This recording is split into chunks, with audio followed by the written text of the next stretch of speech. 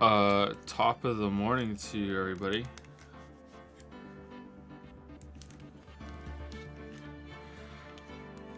How's it going?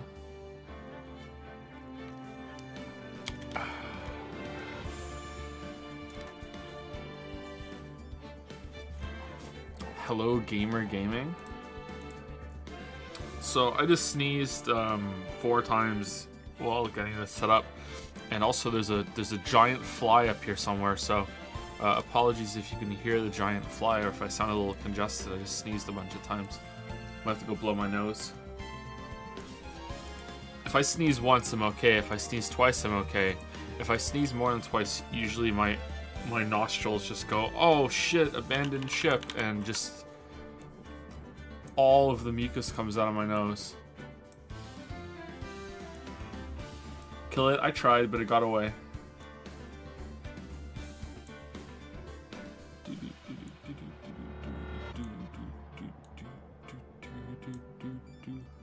Yeah, I have to blow my nose. 1 second.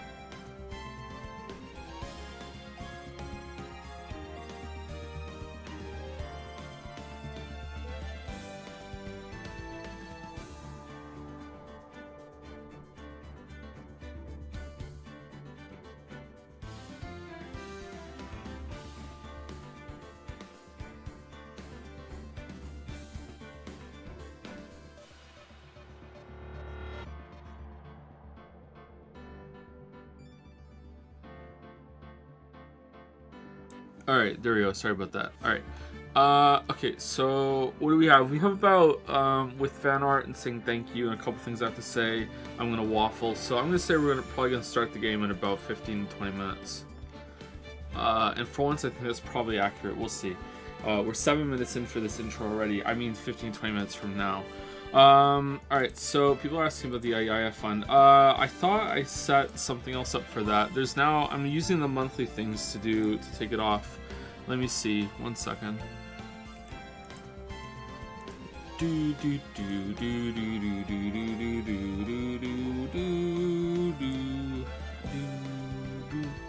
Oh, we found the dad joke books. The original dad joke books. But they're still not available. So basically, the dad joke books got used when I set up the VR system in here. I have an index. I got one when they announced Alex because I thought they were gonna get sold out, and they did. And it's also like a business thing for me. So I got an index, and the little lighthouse sensor things that come with it are placed on top of stacked books because that's how I do things, and the dad joke books were used for that, so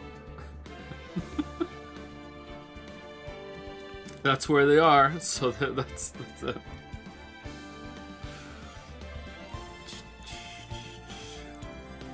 Alex stream, let's go. Nah, I get really sick. I can't be in VR for very long, unfortunately. All right. Manage rewards. Alright, here we go. Here we go. Alright, so there's a new reward, which is the... Alright, 1 million off a yaya. So, here you go. You have 30 days. I'm starting it right now. Start the challenge. Double check those details. Once started, you won't be able to edit this community challenge. Oh, shit. Alright, let's see. Challenge name, 1 million off a yaya, goal 1 million, percent raise, not started yet, duration 30 days. Alright, starting it. There we go. Alright, so this is how we're gonna do it now. Community challenge started. Oh shit, look at that.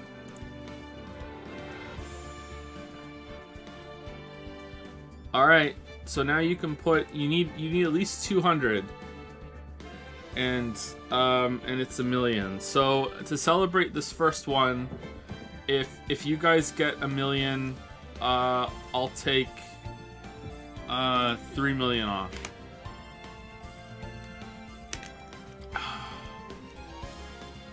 How many coins do you have? Nah, the Weaves will run out of steam right now. For this first one, I'll take 3 million off. For the first million community event thing. If you guys can finish it before the purple bar gets to 0, I'll take 10 million off. But there's no way, you guys don't have that many coins.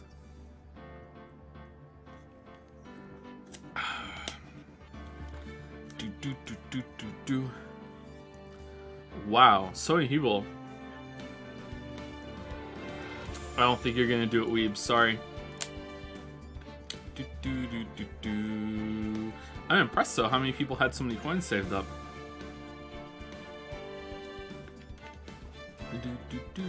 You can only do 2k per challenge or per person. I think you could probably do it. Maybe you can do it per day. There's no way it's per person. Forever. See if you can do it tomorrow.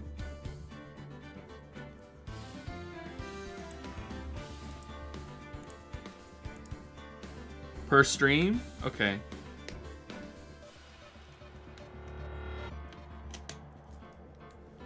Whoa.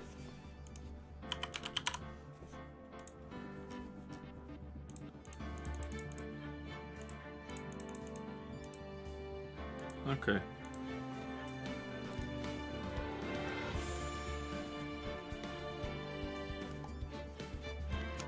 Well, it's fine. You're still getting 3 million.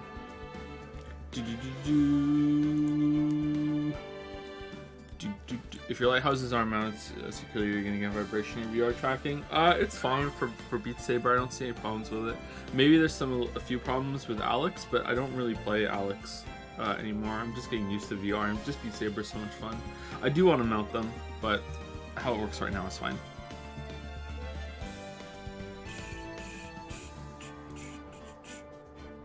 Can you upload the Doom Eternal streams? They're already uploaded. They're on YouTube already. Okay, so every time you guys max out one of these challenges, I'm just going to start a new one. So, hold on.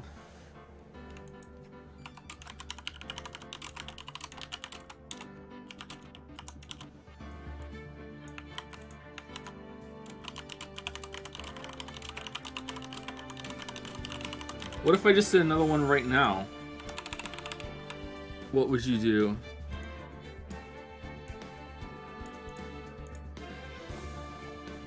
Can we have 2 going at the same time?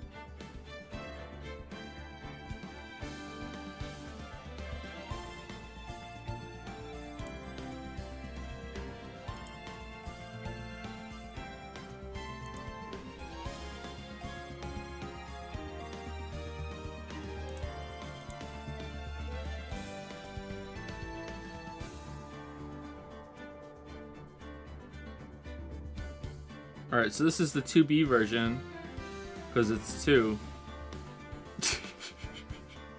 Alright, there you go. There's 2. We'll have 2 running, so you guys can spend your coins, and we'll see how it goes. I don't understand how you guys have so many coins. How many of you are saving up for Yaya? How many of you were saving up for when we do, you know, a double coin event, which we're never doing anyway? Like, how many of you were like, I don't care, I don't trust him? Crazy. Crazy.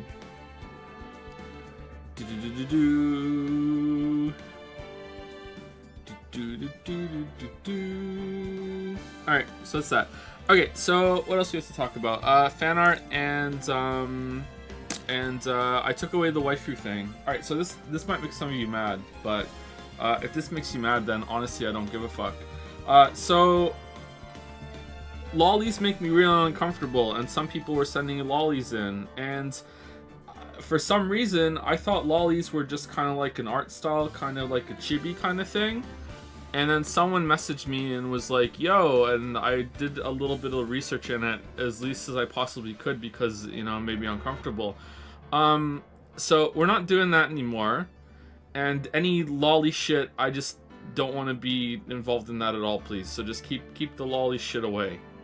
Like, I'm not gonna be so judgmental to say that there couldn't possibly be some sort of use for that art style that might be okay, but like just the few Google searches that I did came up with a bunch of like really yikes shit. So I'm staying the fuck away from that, and if that makes you angry or like I don't respect you anymore, I really don't give a shit. Sorry to be so harsh about it, but just like fuck everything to do with that. So that's gone, because I don't want to have to keep having that conversation every single time that comes up. So it was taking a bit of time too, so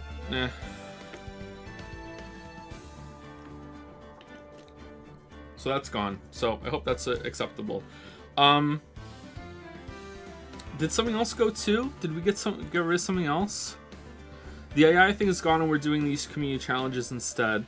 I feel like there's one other thing. Oh, I did the first wave of mods. So anyone who's a mod on Discord, I modded them here. If you're a mod on Discord and you're here and you weren't modded, then just shoot me a DM with your username. I also modded a couple of other people. I haven't gone through my messages yet on Discord. I actually like had so many messages that I couldn't even see the servers. Like that's how long it took me to scroll down. So I haven't gone through them yet. So if you message me, I haven't gotten to it. You're not being ignored. I just haven't gotten to it. Like I just have so many goddamn some messages. Can you refund the waifu redemptions? I did. Yeah, they were all refunded before. I refunded them before I got rid of it, and after I got rid of it, it even prompted me, do you want to refund them all? So there we go.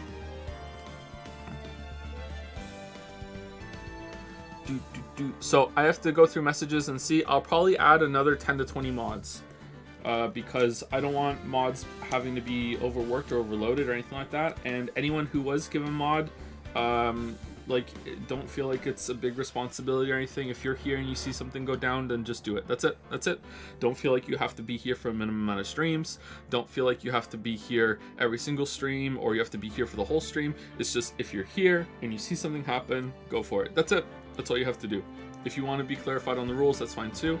There was a Twitch mod talk thing on Discord. I'm not sure if that's still there or not. I'll have to see.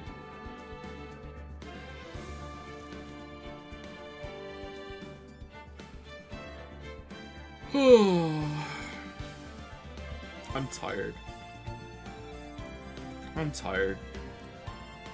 Will we ever stream with Lord Mandalorian and Baby Yoda?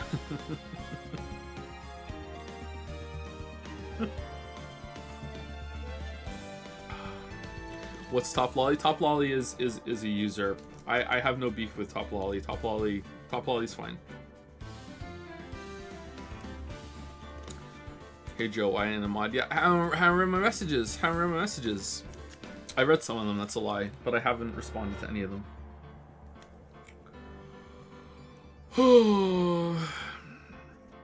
Alright, let's do fan art.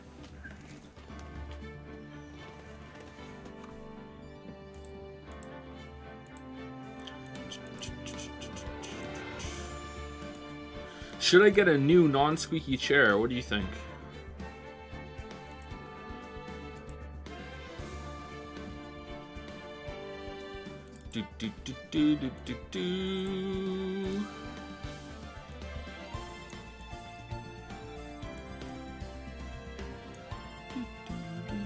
No. The squeak is part of our heritage. Our charitage. Alright, here we go. Joining Joseph Anderson's Twitch chat for the first time. Haha, he doesn't know, lol. This Joseph Anderson guy is pretty funny. Is that the Hellpoint stream? Don't you mean he is not cogniferous? What? This is like Pokemon evolution from one to the other. Hold on. What does it say? Lol feels good, man. Kappa. Yeah, this is for sure the Pokemon evolution of the original. I'm away from the microphone. I hope you guys can still hear me. Original Twitch chat user, and then what you become if you stick around for too long. So this is a cautionary tale. You done that upon a yaya. Certified Chad. This time for sure. Sprinklergate.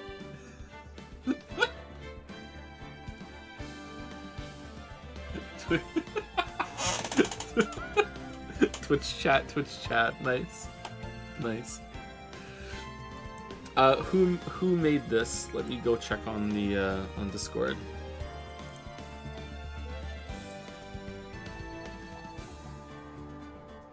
Tel69 made this, who's anti-Ayaya. Thank you very much. Oh, there's 2 more since I started.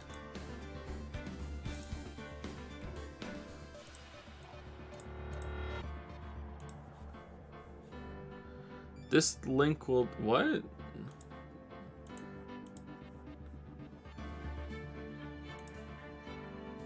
Yeah, I'm fine with that. Okay.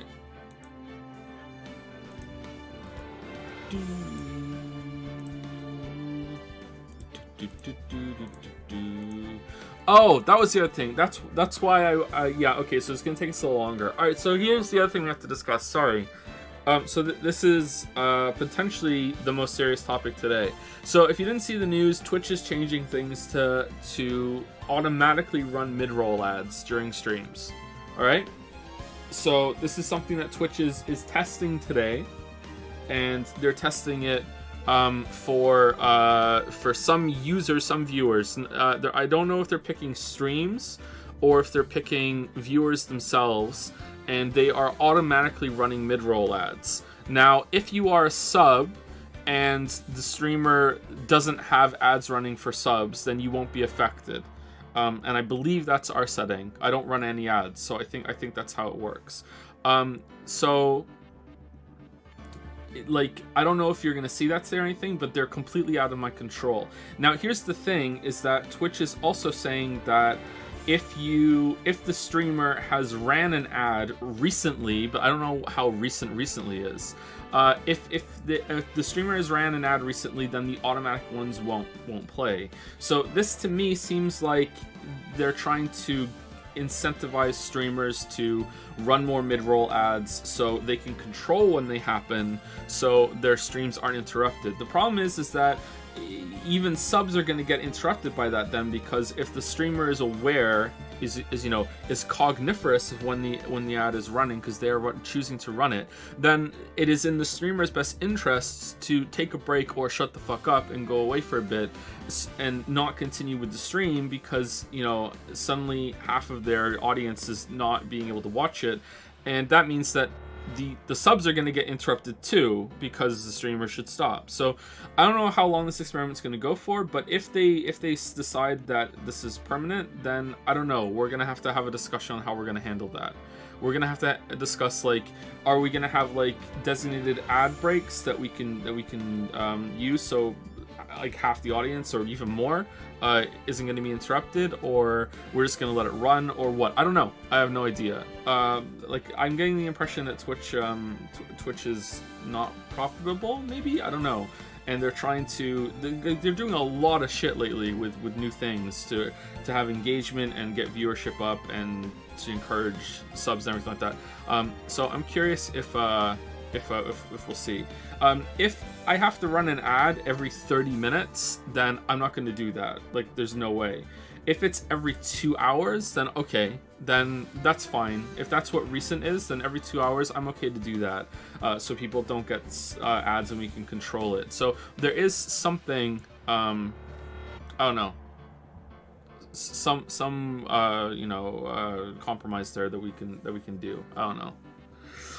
Someone says that if I take a break to read ad donations, that's the same thing as the interruption. Yeah, but that's still content. I'm still reading up messages. I'm still interacting with chat. That's different than an ad, I think. Like, what we're doing right now is different than an ad, I think. But yeah, that's something that's happening. So we'll see how it goes. But I just want to... Yeah, every streamer is probably going to be talking about this today. So, yeah. We shall see. Content, yeah.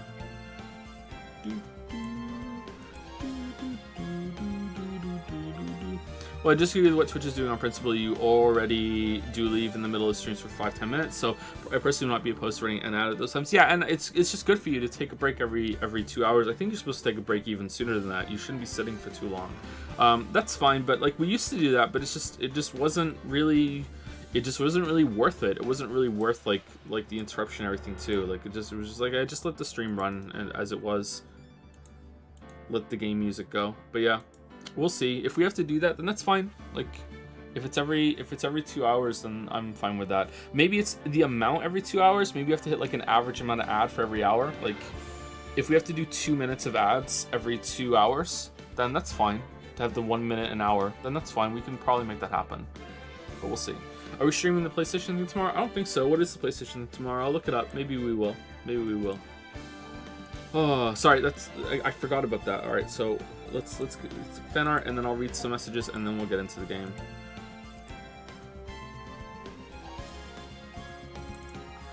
Some of the fan art today is a bit on the horny side. This one is not.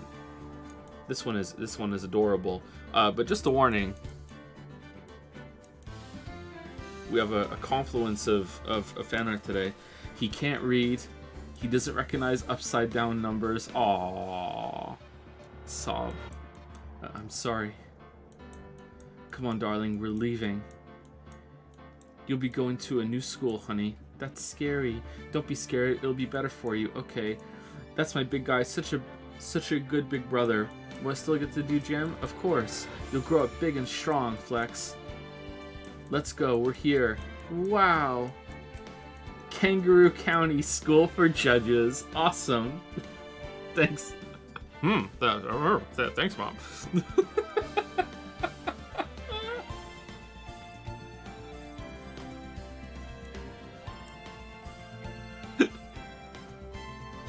I was thinking about how Gant calls him Udgy. Like, is his name Judge? You don't get a nickname off of your role like that usually, right? This is adorable. His name must be Judge. Thank you, Zerstorin, HV. Thank you. Aww.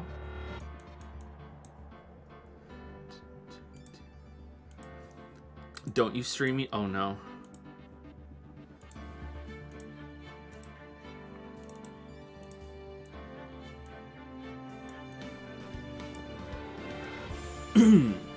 Hajime, I mean, Mr. Wright, don't let this kangaroo court throw you into despair.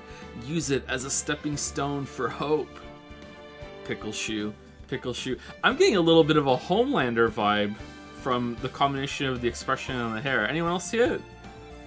Am I the only one that sees Homelander?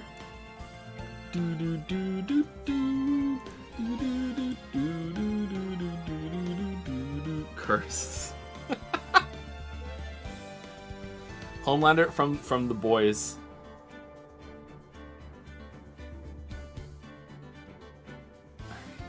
It's the jawline, I think.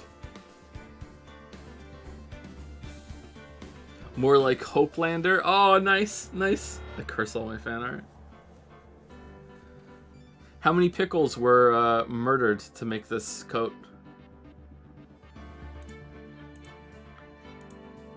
101. Thank you for that, Wuggy.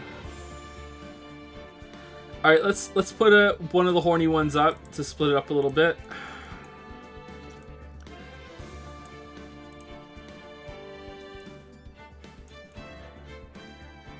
Is this an evidence in your pocket, or are you just happy to see me?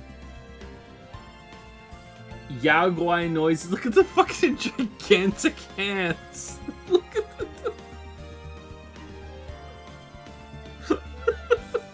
And then, oh, it's the metal detector. It wasn't evidence in his pocket. Let me make this a little smaller so it can fit. There we go. I can't get over the hands. They're huge.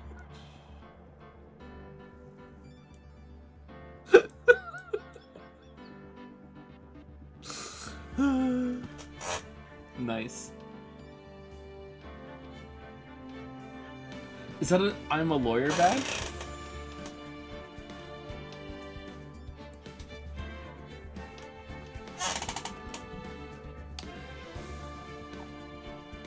Thank you, Vixit.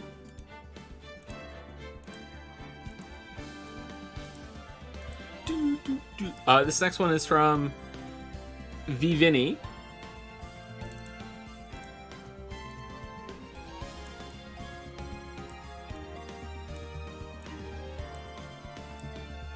Wait, Chad is also new to the game?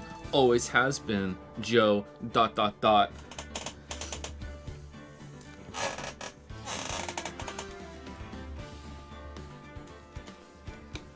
Again, a little on the horny side. With the gray box model.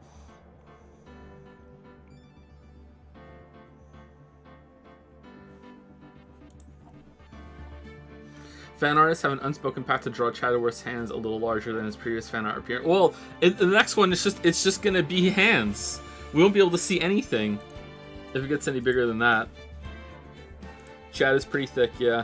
Encoding overloaded. All right, so the encoder doesn't like having this on the screen at the same time. Thank you, Vinny. Is Chad a waifu? It looks like it.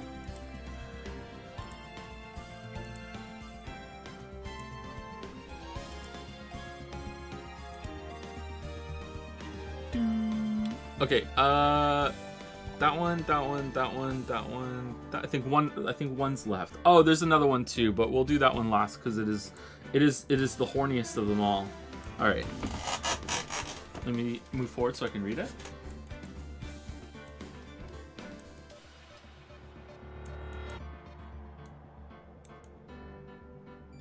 Mr. Wright, this is enough powder while I'm having fun. Okay, I know what we're doing.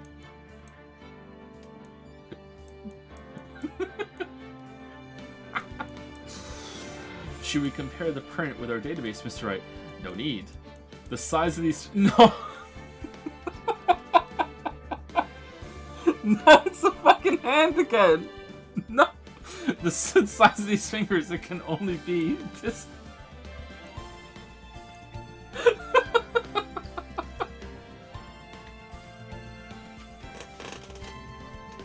Fucking silhouette! Look at the hands! Look at them! That's great. Thank you, Spineless Coward. Thank you. Okay, and last but not least, here's a stream meme, which would be the only one I'm posting today. So it's the only stream meme we're having today. Here we go. It's a bit horny. Thank you, Joe, and the rest of the Joseph Anderson community for teaching everyone how to be an ass eater. Accept her for what she is. Say to her how much she's worth to you. Save her the last chocolate in the box. Entertain her when she's bored. Assist her in times of need. Take her out to dinner. This is so wholesome. Esteem how smart she is. Ravish her butthole with your tongue. Almost completely wholesome. Well, you know, do I even need to say it? Do I even need to say it?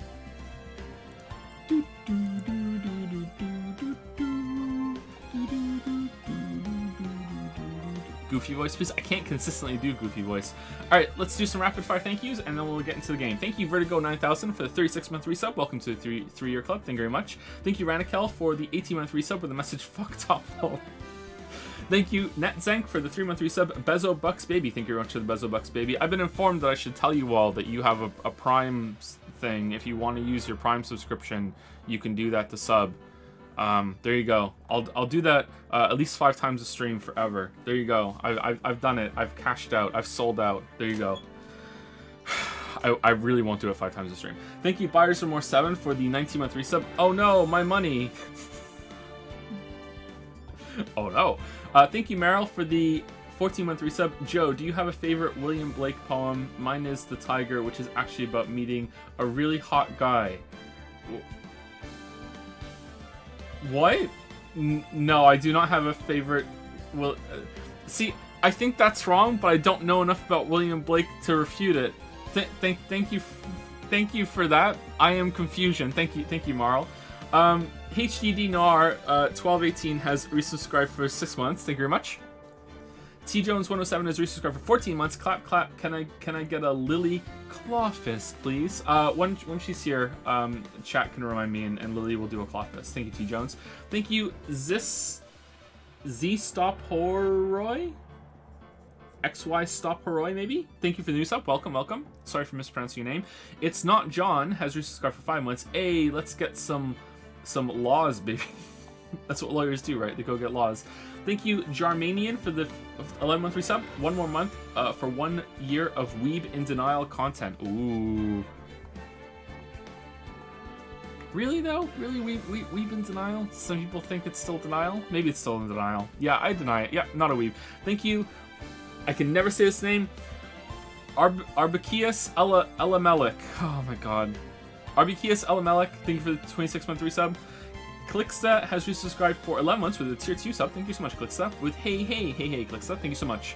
Persistent Gaming has resubscribed for 25 months. Thank you very much. Jack of Alco has resubscribed for 2 months. Hey Joe, thanks for all the great content you make. Keep it up. You're very welcome. I'm glad that you enjoy it. Jacob Falco. Mycologist has used 500 bits. Thank you very much for your 500 bits, Mycologist. You often give 500 bits. Thank you so much.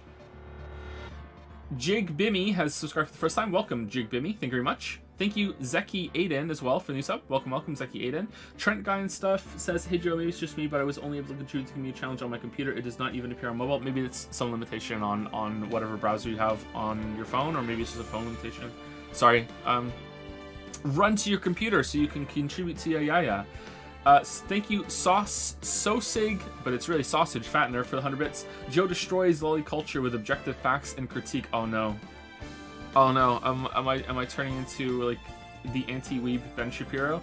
Thank you, Blue. That is the Ben Shapiro line, isn't it? I'm not really that familiar with Ben Shapiro. Blue Mage 27034 has subscribed for the first time. Thank you very much. And thank you, Tom Piet 1, who has also subscribed for the first time. Thank you very much. The first time I ever learned of Ben Shapiro was in H. Balmer's video on climate change denial, I think. And I think it was a little awkward when he said something to me right before I said it, or maybe he says it in the video somewhere. He says something like, I'd messaged him before he said it. I can't remember if it was directly to him. I was like, you know, that's the first time I've seen Ben Shapiro. And he said something like, anyone who hasn't heard of Ben Shapiro is either living under a rock or a liar. And I was like, oh shit. I don't know who fucking Ben Shapiro is. Like, anyway, Mr. Twigless or Twiglils has subscribed for 2 months. Thank you very much. Subbing to escape potential ads. Monka S. Yeah, I don't know what's gonna happen with that. I have no clue. Thank you, Rex Yalda Boeth, for the 11-month resub. Hey Joe, been loving the AA streams mostly from the VODs. By the way, tip on how to say my name. It's Yalda Boeth. Bo as in to bow. Oh, bow. Yalda Bouth? Yaldabouth? Is that it? Yaldabouth? Like, kind of like roundabout? Yaldabouth? I'll see if I can remember. Yaldabouth. There we go. Thank you, Alex Boo12 for the new sub. Welcome, Alex Boo12. Thank you, Reiki, I think? Yeah, Reiki. There we go. We got it eventually. Thank you for the new sub. Welcome. Windy SSB has resubscribed for 2 months. Love all the stuff you make, Joe. Thanks for doing what you do. You're very welcome, Windy SSB. Glad you enjoy it. Peace-loving hippie has resubscribed for 2 months. Finally catching you live. Gotta slap that sub. Thank you very much, peace-loving hippie. Hope you enjoy the stream. Sorry that the intros have gotten longer and longer. I feel like we have more stuff to talk about at the beginning of streams lately, and we just kind of take so long to ease into it. I don't know what we're gonna do going forward, but I feel like this isn't okay. I don't know. Maybe we need to start a little earlier? I don't know. Or go a little longer? I don't know. Maybe some of you can message me and tell me what you think we should do about that. But yeah, we'll see. Anyway, thank you, Ingvar Fed, for the 31-month resub. Thank you very much.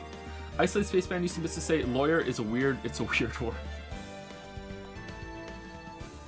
Toast Engineer has resubscribed for 11 months. I'm glad you're reading out messages again. Halfway through the break, I sent a girl streamer a silly pun about soap, and she interpreted it as a veiled rape threat. What? Anyway, if Detective Gumshoe investigated at an orgy, might he become detective? For fuck's sake.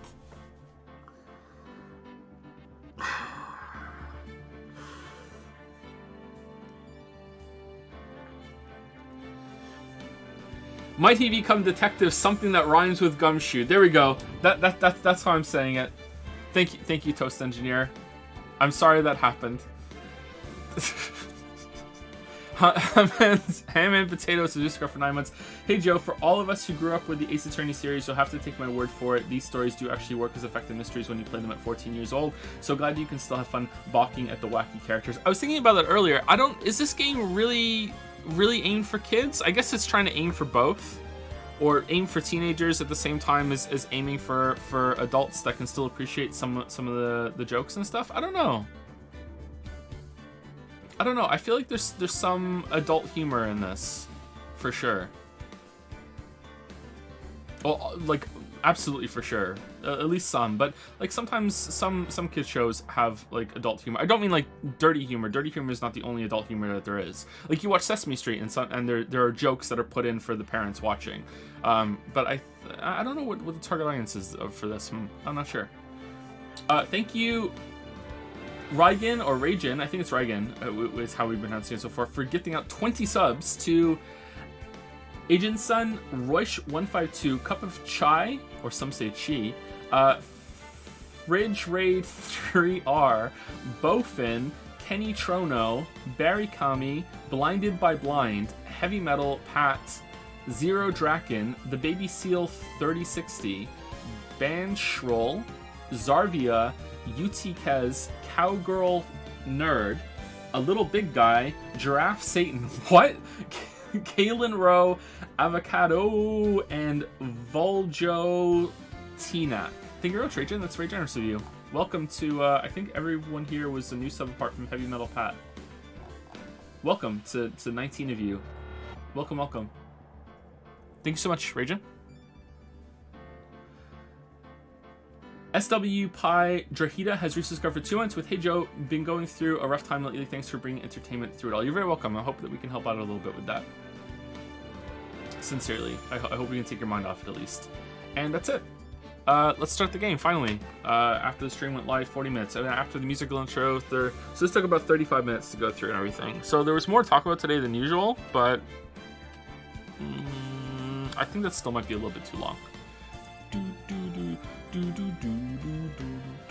Anyway, let's go. Let's go. Okay. So, how do we play the game again?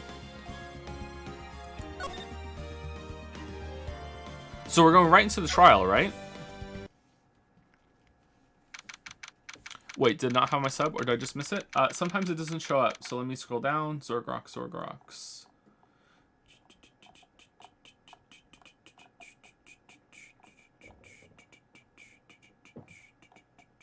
Nope, you're not on here, Zorgrox. Sorry. Thank you for the resub, Zorgrox.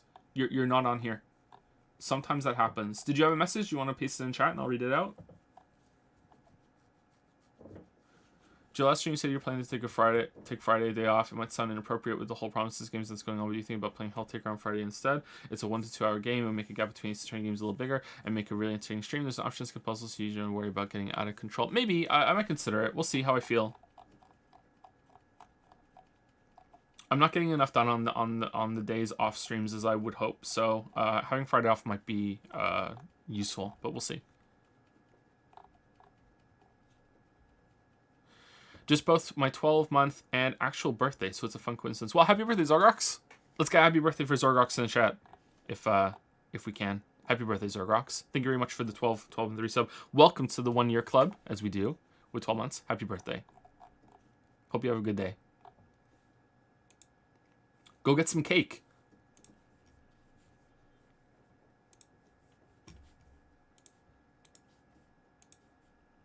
We got some birthdays in the chat. That's nice. Hope you have a good day, Zorgrox. February 24 at 9:41 a.m. District Court, Defendant Lobby number 2. So what do you think, Mr. Wright? Okay, so let's see. So we're going into the trial, and we have this, and the vase was broken and some blood on it. We did some fingerprint stuff. It's been a few days, so I'm just kind of reacquainting myself with the case and everything. So this guy was murdered in the parking lot, but also the police thing, the police evidence room. He was in there at some point. She saw it, but she's lying about something. She says that she did it, but that's not really possible, I don't think. I'm really suspicious of this guy, but I'm starting to wonder if that's just a red herring or if I'm just picking up on something that isn't there. This guy has been arrested for the murder of this guy in the police academy, right? And there's some surveillance footage that we haven't seen, and we have to. But this guy was in there with the handprint that we found on Chadworth's thing, or was I just guessing that was Chadworth's locker? All right, so I think that's it. I think someone's lying, or multiple people are lying. Oh, hello. That's fine. Yeah. So yeah, I think someone's lying or multiple people are lying. It doesn't really make sense, and I have to wonder what the Blue Badger's end game is. All right, let's go. I think the prosecution is as confused as we are. After all, the victim was murdered in 2 different places at the same time, and a different suspect was arrested at each of the crime scenes. Lana. Good morning, Mr. Wright. I apologize for yesterday. I was indisposed. I hope they didn't hold you too long for questioning. We just finished, actually. I'm used to all-nighters, though. Why has she got, like, military medals? She's the chief prosecutor. Was she in the military before she became a chief prosecutor? Because she's not... How old is she? She's 29. Is that old enough to go through military, be a distinguished military officer, I'm guessing, and then become chief prosecutor? Military court, maybe? And it's...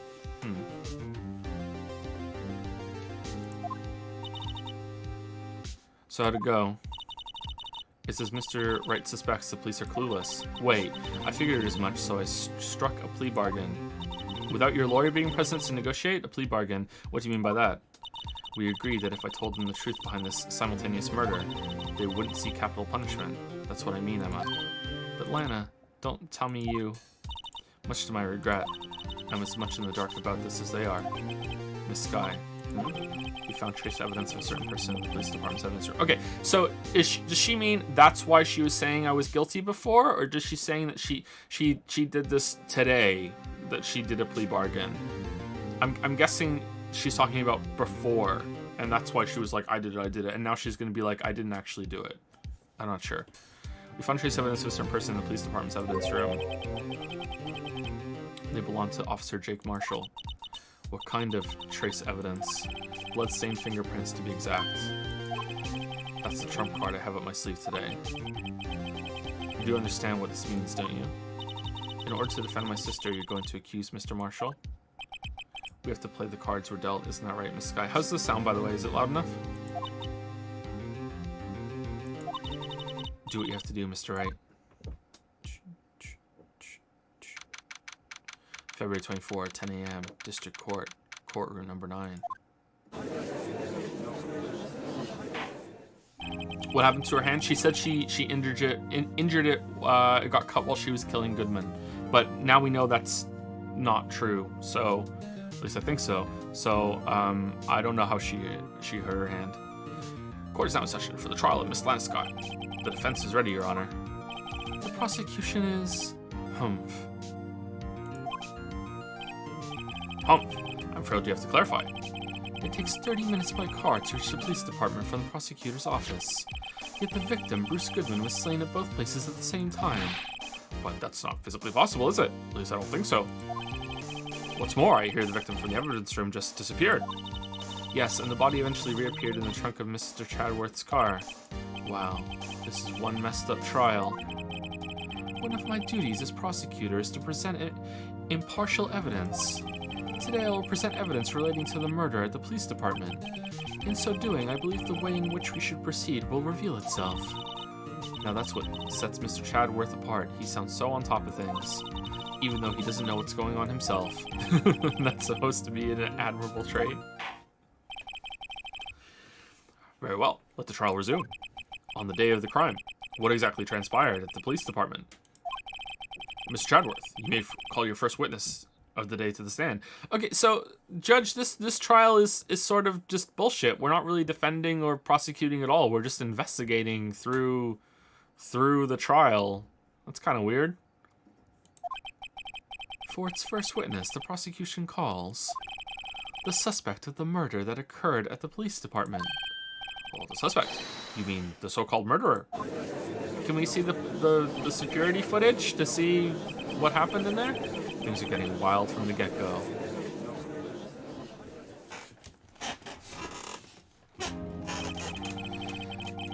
Will the witness please state his name and occupation?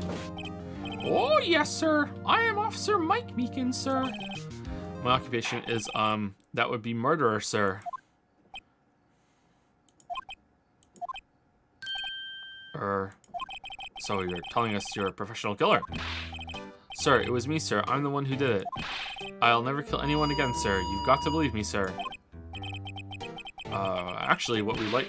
Sir, I'm what you would call a part of the younger generation, sir. A person whose actions adults can't possibly comprehend. Oh, the millennial murderer. Well, please, Mr. Chadwell, sir. Help me, sir. Officer Meekins. Yes, sir. Shut the fuck up. Give us your report of the crime. Consider that an order from my gigantic hand. Yes, sir, as you wish. After all, I am a part of the generation that must be told what to do, sir. You can't fault him for a lack of enthusiasm.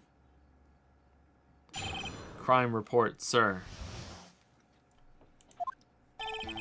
Although it's not my normal duty, I was assigned to guard the evidence room that day. I spotted a suspicious man on the security screen and rushed into the room. I was only doing what I was trained to do, sir. And because I wasn't trained to look at things very clearly, I didn't realize that it was actually the Blue Badger in Mr. Goodwin's outfit. I was suddenly attacked. I fought for my life. Then I did it. After that, I passed out until another officer smacked me awake. Huh. So the victim, Detective Goodman, attacked you. Do unto others before they do unto you. That's the Meekins family motto, sir. Oh, I see. Then you fainted, and a colleague helped you regain your consciousness. Just added a word there. Yes, sir. He knocked me upside the head, sir. Oh, very well. The defense may begin its cross-examination. What I need here is more info to work with. Yeah, like any info. Why are we not being given the security footage? God damn it. God damn it. I gotta say though, I really love how being frustrated is part of the game. Like it's just total bullshit. Just the amount of shit that's put on you, and you're just like, oh god. And then the judge will just go along with like some crazy shit, and Phoenix is just like, are you serious? And I'm sitting here going, am I fucking serious? Like, come on. But it's I like it. Let's press on everything. Mr. Meekins, you work in the General Affairs Department, do you not? Yes, sir. I'm in charge of hiring new recruits, sir. Yikes, now there's a scary thought. Evidence transferal was taking place on the day of the crime, which meant many officers were given special tasks not ordinarily performed. I was in charge of guarding the Blue Badger, sir. The Blue Badger? Yes, sir, the lovely police mascot created by the Chief of Detectives, sir.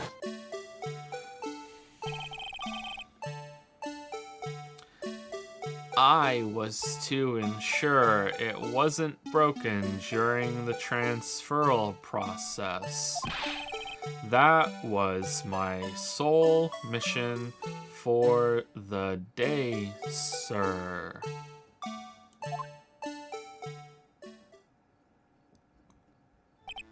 Oh, I see. Sounds like a very important mission.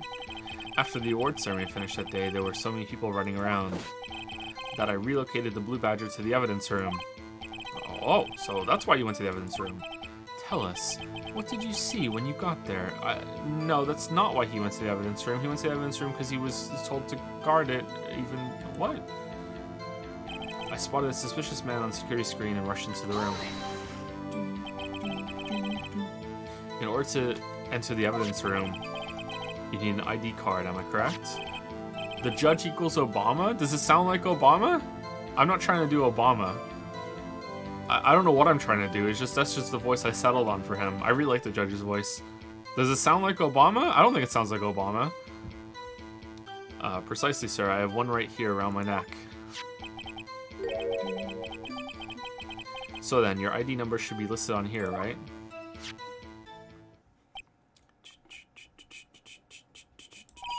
There it is. I found it. This is the one right here. Could you please read us the number? Yes, sir. It's 4989596. That's my number, sir. I see. Huh. But the number 4989596 it shows being used twice. Please explain, witness. It's no real mystery, sir. The first time is when I relocated the Blue Badger to the evidence room. Okay, so he just didn't say that at first, and then he was guarding it. Okay. And the second time is when I went to go get him after everything settled down. Oh, I see. So it was during that second time when... Yes, sir, that was when I spotted the man on the security screen. When did the Blue Badger go back outside? I was only doing what I was trained to do, sir. I was suddenly attacked. So you were attacked. Can you please tell us exactly what happened to you? It was a knife, sir. A knife. Detective Goodwin pulled a knife on you. What happened then? Well, with me charging in on him like that, he looked as surprised as I was. You weren't exactly the kind of person someone would want to run into. That's when I reacted, sir. I swung my arms like an octopus struggling to detain him. That's how I got this gash on my hand. Gosh. Maybe if you just kept your cool, your hand wouldn't be... When I saw the blood trickling down my arm, I panicked. I grabbed the man by his collar. I fought for my life, then I did it. What exactly do you mean when you say you did it? I know I don't look to be the type, but I'm really into kung fu films, sir. Yeah, you do, actually. The man let his guard down for just an instant, so I snatched his knife from him. I took his knife. I spun him around and performed a disarming maneuver. I made sure to close my eyes like a man. I see. He must have been desperate. The next thing I knew, his white coat was drenched in a sea of my blood, and then... Then, the next thing I knew... Oh, yes. He punched me right in my face, sir. After that, I passed out until another officer smacked me awake. About what time did you regain consciousness? No offense, sir, but how am I supposed to know that? I was unconscious. Oh, right. According to the report from the officer that woke up the witness, it was about 5:30. He hit me right in the head, too. I woke up crying tears of pain. That's nice, sir. I mean, it's nice that you recovered, that is. When I came around, though, I made sure to finish my mission, sir. Your mission? Yes, sir, the Blue Badger, sir. I returned him to the entrance before things got out of hand. Okay, cool. Alright, so that's how you got back. Well, we can all rest easy now. I believe now we have a fairly accurate picture of what happened. Yes, Your Honor. Only one thing remains unclear. Was the man this officer murdered really the victim? He's got a point. Yes, Officer Meekins? With regard to that, sir, take a look at this. It was sent to my jail cell. Chief Gant delivered it to me just this morning, sir. The Chief delivered it? What you're saying is the Chief delivered the surveillance footage that proves that you did it to the person who did it and is on trial for whether they did it or not. What the fuck is wrong with him? Well, what is that? A videotape. Yes, sir. That's absolutely right, sir. A videotape, sir. It contains footage from the security camera in the evidence room.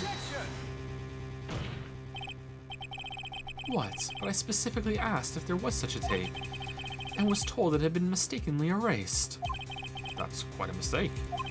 I just do what I'm told, sir. It's the only thing I'm really good at. Looks like communication with the police department is as good as ever. Well then, let's have a look. Show us the video of you murdering the victim. Oh, that was Judge Voice, damn. Oh, please stop using that word, murder, sir. It scares me. A video of a real murder. Just what are we getting ourselves into? Uh-oh.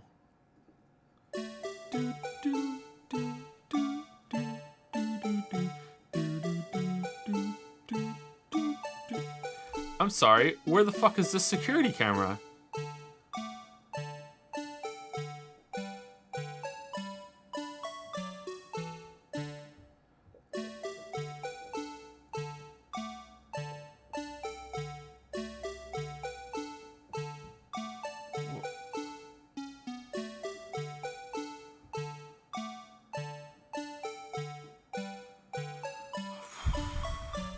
Can't wait for this to move away at a really opportune moment.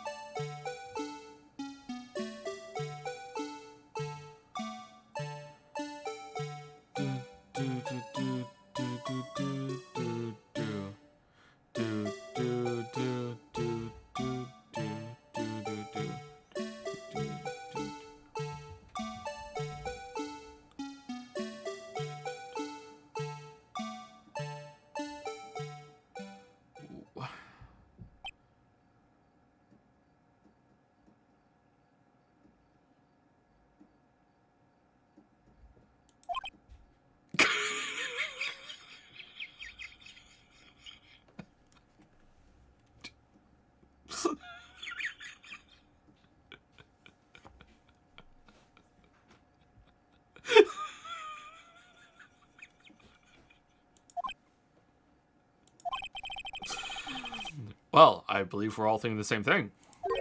How can we deal with these unsettling feelings stirred within us? What the hell was that wriggling piece of plywood? Sir, that's the pride and joy of the entire criminal affairs department. It's the Blue Badgers.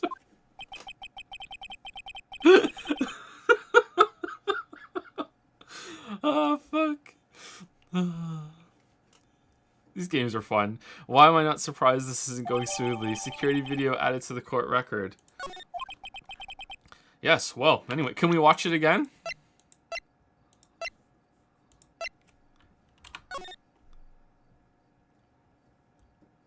Aw, no music? What's the point then?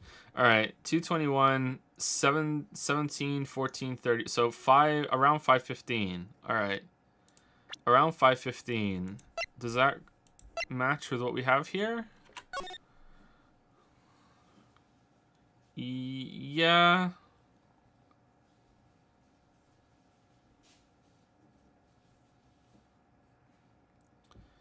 Alright. Maybe there's some detail there I missed there, but okay, let's see. This tape seems to prove that the witness did indeed encounter someone in the evidence room, and some sort of activity did take place. Your Honor, instead of relying on clearly incomplete footage, the witness's testimony will suffice. Is that all right with you, Officer Meekins? Yes, sir. As you wish, sir. Mystery Man. His face can't be clearly seen in the video, but there's no question that the other person was Detective Goodman, sir. I mean, he opened the locker, which required Detective Goodman's fingerprint to do. The locker he opened is unquestionably Detective Goodman's locker, sir. So it must be him. No one else could have unlocked it. What's this about a fingerprint? Each detective has been given a locker equipped with a fingerprint-activated lock. Also, I have one for some fucking reason. These locks ensure that each locker could only be opened by the detective it belongs to. Intriguing. Wow, wonderful technology. That would mean the victim at the crime scene would have to have been Detective Goodman. Very well. The defense may begin its cross-examination. I don't know where this cross-examination will lead, but everything begins with contradictions. That's where I have to start. Alright, is that a clue or just a reminder or what?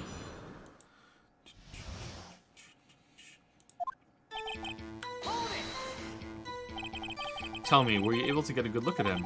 At the face of the man who attacked you with a knife?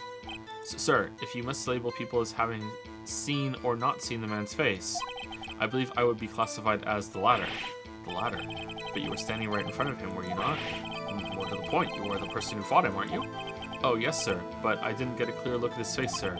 I'm not the kind of guy who looks directly at people when talking with them, you see? Oh, yeah, that's a good trait for a police officer. Still, I'm sure it was him. I'd bet my badge on it. Looks like we're gonna have a policeman's badge to go with our lawyer badge, but there's no question that the other person was Detective Goodman, sir. But you don't know that for sure, do you?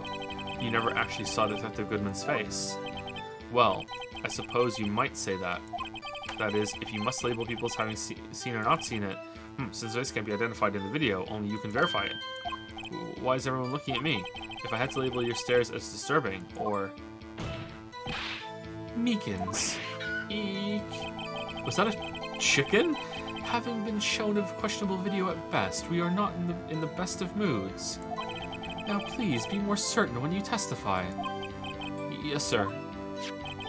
You claim the man who brandished a knife on you was Bruce Goodman. Tell us why you are positive it was him. Good lead-in, back to this? Cool. About these lockers, is there no other way to open them? No, sir. I myself tried all kinds of methods in the past. What? Why are you trying to break into people's lockers, Meekins? They only respond to registered fingerprints, sir. I wonder what kind of methods he's tried. If the man opened the locker's lock, which only responds to its registered fingerprints, then he must be the person the locker was assigned to. Exactly my point, sir. And this too. Wow, Meekins and the judge are just on the same level. How'd you know that information? Well, if it wasn't his, he couldn't have opened it. Yes, yeah, good point. I've heard rumors, sir, from people who know the know, sir. People in the know. The workers in the department cafeteria, sir, they keep me informed. They also listen to my romantic troubles, sir. For the record, what are these romantic troubles? The opened locker did indeed belong to Detective Goodman. I verified this information through a more reliable source. Gumshoe. So the victim opened the locker with his own fingerprint. So it must be him. No one else could have unlocked it. However, the most important detail is not shown in this video, the man's face. Sir. If I may say something, sir. Please do. After all, you are the one being examined. I don't understand why the man's face is so important in this case, sir. I mean, it was his hand that opened the fingerprint lock, and it was his hand that tried to thrust his knife into my body, sir. My unsettled state can testify enough to this, sir. Yes, you have a point. So did the knife. The footage doesn't lie. Nor do my hips. That is, unless the defense can find a problem with it. Mr. Wright, let's check the court record again. Is there a problem with the security video?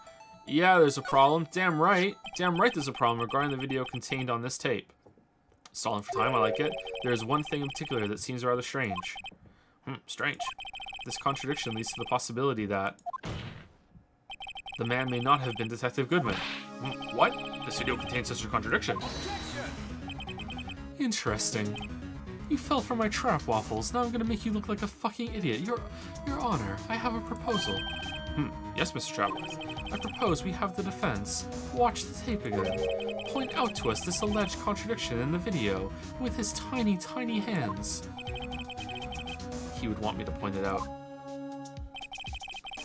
Very well. Proposal accepted. Let us further inspect this piece of evidence. I will now play the security tape. Mr. Wright, please show us this contradiction you speak of. Alright, I hope I can find it. I have to point out a problem in the video. How about the fucking vantage point of the camera? Who puts a security camera, like, at dick level in the middle of the room and swivels it left and right instead of it being elevated to show the whole thing? Like, who the fuck, who did that? This is the first time I've ever had to do that. You can do it, Mr. Wright. It's set up so you can fast forward, rewind, or pause the video. Oh, that's nice of them. Just take a good look and be sure to point out the right thing. Please don't play it too many times. I can't stand watching this video. Me neither. How did this guy ever become a police officer? What are you talking about, Wright? This is fucking crazy. Now then, Mr. Wright, please enlighten us. Alright, so is it going to be that the safe was already open? Where's the contradiction that indicates the man may not be Detective Goodman? Alright.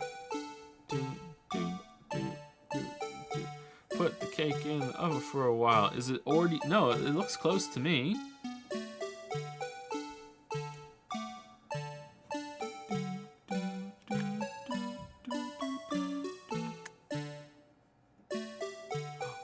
A glove. Wait. What's the glove? How do I pause it? Backspace. Oh, or left mouse button. This? Was there like a glove covering the sensor so it didn't close properly? Like when someone put a glove over the sensor so when it locked it didn't lock all the way, maybe? I'm gonna go with that. Let's see if that works. The thing that's strange about this video has got to be this. Yes, that is strange. Something certainly seems unnatural about that. What could it mean? Sorry to interrupt, Mr. Wright, but you seem to have forgotten the point of this exercise. The point? What you are looking for is one thing and one thing only. Something that indicates the man may not be the Detective Goodman. Oh yeah, but doesn't that... Ew, I almost walked right into the fence's trap. I'll place him under arrest, sir. Hey, Lily. Someone requested a claw fist. Oh, it's been so long. I know. Can't remember who it was, but do you want to give a claw fist? Claw fist. There you go. I was thinking of a claw fist the other day, actually, when you were saying thank you to some people. We don't do that anymore. Rats, I need to slow down and tackle these things one piece at a time. Now what do I do? Play the video again. Alright. Very well, let's try this again. Just remember one thing, Mr. Wright. Every time you point your finger, someone gets hurt. It's a problem I have all the time. With great finger comes great responsibility, says the one pointing his gigantic finger at us. Alright. So did we not lose points for that? Health for that? I will not play the security tape. Mr. Wright, please show us this contradiction you speak of. I have to point out a problem in the video. This is the first time I've ever had to do that. Sorry, Mr. Wright. It's set up so you can... Yeah, okay, yeah. Alright, please don't play it too many times. Can stop watching this video. Alright, cool. Alright, so my thought was that... How do I fast forward it?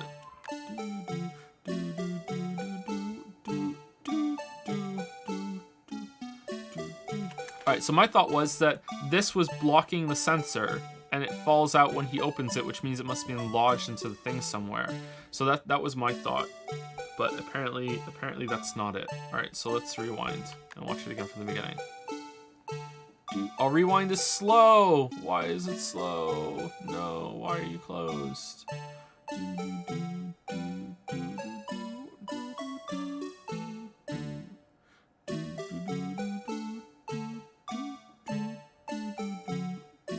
Okay. I think I know what it is, but I want to, why won't you let me fast forward? This is just playing. Oh, okay. It was on pause. That's why. My bad. Sorry. So when you pause and he rewinds, it goes like slower, so you can go frame by frame. Okay, cool. All right. That's good to know. Okay, so I think it's the light.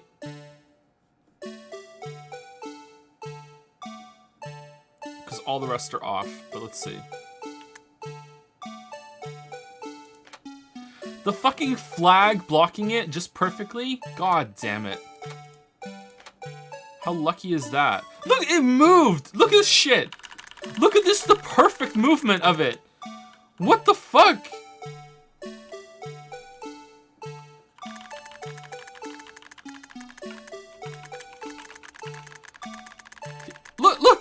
Look at this shit!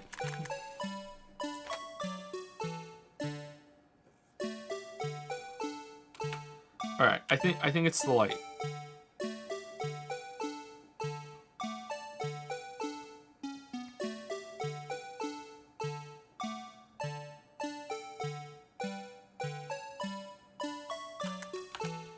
Okay, but is that something that we learned, or is it something we just noticed here?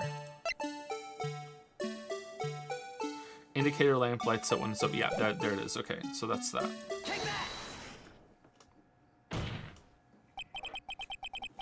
The thing that's strange about this video has got to be this. Full disclosure, I might have gotten help from chat with that accidentally when I glanced at chat. I think I might have seen someone say light in chat. But they didn't say light above the thing or anything. I just saw the word light at some point in the last couple minutes. So just full disclosure. Like, after I got the glove thing. So, yeah, full disclosure. But maybe not. The thing that's strange about this video has got to be this. Officer Meekins. Sir, do you mean me, sir? As I understand it, the locker apparatus works like this.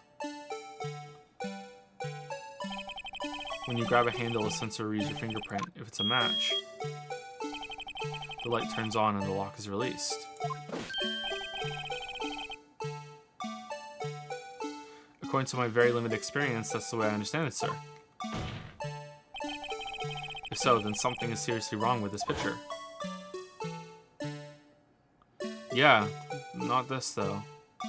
He already has the handprint on his face.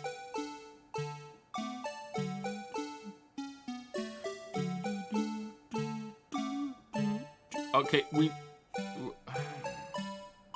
know. When the victim reaches for the handle to open the locker, let's rewind to a little earlier. Yeah, let's. Oh my god. Can I hit the button to skip it? No.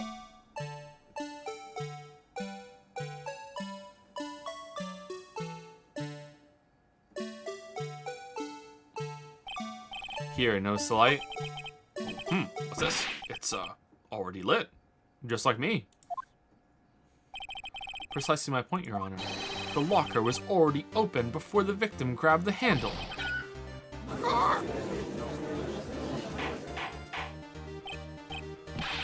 Order. What's the meaning of this? It's very simple, Your Honor. The locker wasn't locked on the day of the crime. Then why would it be called the locker? It doesn't make any sense. But the locker locks are controlled by an electronic system. When a door is shut, a sensor is triggered. And the locker is automatically locked. Oh, I know. It must have broken down. Of course, I'm not an expert in this. That's not likely, Your Honor. You're not an expert in anything. The sensor would detect and report any malfunction. Oh, it just goes to show novices should keep their mouth shut. So then, Mr. Wright, do you have an explanation? Me, Your Honor. Yes, why wasn't the locker locked? Me, Your Honor? Yes, well, you see, this isn't exactly my field. What do you think, Miss Scientific Investigator? Huh? Oh, maybe something like jam the system sensor? Something jammed the sensor. Say. There's something else that seems out of place in this video. Yeah, I thought so too. Is it the glove? There's got to be another clue somewhere in this footage. So was I right? I was just one step ahead? Very well. Let's inspect the video once more. The locker was unlocked. Mr. Wright, please point... Incidentally, while we watch the video, I should tell you that they had to install special sensors for my gigantic hands for my locker. I had trouble picking up my fingerprints.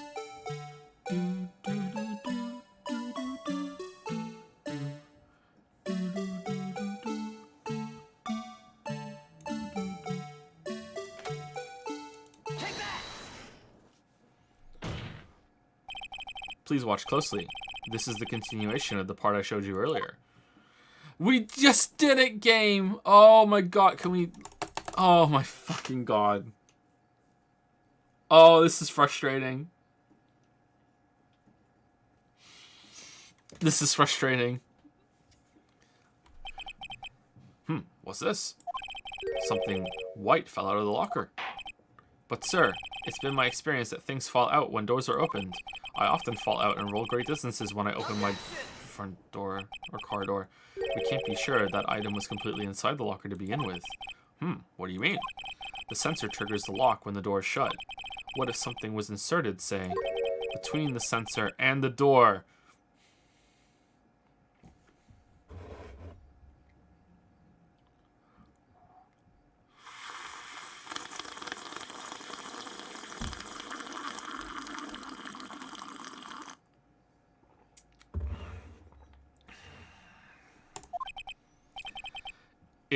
Inserted.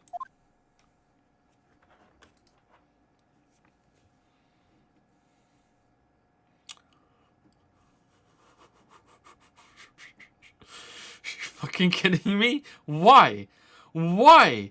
Why? Why would they do this? Who would do this? What? This white thing wasn't inside the locker. It was stuck between the door and the sensor. Oh, I understand now, sir. It's just like my tie. 2 out of 3 times it gets stuck in the door when I get out of my patrol vehicle, sir. Instead of the door closing, my tie chokes me. But the object would have to be extremely thin to fit in the door. Not only that, it would also have to block electrical currents. It would need to be an insulator. Yes, an insulator, but at the crime scene, there just might have been something that fits the description. But sir, by insulator you don't mean. I think I finally got this figured out. Very well. Will the defense please present the relevant evidence, because the rest of us are fucking lost.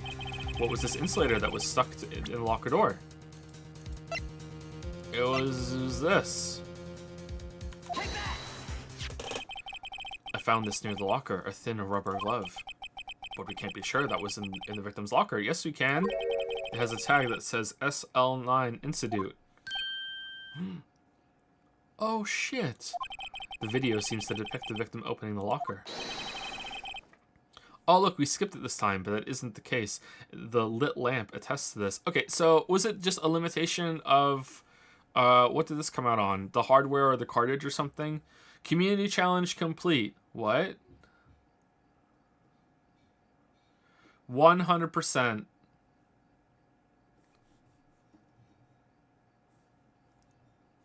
$1 million off a Yaya. You guys did the 2B one before the other one? Ooh. Oh, you did both of them. Okay, good job, guys. Good job. You did both of them. Congratulations. Congratulations. All right, 1 million plus another million, and I said I would give you a bonus 2 million, right? So so the 1 million becomes 2 million plus the other one, so that's 3 million off total, right? There you go. I'll take the 3 million off. Do do do do do do do do do do do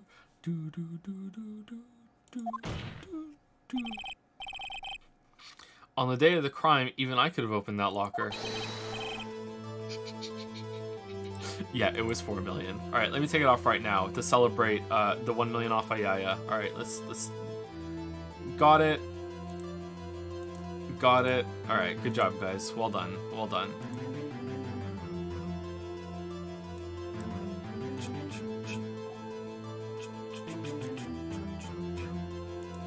All right, 4 million off. Well done. You're down to 832 million now. All right, good job. I'm impressed that you guys got it done so fast.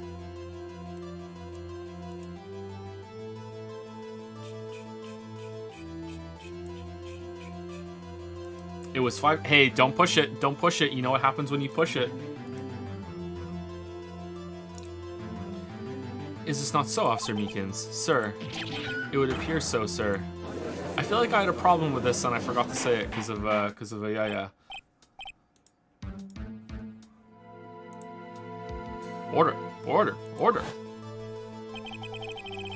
So, are we to believe then that the victim, whom this witness stabbed in the evidence room, was not Detective Goodman?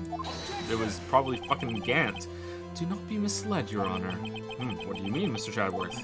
The defense has merely demonstrated that possibility and nothing more. The victim in the video is indeed Bruce Goodman. The prosecution will offer one more testimony to prove this. What? Officer Meekins, please testify about this. Sir, me, sir.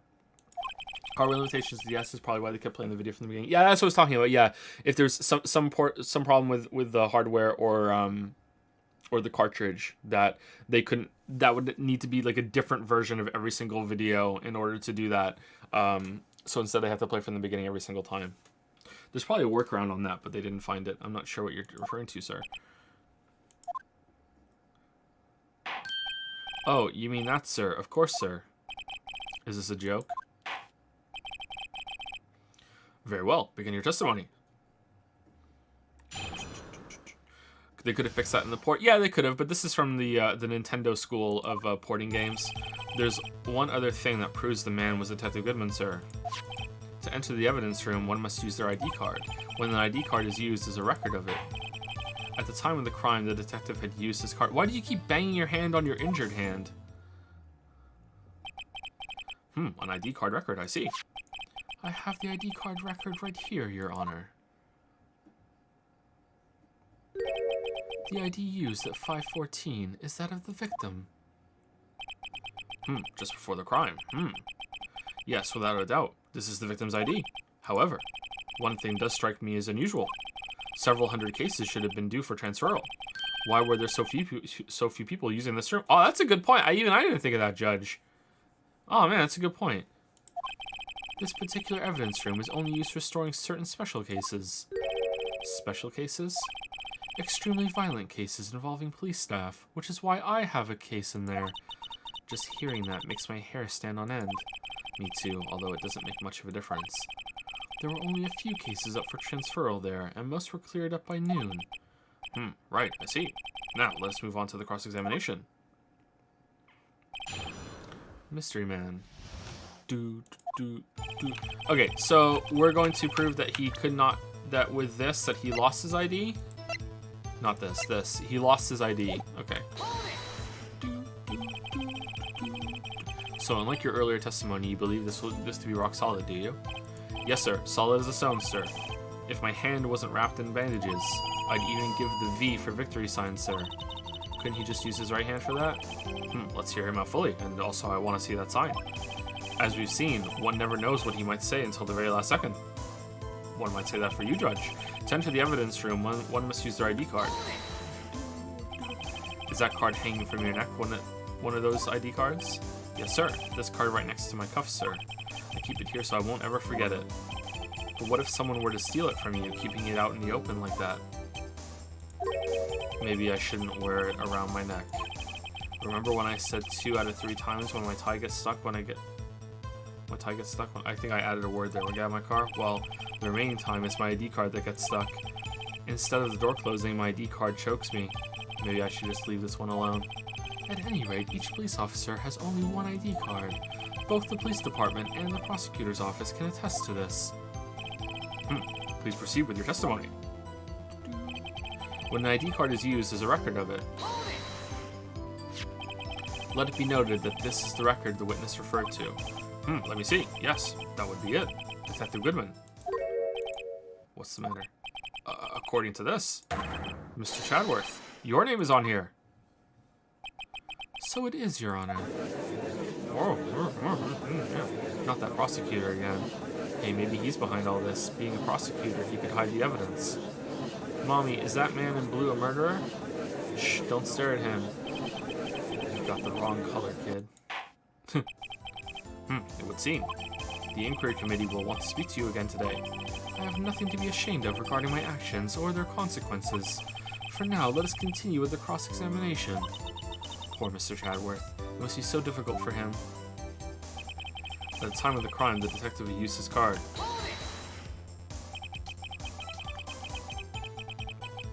Earlier, I believe you testified that when you asked the man to show his ID card, he pulled a knife on you.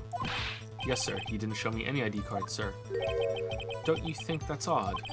I mean, if he had his ID card, all he had to do was show it to you. There wouldn't be any reason to draw a knife. Draw a knife? You think he's an artist? Maybe he just panicked.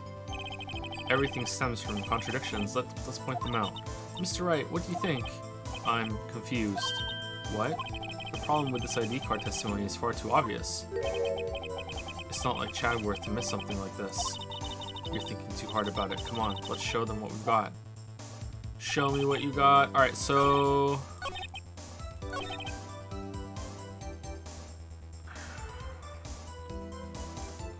that one or this one?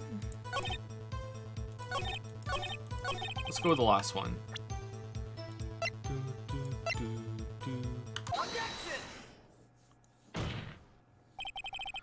Wait one moment, Officer Meekins. I'm not good at waiting, sir.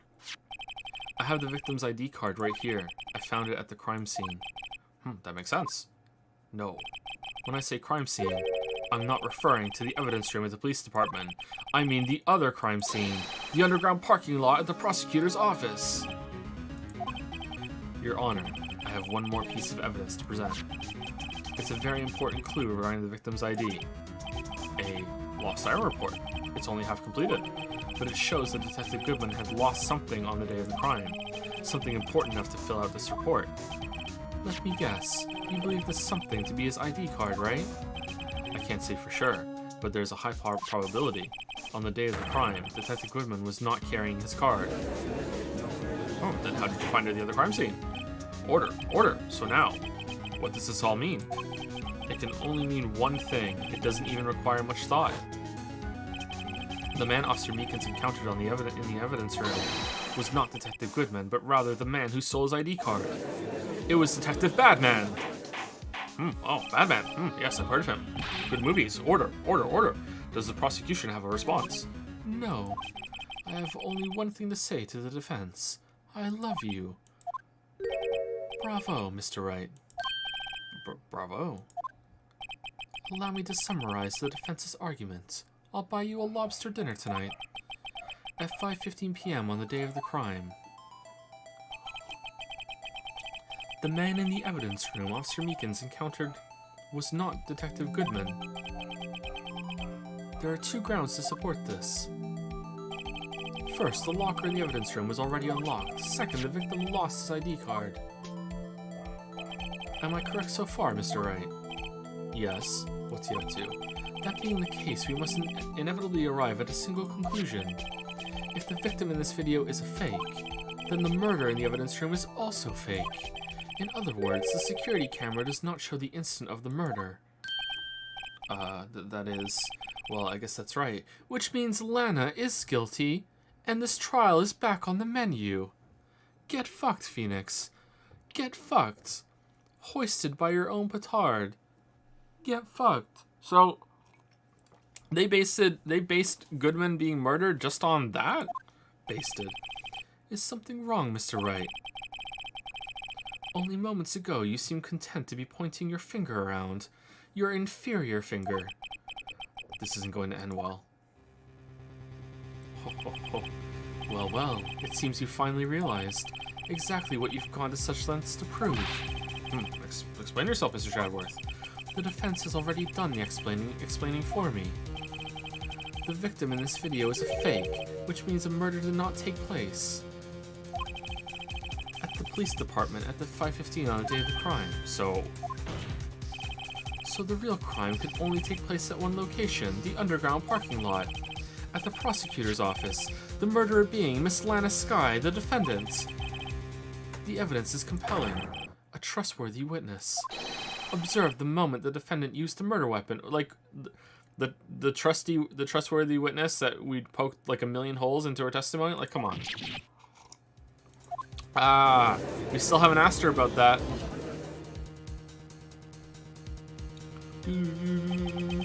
I knew that testimony was way too shabby. It was all a trap from the beginning. The activity in the evidence room still leaves many questions unanswered. Like, what even is evidence? Who exactly was the victim after Officer Meekin's encounter? Excuse me, I can't talk. And where did this person disappear to? However, this trial's purpose is to examine only the murder of Detective Goodman.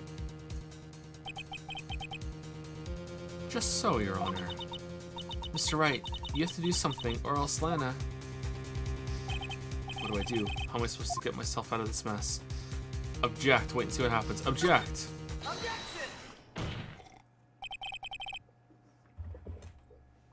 1 moment, Star Fox. What now, Mr. Wright? Don't tell me you're objecting to what you've just proven. Of course not. I mean, I wouldn't put it past us, but I almost walked right into the prosecution's trap. What are you talking about? This cross-examination has proven one thing and one thing only. The security video did not show the actual murder.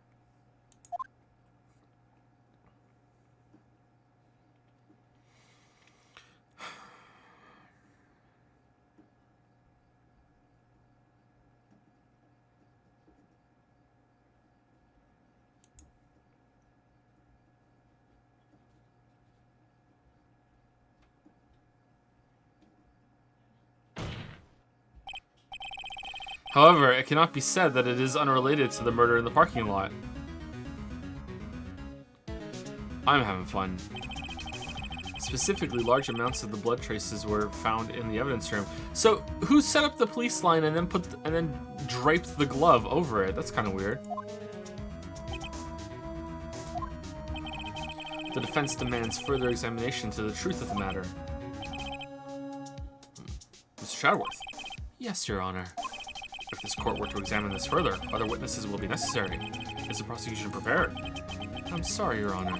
The prosecution considered the incident at the police department to be unrelated. We have not prepared any other witnesses for this incident. Sounds like you're unprepared, so let's just go. Why did... fuck, Judge, they're unprepared. We're prepared. We're prepared. This just might be my chance. Time to call a certain Texas Ranger to the stand. Mr. Wright, do you mean... Your Honor, is she psychic? The defense would like to request a specific witness. Oh, whom do you have in mind? Someone we have reason to believe knows the truth. The truth behind the activities that took place in the evidence room. Yes, that would be pretty good, but as you just heard, Chadworth isn't prepared, so he needs some time to be prepared. I call a recess. We'll reconvene tomorrow, so Chadworth has time to prepare. The prosecution requests to hear this person's name before deciding whether or not to comply. You don't get to comply. We're calling it. Very well then, Mr. Wright. This person whom you would have testified. What is his or her name? Okay. Take that! Officer Walker Marshall. Why him? I can't let Chadworth know everything just yet. He's in charge of the evidence room. I feel we should hear what he has to say. The prosecution agrees to the defense's request. Since he was responsible for guarding the room, we should hear his testimony. Fortunately, he works in the police department. We shouldn't need longer than 20 minutes to prepare.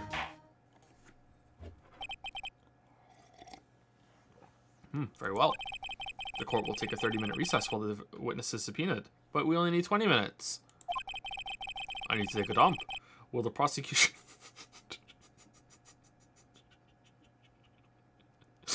Will the prosecution please prepare the witness during this time? We will, Your Honor. Court is now in recess.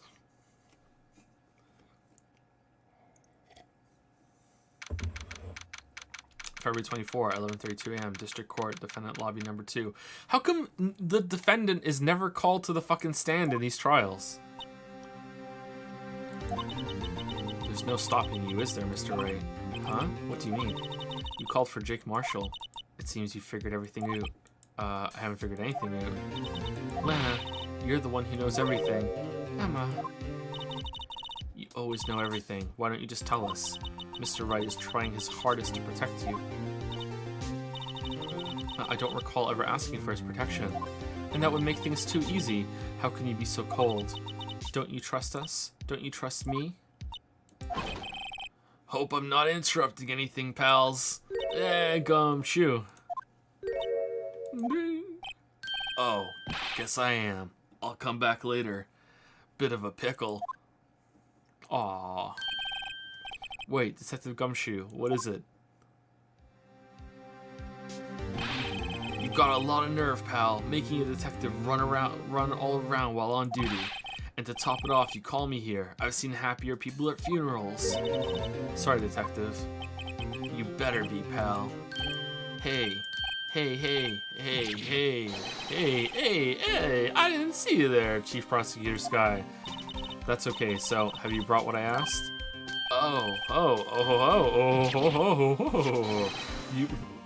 You mean this, right? I don't know what's going on right now. My apologies, detective. Due to my present circumstances, I was forced to use Mr. Wright's name when making my request. My name? Oh, never in a million years would I have thought it was you who asked me. Could I bother you to bring me the SL9 Institute files? I'll need them by noon.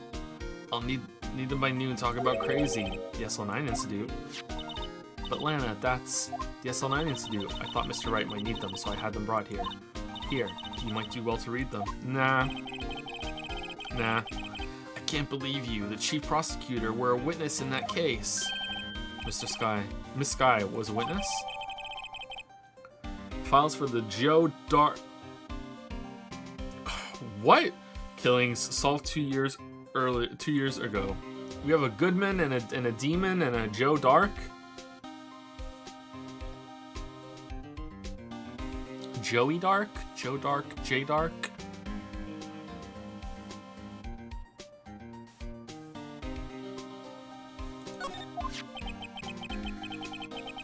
Take it from me, you don't want anything to do with serial murders.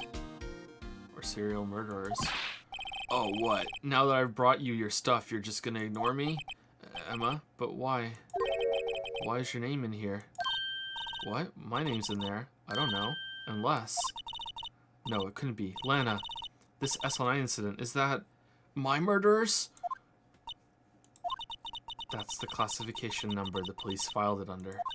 2 years ago, the rest of the world knew it as the Joe Dark killings. The shot-put ball killer. The Joe Dark. No, Lana. That's over with. No. Emma, wait, she ran away. You know what? I just remembered. I gotta be somewhere. There's a sandwich with my name on it. Sorry, pal, but I'm out of here. Jake Marshall, Angel Star, Damon Gant, Miles Chadworth. Not to mention Lana and Emma. Everyone involved in this case is connected to those killings 2 years ago, except for me. This can't be just a coincidence. Knowing you just might be able to figure it out. Time to get back to the trial, Mr. Wright. Best of luck. I better take a good look at this file. So, do they have parents? Did their parents die? Their parents were killed?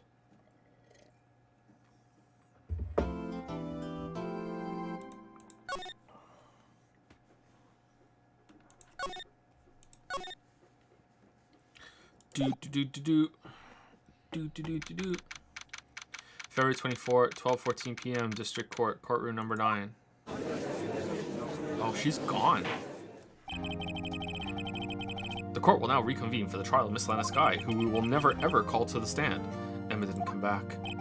Allow me to call the next witness to the stand. The officer in charge of guarding the evidence room on the day of the crime. Oh shit, I have to do his voice. Witness, please state your name and occupation.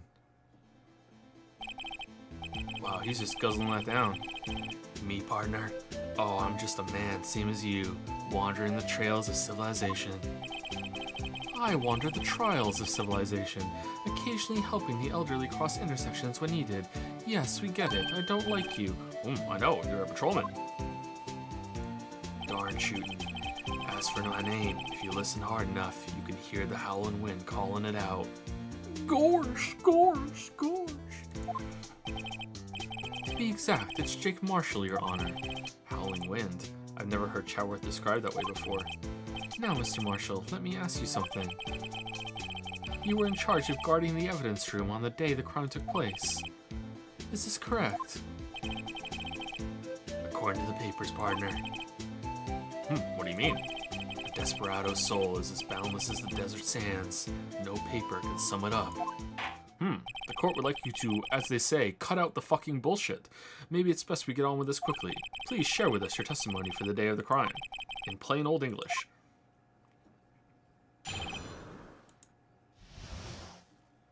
Do, do, do, do, do, do, do.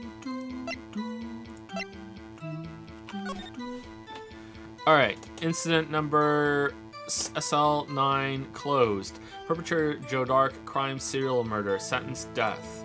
Oh, Joe's dead. Victims Edward Jones, Jason Knight, Edith Kirby, Rachel Moss, Jeb Bates, Neil Marshall. Ooh.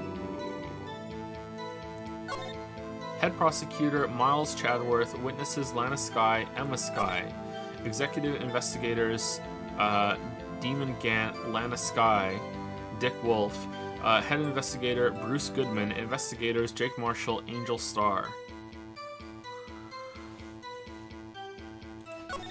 Alright, well, I'm not seeing any Skye here.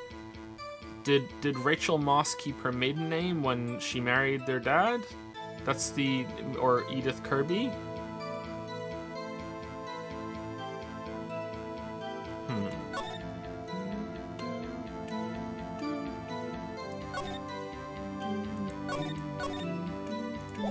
Okay. Which I was thinking we were, though. My job was to keep a wary eye in that bone orchard. They said I was supposed to make rounds 3 times a day, but that ain't my style. I only did it twice. Besides, the room's protected by 2 security systems anyway. If I remember right, I was at a street-side saloon at the time it went down. I just fucked off and just went to have a drink on the job. Just said, fuck it, I don't need to be here. I'm a free spirit, fuck this job. Telling this in court, and there'll be no repercussions. I'm just an innocent traveling man, so if you're out of ammo, it's time I hit the trail. What? I can't say I particularly care for your attitude. I can't say I care for your beard, but you don't see me complaining. Whoa! Wait a minute. What do you mean by 2 security systems? I mean the security cameras and the ID card reader. I reckon even a cowpoke like you knows about those. Yeah, but you have to turn it on for this to get in. If you're gone, no one can get in. Yes, well, what about the fingerprint-activated locks on the evidence lockers? Fingerprint-activated locks? What kind of newfangled doohickeys are those?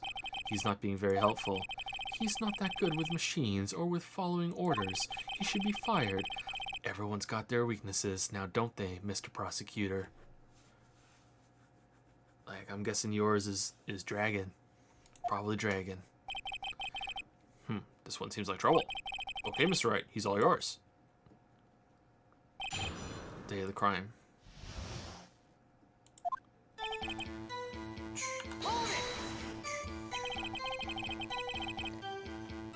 How exactly did you keep an eye on the evidence room? I just made sure nothing moved in the security camera monitor. That room's so still. Even time dies in there. I was just a caretaker and interred the recordings. You interred them? Videos of nothing aren't that useful. When the time would come, I'd erase the tape. If nothing unusual is recorded, tapes are to be erased every 6 hours. That seems really fucking quick. Each time I'd erase a tape, it felt like I was erasing a part of my life. This guy has a flair for the dramatic, but it isn't going to do him any good. So, in actuality, you don't physically enter the evidence room.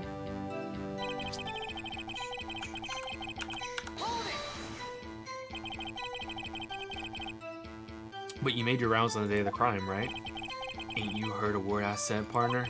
I told you that ain't my style. Doing work? No way. I'm afraid I don't understand. No desperado I know lets rules get in his way. No desperados I know join the police force.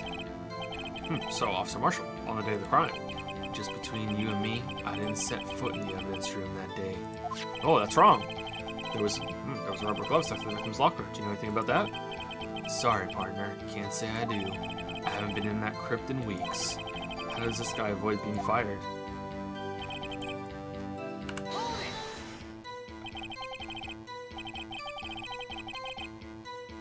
You used to be a detective, so you've used the evidence room in the past, correct? Of course. Back in the day, my locker was a gold mine of evidence. And yet, you didn't know about the fingerprint locking mechanism? They didn't have it back then. Sorry, partner. I ain't good with machines. I couldn't even tell you how a bike works. That's quite, incredible. The sensors on the locker handles cannot be seen. It's well known that some detectives are unaware of their presence. And they don't get worried about how it locks or anything like that? No, he mentions it. Detective Gumshoe said something like that too. Wow. This is the police force? At any rate, it doesn't seem like this is relevant to the crime. Can you tell us what you were doing when the crime took place? Alright, but we found his fingerprints at the scene. Have they just been there for a really long time? How long do fingerprints stay on something? Quite a long time, don't they? If the security guard isn't doing his job, I'm guessing the cleaner isn't doing their job either. If I remember right, I was at a street side saloon at the time it went down.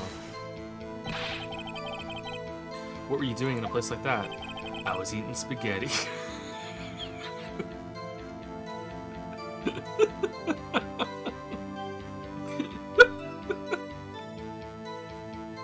I don't know why that's funny. Not even Angel's steak lunches can beat that parlor's Vongoli sepia pasta. Do you mean to tell us? You abandoned your police duties to eat some noodles. Not all desperados eat tacos, partner.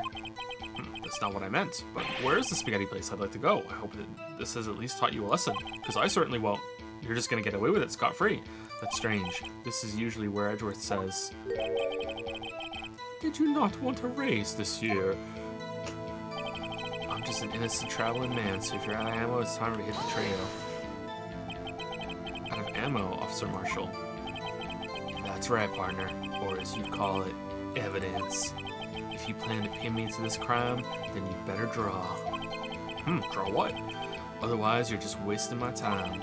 My steel horse is waiting to carry me back west into the sunset. One thing seems clear. Despite being responsible for guarding the evidence room, the witness doesn't appear to have seen anything. I thought he wasn't good with machines. Why is he riding on a motorbike? Texans don't take orders from anyone. Everyone knows that. Apparently your superiors don't. Okay, I have a trump card up my sleeve, so I best keep my cool. Before I use it, though, I better up the ante. How are we upping the ante? Alright, the trump card is the fact that he was in there, right? Where's that? Marshall's fingerprints. Left the evidence the print had been wiped. Alright.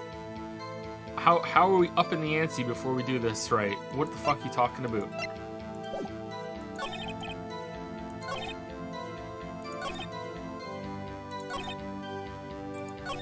I'm guessing it's this with this. Officer Marshall, doesn't it strike you as odd that you being called in to testify like this? After all, you weren't in the security room at the time of the crime, and yet you dragged me down here. Well, you didn't know that when you called me, partner, so it makes a mighty lick of sense that I would have to testify. Explain yourself, partner. It's quite simple. You left a very large trail behind at the scene. Or to be exact, a handprint. Listen real good, partner. Like I said, I'm the caretaker of that crypt. I pay my respects. That is, make my rounds about once a month. It's only natural my fingerprints would be in there. I only wish it were, officer. But you see, your fingerprints were covered in blood. Witness, what's the meaning of this? Your bloodstained fingerprints were at the crime scene? The blood was wiped away. However, a luminol test clearly revealed this. Well, Officer Marshall, you got any proof of that? It seems to me There ain't a person in this room with a head on his shoulders. Well, so you see us all as just bleeding necks. Well, interesting perspective. Well, Phoenix, what do you think about that? I take it you have an explanation then, Officer Marshall. About the blood-stained fingerprints. Very well, you may begin your testimony about your fingerprints. Found at the scene of the crime. I cut myself shaving. Just as simple as that.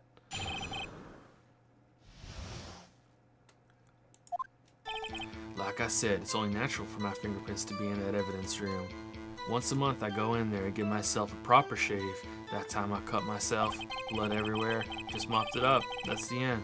One of them just happened to be at the same place as the bloodstained handprint. The murderer touched the locker where my fingerprint was by chance. The bloodstain and the fingerprint are completely unrelated. Or didn't you know the murderer was wearing gloves? See? I had nothing to do with it. That's not a bad response. But why was it wiped away, maybe? The witness explanation appears valid, although there's room for doubt. Life wouldn't be fun without any doubt, partner. Yeah, good point. The defense may now cross-examine the witness. This guy's hiding something, I can feel it. Now's my chance to prove it.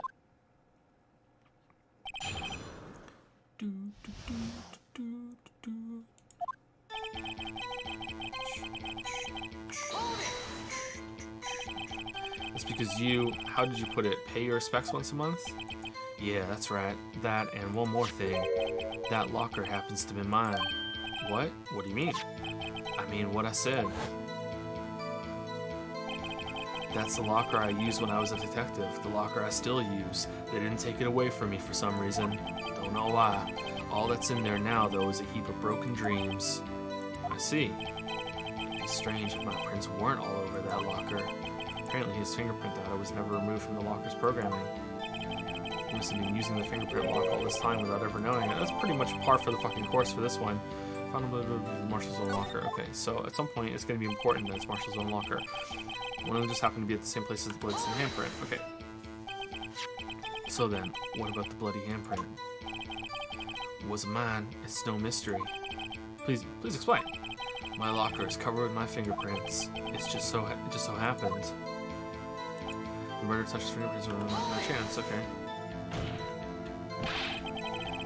The chances of that happening are 1,000,000 to 1. Yeah, he just walked out and he was like, I'm not going to touch anything, but hey, that locker on the way. Boom! There we go. There's the blood. On the contrary, one could argue just the opposite. The chances of that not happening are 1,000,000 to 1. Yes, yeah, good counter. Yeah. Get one thing straight, partner. You ain't gonna get no reward for me with a mere fingerprint. You wanna know why? The bloodstain and the fingerprint are completely unrelated. Unrelated? They're as different as night and day. Kinda like cereal and cereal. Ooh. One's got to do with breakfast while the other's a type of murder. He's right. Although seemingly alike, they're totally different. I don't see what homonyms have to do with this. Or didn't you know where the murderer was wearing gloves? How do you know that? I may be a loner, but I still do my job. Well, no, I keep up on the reports. There was a bloodstain at the scene, thought to be left by the murderer. That's right. It was found on the Detective Gumshoe's locker. However, no fingerprints were detected on that handprint. Oh yeah, I think we tried that too. So that would mean the murderer wearing gloves happened to place their hand on top of the Officer Marshall's fingerprint. That's the only logical conclusion. Are you starting to get the picture, partner? The picture? The seal of blood in the desert. It's just food for the buzzards. There's only one reality, and that's this. The security tape. Don't play it again. So long as my trail isn't in there, you can't say otherwise. This isn't getting us anywhere, Mr. Wright. Please consider carefully where you're going with this cross-examination. Yes, Your Honor. Now then, continue your testimony, Officer Marshall. Too bad it wasn't me in that video, right, partner? It could have been. What do you mean by that? You want to time into this crime, isn't that right, partner? If so, that video was the only direct evidence you have. But that video is next to useless. It's full of blind spots. Blind spots? Places you can't see. The camera's panning back and forth. The floor isn't shown. If someone was familiar with the camera's position, they could leave the room without being caught on tape. Just crawling around, solid snaking in and out. We don't have time for your speculations, Mr. Wright. Or, you know, the person who's in charge of the tape could have just deleted it, recorded over it. Well, Mr. Wright, you can show us evidence in this video that indicates... Sorry, if you can show us evidence in this video that indicates Officer Marshall was present, please do so. Yeah, let's just fucking show it. Yeah, let's go. Very well. Allow me to point out your mistake, Officer Marshall. Tread carefully, Mr. Wright, or you might wind up being the one making the mistake. Now then, let's have another look at the video. Show us this incriminating... Okay, oh, you're just skipping it. Okay, so is it the fact that he doesn't touch the locker on his way out? Fast forward. I'm guessing that's it.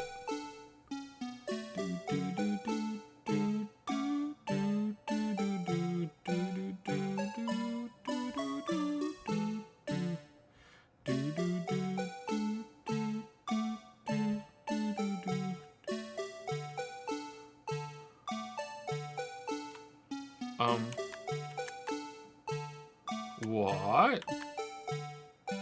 Okay, can I rewind back to the... and go back to the ends? No? You can... Oh, for fuck's sake.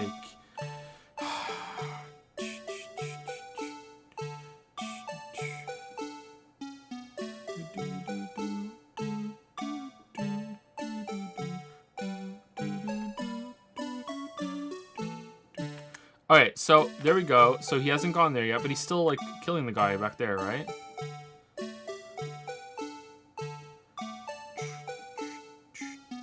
Okay, so he's gone. But, like, do we not see him leave, ever?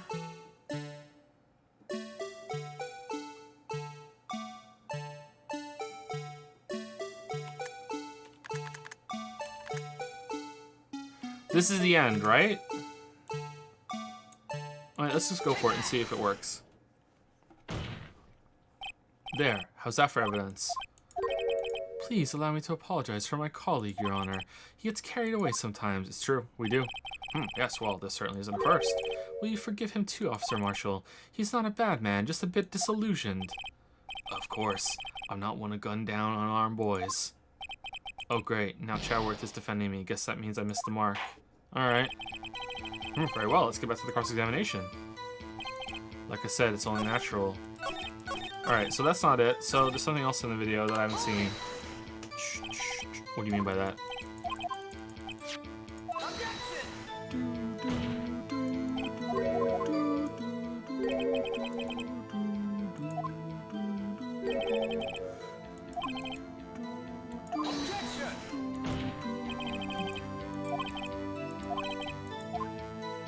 Alright, so I have to show evidence that he was present.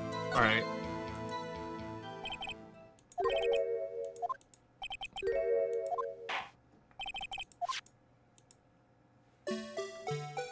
Okay, let's go all the way back to the beginning, and we'll go frame by frame.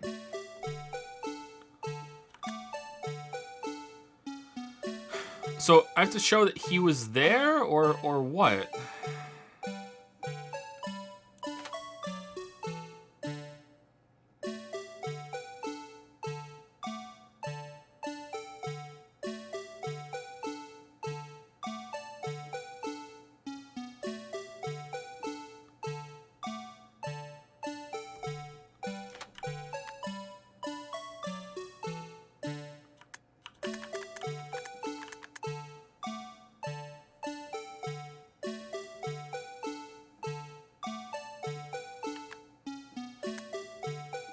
Oh shit, I pressed the left mouse button. Can I go back? Okay, there we go. We didn't do it. Alright.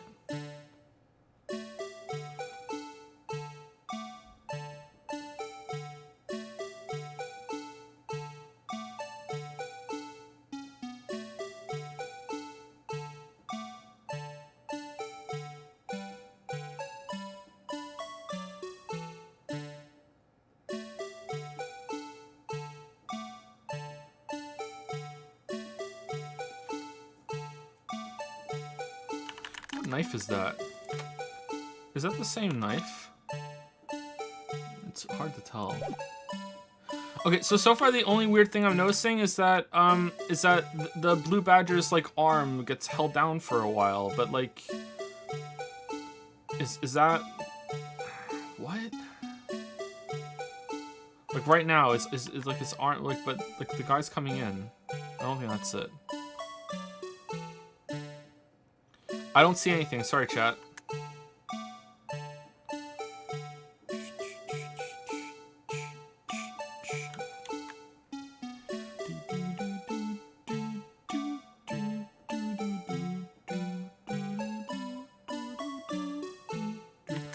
That's his locker, right? It's this one? Shit. That's his locker, right? Alright, so that's his. Alright, let's watch to the end again. And then we'll review evidence. Why does this keep changing? It's like it's rigged on purpose to do this. Is that just funny, or is that a clue that it's weird? You think this would be set on a normal kind of timer sort of thing?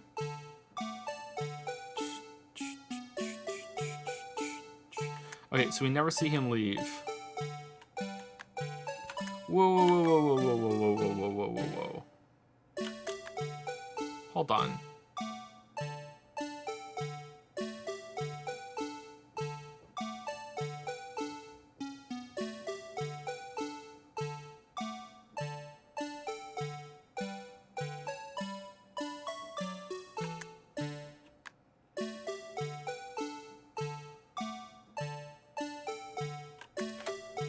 So in the space of what? Hold on.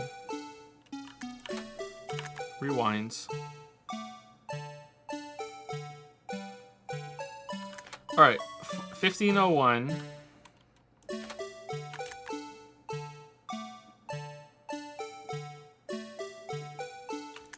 In 11 seconds, he opens this up. While this fighting is going on, he's like, "Oh well, I don't know what that ruckus is down there. Better check on my evidence locker." Or is it him? He walks behind the camera, goes over here, opens it up, gets what he needs, closes it. In 11 seconds, he does all that. That's really fast. Okay, I'm guessing it's pointing at this. Bringing our attention back to the security camera is a mistake I'm afraid you'll soon not forget, Officer Marshall. The days are short in Texas, but so are our tempers. Could you sum up what you have to say in 8 words or less? Oh, yeah, I'll go along with this. That sounds pretty good. Very well. You can clearly be seen in this video. Exactly 8 words. Not bad, partner. The key lies in a certain locker shown in the video. Oh, that time it started halfway through. Maybe there are certain points that the video can start at. That locker with the white cloth sticking out, that was the witnesses, I believe. Yes. Now then, let's rewind the video a bit.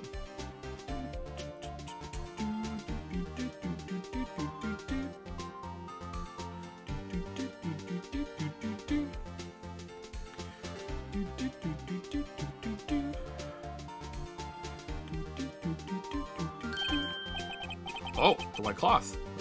It's gone. What's the meaning of this, Officer Marshall?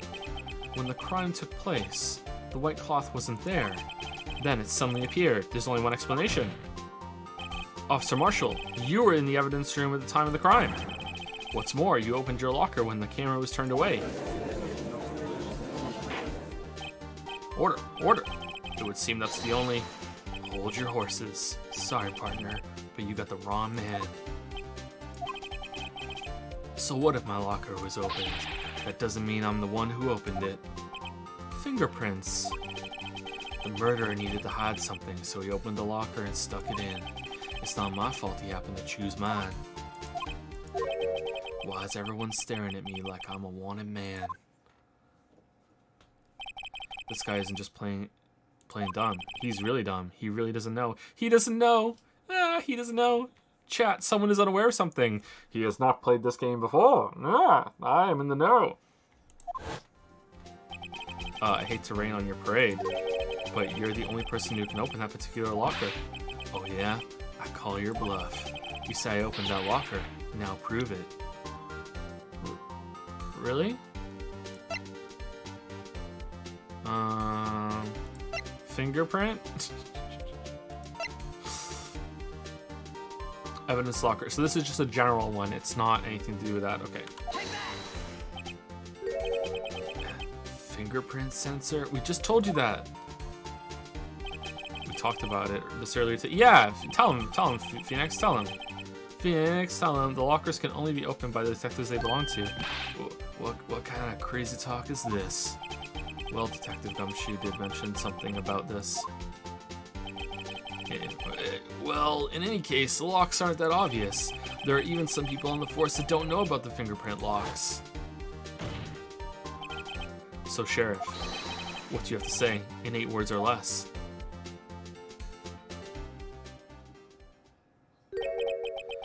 I only got 1 word for you, partner. Fuck. No. Oh, the animation.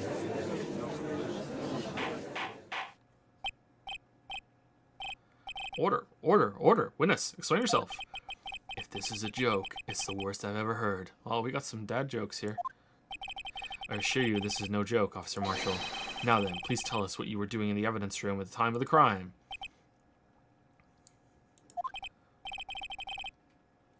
Ole, please answer the question. What is he now, a bullfighter? I could see him fighting bulls. That's alright, Officer Marshall. I believe we can figure the rest out from here. We can. Can we, Waffles? Have a look at these floor plans. There is no place for someone to hide in the evidence room. Yet Officer Meekins didn't see Officer Marshall. If that's so, where was the witness? It seems Mr. Wright has an answer. That's right. The only possible conclusion. Well then, let's hear it. Where was Officer Marshall at the time of the crime? Well, I mean, they're scuffling over here. He could be here, right? Crept in afterwards and hid down here or something, but anyway, he's the killer. Officer Marshall was standing right here. So Officer Meekins didn't notice him standing there. That's almost as credible as Meekins' warp theory. Your chamber's empty, partner. Better reload. Now they're ganging up on me. Perhaps you should think a little more about where Officer Marshall was. But you just said there's no hiding spaces! Officer Meekins should have seen him in the evidence room. That means the only place he could have been would be... well then, let's hear it. Where was Officer Marshall at the time of the crime? Is that not valid? I'm sorry, we don't know who the killer is. He could have been the killer, right? He stole the ID, and then he crept around and got the thing. Is that not a valid line of thought to follow? No? Okay, was he over here then?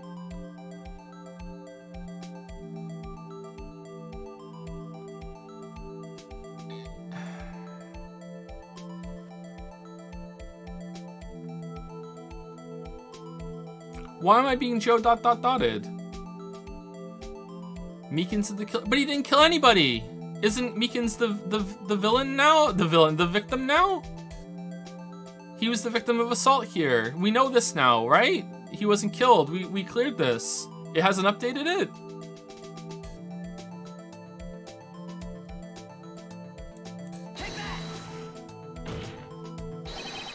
Officer Marshall was standing right here. There, but that's where the victim, Detective Goodman, was. But we cleared that already, correct? Unless the man wasn't Detective Goodman. I believe the victim is in the video is Officer Marshall. Okay, that's not a big problem. That's a little confusing since we already cleared that all. It should update it. Fucking Meekins was the victim. He was a victim of assault.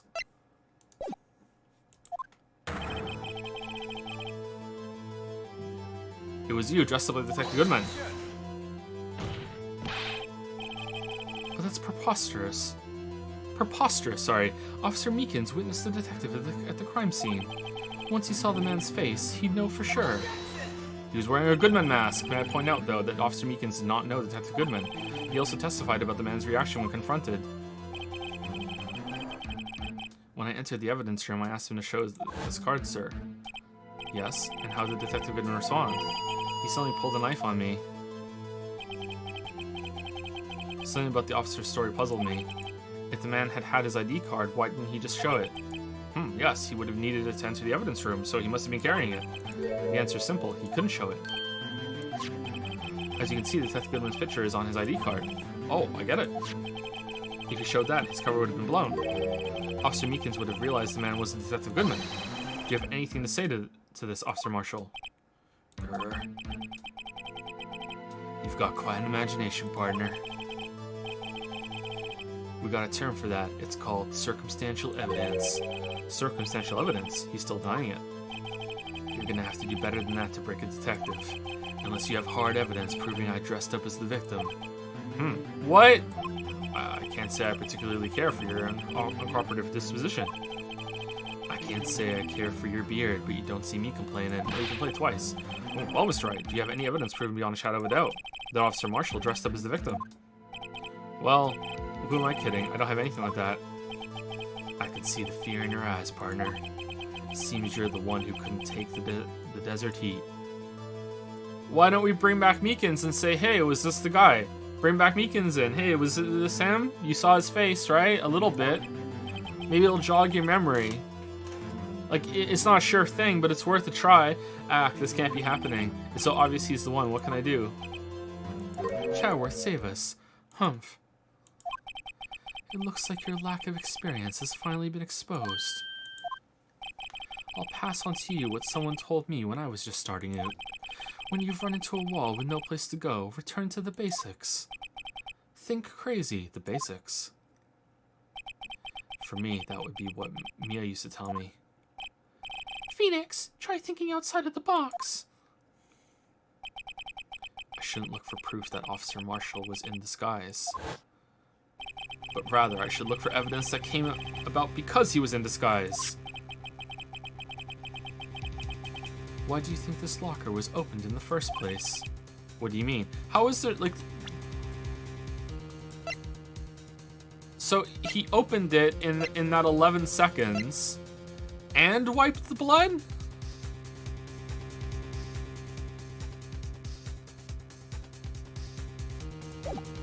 He's fast. What do you mean? There's no reason for Officer Marshall to open his locker at the time of the crime. Yet he did, despite the chance it might be discovered later as it has been. Which means he didn't originally plan to open his locker. According to the defense's argument, we need to open that locker. Officer Jake Marshall dressed up as a Detective Goodman at the time of the crime. Then, after the crime was committed, he opened his own locker for some unknown reason. To put the disguise in there? The fact that a white cloth is sticking out of the locker seems to indicate that he opened it in order to put the cloth inside. So, just what exactly is this piece of cloth? Perhaps the video is the key to all our unanswered questions. I don't have any evidence, so this video is my only shot.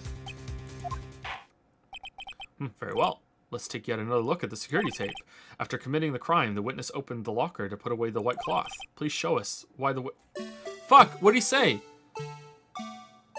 Please show us why he needed to, or what? Shit! Am I just pointing at his clothes? What am I doing? Is it like, does he get blood on them at some point? Fucking hell.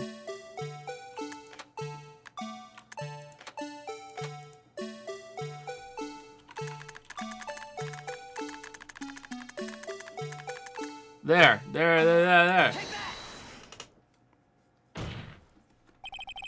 For some reason, you disguised yourself as Detective Goodman and entered the defense room, though I don't know to what end yet. You're actually a bad man, so you dressed up as Goodman. Yet, however, something unexpected happened. Officer Meekins barged in on you. When asked to show your ID card, you pulled a knife on him. However, Officer Meekins panicked, and the white cloth and the white coat you were wearing was soiled with blood. A bloody white coat. You couldn't just walk out like that. So you hid the coat in your locker. Not bad, partner. And for some reason, the police force didn't think it prudent to search every single locker at a crime scene to see if anything was stashed there. Nope, they just went right on in. Oh, yeah, blood. Someone was murdered here. Okay, that's it. Wrap it up, boys. Now then, Officer Marshall. Are you ready to tell us the truth? Looks like I underestimated y'all. Somehow, I'm gonna keep my job after this, by the way. I hope you're happy now, Mr. Chadworth. 2 years ago, if you were only half as persistent then as you are today, we all wouldn't have to be here now would we?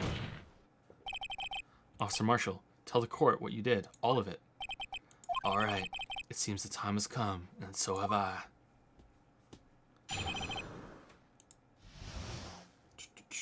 All right, so let's get some music on. All right, so I'm gonna go take the puppies out, and I also really need to pee. So we'll continue this in about 10 minutes. Sorry, see you guys later. See you guys soon. See you guys later. What the fuck? 10 minutes. Go get up, get a drink, brush your teeth, do whatever you need to do.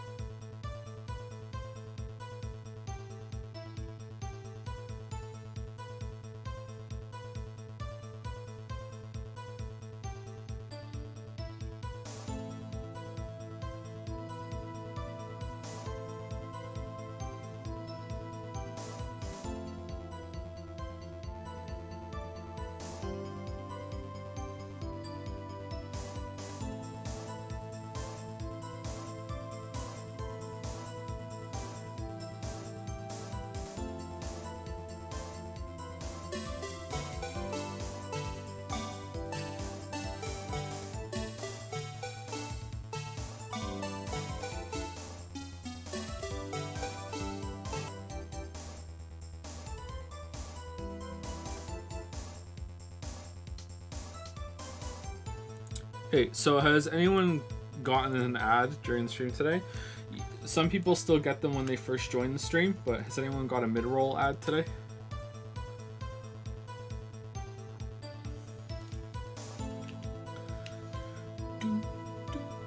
Okay, so maybe none of you were selected, or maybe they haven't activated it yet or something. Okay.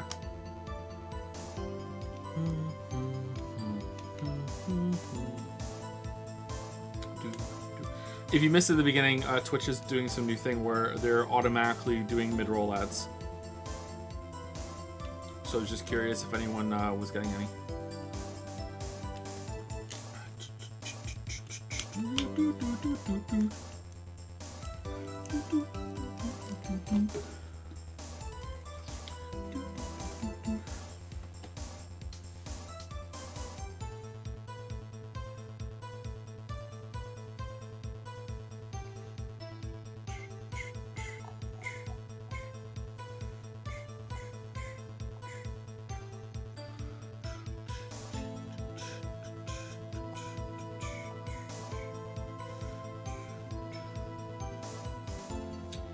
Thank you, Daxtier, for the 12-month resub. 1 year of pickle.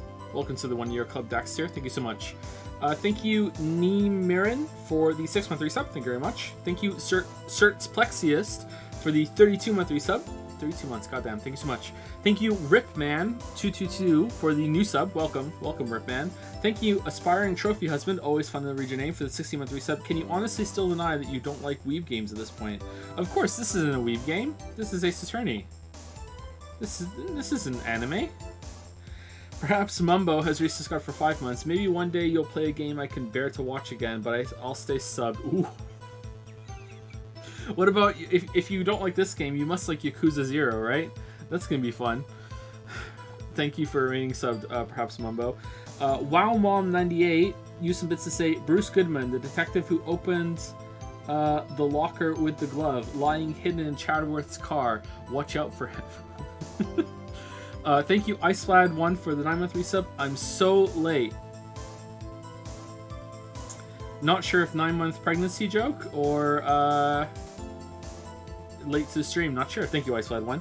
Undead Benny has used 100 bits to say, congrats to all the weebs out there for raising 2 million coins in a single stream. Also, my working theory in regards to the cutscene is that they really wanted you to see all those 3D models they worked so hard on. Haha. Yeah, it seems that way because now they've proven that they can cut in the middle of it, so that's a bit weird. Thank you, QSDC, for the new sub. Welcome, QSDC. Also, welcome to Daggerthorn with the new sub. Thank you very much. Chest04 has resubscribed for 10 months with Pog Joe Streams. Poggers. Is Poggers going to become the new cool? Or is Pog going to be new? Do kids say Pog?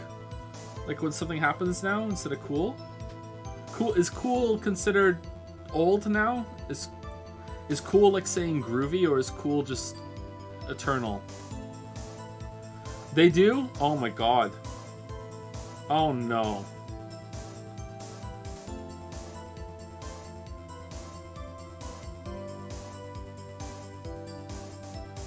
I don't believe you. I don't believe you. Thank you, Chase58, for the new sub. I'm skeptical. Thank you very much, Chase58. Thank you, Master Moss 2K, also for a new sub. Lots of new subs today. Thank you so much, guys. Thank you, Master Moss 2K. Inhabitant of Carcosa has also subbed for the first time. Welcome, Inhabitant of Carcosa. Sorry for saying your name wrong. Uber 2013 has resubscribed for 9 months. Another month in the lawless weeb lands. In the lawyer lair. Thank you, Uber 2013. Master Moss 2K has also used 300 bits to say, hey Joe, loved your Witcher 2 video. You inspired me to pick up and read the novels. Which is your favorite book from the series? Cheer, cheer, cheer. My favorite book overall is probably Sword of Destiny. But if you're talking about, like, the first 2 books, The Last Wish and Sword of Destiny, are collections of short stories that are connected through, like, some characters. And after that, the next 5 are a continuing saga. It's really like one book split into 5 parts. So my favorite of those is Lady of the Lake, is the last one of the 5-part saga. I've pogged, I'm sorry. Wow. Petsau has resubscribed for 11 months with a message, hi. Hi, Petsau. Thank you for the 11-month resub. Enemy Step has subscribed for the first time. Thank you, Enemy Step. Zay Jr. has resubscribed for 25 months. Hey, how's it going, Joe? Going okay today. I'm more tired than I should be. I got a lot of sleep last night, and I'm having trouble talking and reading today for some reason, more than usual. So, I'm feeling okay though. Thank you, Codifitty? Codifitty? I thought it was going to be Codify, but it's not. Codifitty? One of those 7. Thank you for 11 with 3 sub. Datapon's content pogs me off my gourd. Wow, another pog. Wow, so many pogs today. PogChamp, PogChamp. I said Spaceman used to say I sent you a cheer before the beginning of the stream about Super Mario 3D Collection being on emulator. Did you read it? I missed the first part of the stream. I don't think I read it. I don't think so, but some of them didn't come through at the beginning of the stream. Yeah, I read about that earlier with on Twitter, and someone linked it to me. Yeah, it's just par for the course for Nintendo's at this point for me. Yeah. I'm hoping that people sort of wake up to what Nintendo does. That's a bit yikes, but I think there's a lot of favoritism for them still. Yeah, it's weird. They're the Apple or Disney of video games for sure. And I feel like Disney and Apple gets some hate for their practices, but Nintendo don't. So, I don't know. Hopefully we'll get there. Last two on my list are DYDX for the 5 and 3 sub with Groovy.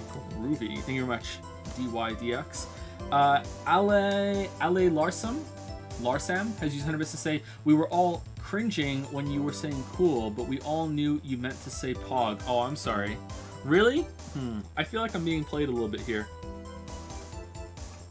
Sir Spexius has used 5 minutes to say, some of the kids at my work will say, that's poggers, dude, when I tell them their shift is over, and it makes me die a little inside. No.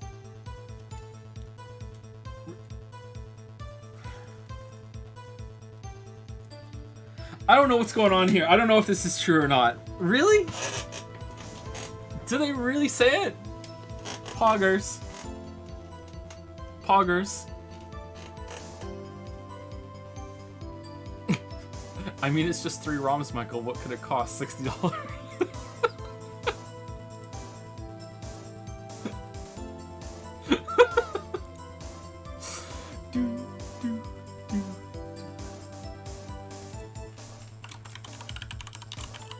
Hold on, I'm doing an investigation about poggers.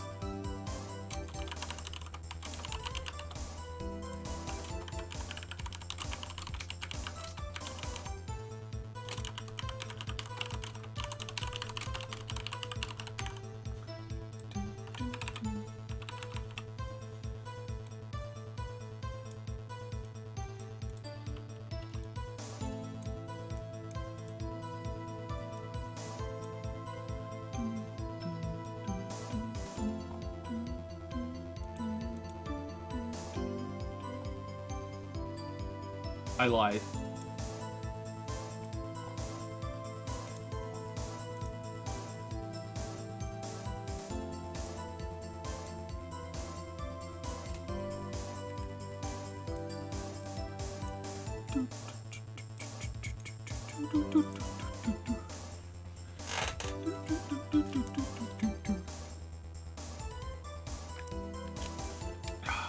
All right.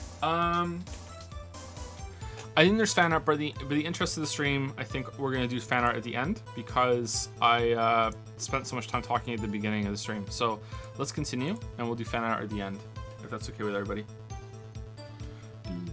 And no one shouted at me fan art, so I think it can wait.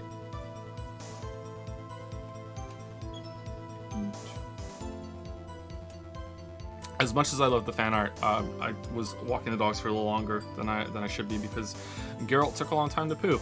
I had to do it that day. I couldn't just stand by and let it die. I stole the detective's ID and dressed like him. I planned to take out the evidence. I wasn't expecting Officer Meekins. I knocked him out and managed to escape. I knew which areas wouldn't be caught on the camera. There wasn't any murder in the evidence room at 5:15. So the supposed victim was really you. But there's one thing I still don't understand. Traces of a large quantity of blood were found on the floor of the evidence room. If no one was murdered, then how could that be? It was Goodman's blood, right? They tested it. They just didn't assume that he was killed because there was blood on the floor. Like it wasn't just like a jar of blood in one of the evidence lockers that fell and spilled everywhere, was there? Officer Meekins managed to cut his own hand. My guess is he's the donor. It was way too much blood for such a small donation.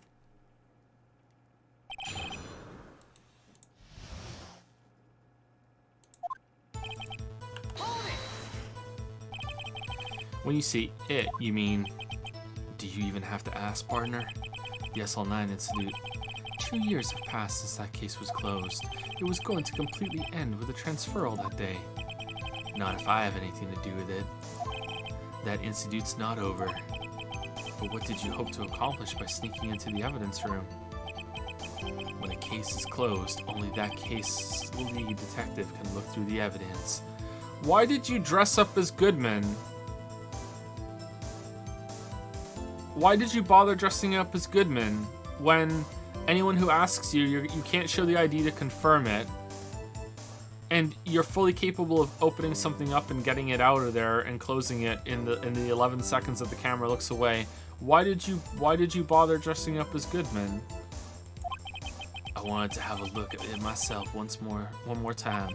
And instead of just asking Goodman, I stole his ID and just went in there, no matter what the cost. I don't care what anyone says, partner. That case is mine. But Officer Marshall wasn't in charge of that investigation. Why does he care so much about it? That day was my last chance. That's why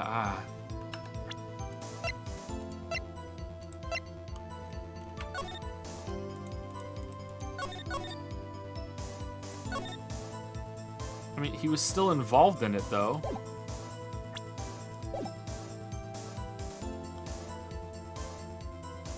That day was my last chance. That's why I stole Detective ID and dressed like him. I plan to take out the evidence. Why did you disguise yourself as Detective Goodman? There we go.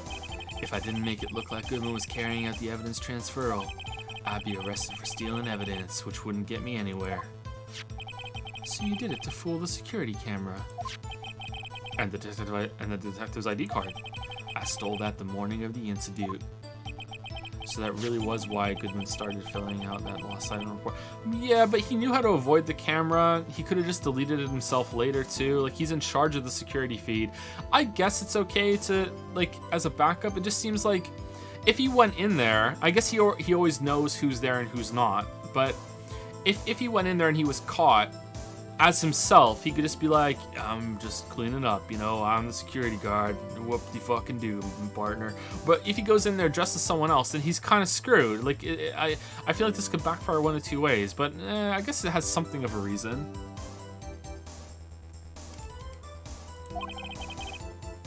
I returned his ID card. I left it on the floor in the prosecutor's office parking lot. Yeah, that's returning it. So essentially, you managed to succeed despite your lack of foresight. What do you mean, partner? I mean the fingerprint-activated lock, of course. No matter how well you disguise yourself, you can't change your fingerprints. Under normal circumstances, you wouldn't have been able to open that locker yourself. But he could because a rubber glove just happened to get stuck in the door. That means Detective Goodman must have opened the locker before Officer Marshall. And he just left the glove there for someone else? Yeah, that's kind of weird. I should have picked up on that. Fuck. He pulled a knife on Officer Meekins and tried to drive him off. And then they would have missing evidence, but they would have missing evidence anyway. I guess that they could look at the security feed and then pin it on Goodman and be like, look, you took it out. And he'd be like, no, I didn't. What the fuck? And then it would be like a mystery. I don't know. This doesn't add up, but whatever. It's fine. Let's just say I was a little surprised. I only planned on being in the evidence room for no more than 5 minutes. I didn't think anyone would actually come in during that short time. But, so, hold on. So, did Marshall just think the lockers just don't lock? Because he goes up and opens that locker, and it opens, and he's like, he doesn't think it's weird. Does he just think they're all unlocked? Like, what? Officer Meekins, certainly a 1 in a million type of person. Mistaking a detective for an intruder and demanding to be shown his ID. I'll have to think a little more about his raise this year. When did Chatworth get so much influence?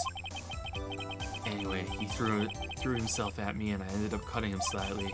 I'm sorry I had to turn you that way. with me knocking him out and everything. By the way, what happened to your knife? Oh, you mean this one?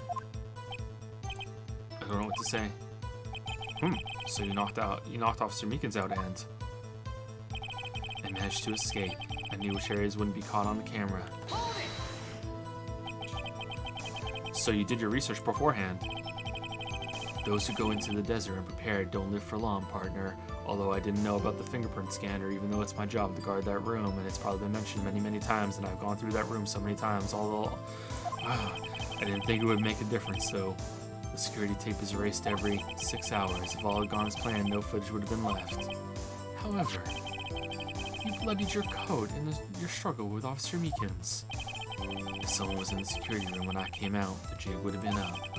I opened my locker and stashed it in there. What was Officer Meekins doing during that time? What else? He was sleeping like a baby. That had just gotten his head bashed in. So what you're saying is, on that day, there wasn't any murder in the evidence room. But the blood found on the scene certainly indicates a crime took place. What are you, blind?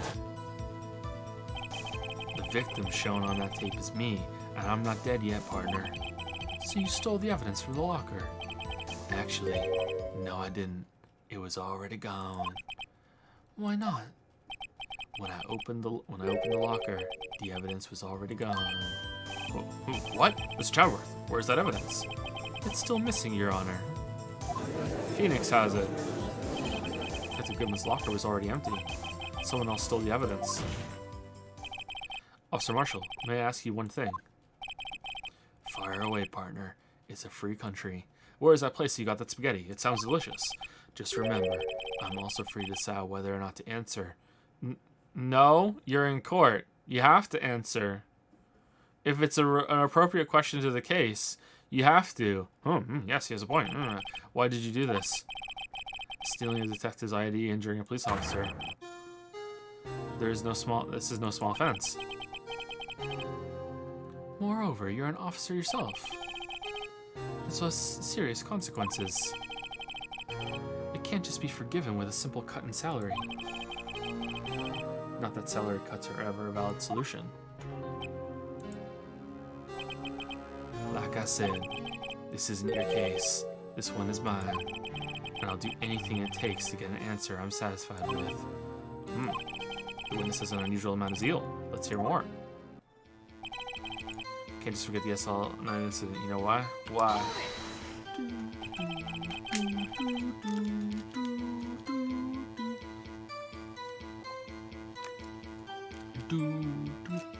Most legal systems are right not to incriminate yourself and stand. No, right to be inside. Yeah, I mean, like, if he doesn't answer, he could be found in contempt of court or fucking whatever. But, like, this, I don't know if this is even based in America in the Japanese version. It seems like there'd just be a mix of all different cultures. Even in the Japanese version, I'm guessing it still has some American influences and shit. Like, he's a fucking cowboy, like, of course. But I don't know how it works. Like, of course, no one can physically make him talk. Like, obviously, that's impossible. But he would be in trouble if he was withholding information, I'm saying. But that case was solved 2 years ago, wasn't it? That's the reason the evidence was stored in the evidence room. Joe Dark was convicted for his crimes. One thing I can say for sure is he deserved his sentence. I remember the Joe Dark case. It involved serial murders, didn't it? Murderers. I don't intend to complain about how it all turned out. Just added a word there, but there's something that still bothers me. Something went down at that trial. Something no one will talk about. What happened? What do you mean, Judge? You were there. You presided over that case. Yeah, I forgot. Chadworth, can you refresh my memory? I don't know. That's why I'm trying to find out. Why is he so concerned with that incident? Maybe I should present him with what I think his real reason is. I had a feeling we'd wind up here sooner or later. Everyone involved here is related in some way to that case. I better take another look at the files.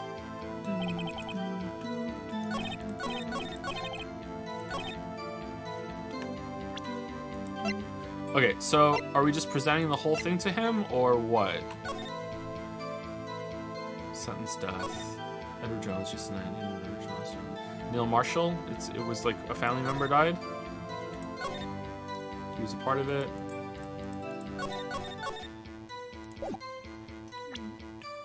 Objection! Officer Marshall, I think I understand. I think I know why you care so much about the SL9 incident. It sounds like you've been sipping too much cactus juice, partner. I have the SL9 incident file here. The name, Marshall, is mentioned in here. In a list of murder victims. Neil Marshall, are you related to this man? Neil Marshall. And then he kneeled. Yeah, I'm sure you've heard the name. 2 years ago. He received the same lousy prosecutor award you got. What? A prosecutor? He must be talking about the King of Prosecutors Award. Wow, he did better than fucking Von Halen? Really? Now I remember. Prosecutor Neil Marshall. He handled the SL9 case before I did. That's right. He was killed, and the case fell into your hands. But what's his relation to you? Twin brother? He was my brother. He was investigating the murders with Damon Gant, and then Deputy Chief of Police. The group of detectives I was part of worked under them. We were desperate to prosecute the killer. Whoa. Joe Dark. More like fucking Joe Biden. What the fuck? My brother fought Dark and was killed. That was the first time Dark left behind any evidence. That was all we needed. He was arranged and incarcerated. The case is finally closed. At least according to the public records. What do you mean? My brother couldn't have been killed by Joe Dark. You know, I really hope with Joe Biden. You know how Hillary had those cringy things.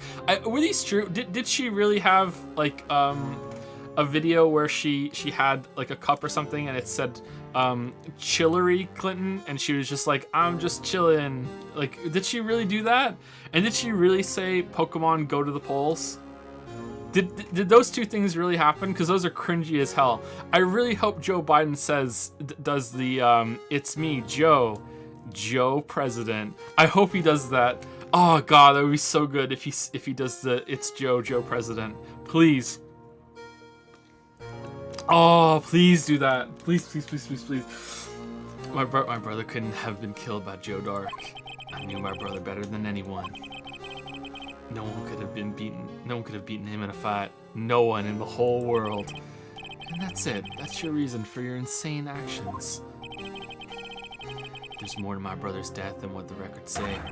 No matter how much you try to hide it, you can't fool me. There was all these other injuries and blood all over him that didn't belong to him or Joe Dark. But the prosecution they just didn't even test it. They just glossed all over it. Not testing blood. That would be insane. They would never do that, right, Waffles? Sweating visibly. Well, at least one thing's for certain. That spaghetti must have been delicious. Now we know what happened at the police department on the day of the crime. That was the last day the SL9 case could be reopened. What? No. Nah. Not satisfied with its resolution, Officer Marshall planned to steal the evidence. Disguising himself as Detective Goodman, he entered the evidence room. Officer Meekins confronted him, so he rendered him unconscious and fled. Yes, this mystery has finally been cleared up. No murder took place at the police department that day. Why did you wait 2 years to do this bullshit, Marshall? It was my last chance. Finally worked up the nerve. The things that happen by chance never cease to amaze. At exactly the same time as the murder at the prosecutor's office, this fake murder was going on at the police department. Chance, it's got to be more than just that. So if no one was murdered at the police department on the day of the crime, that means the murder in the prosecutor's office parking lot was the real one. Which in turn means only one person could have committed the crime. Chief Prosecutor Lana Skye. Alright, so here's my batshit off the wall theory right now of what happened here. Because I just can't let it go that people are making up shit and lying, and that this guy is just evil. I just can't let it go. With like Emma saying the temperature went up and like the music changed and how he's like stilted and silent, but then he's so jovial. I don't know. Like, I think that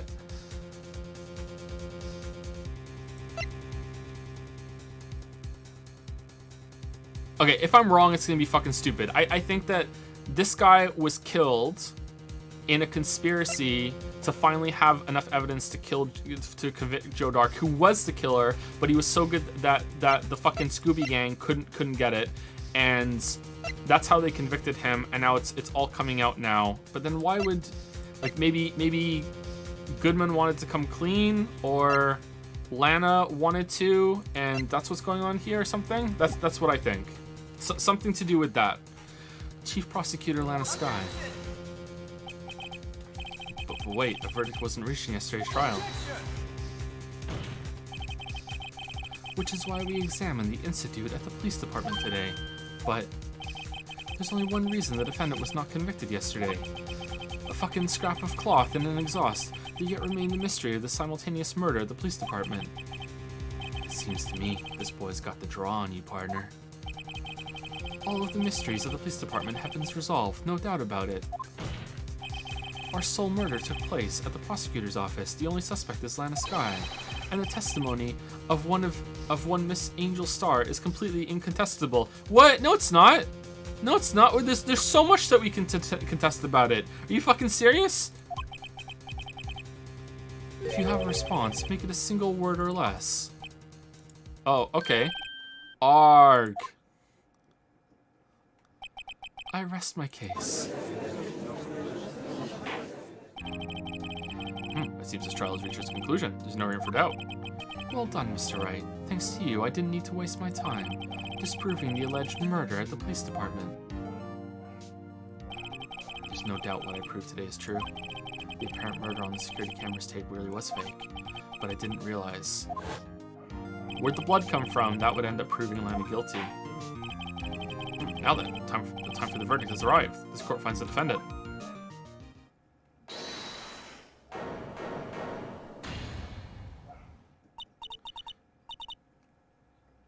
Your Honor, wait.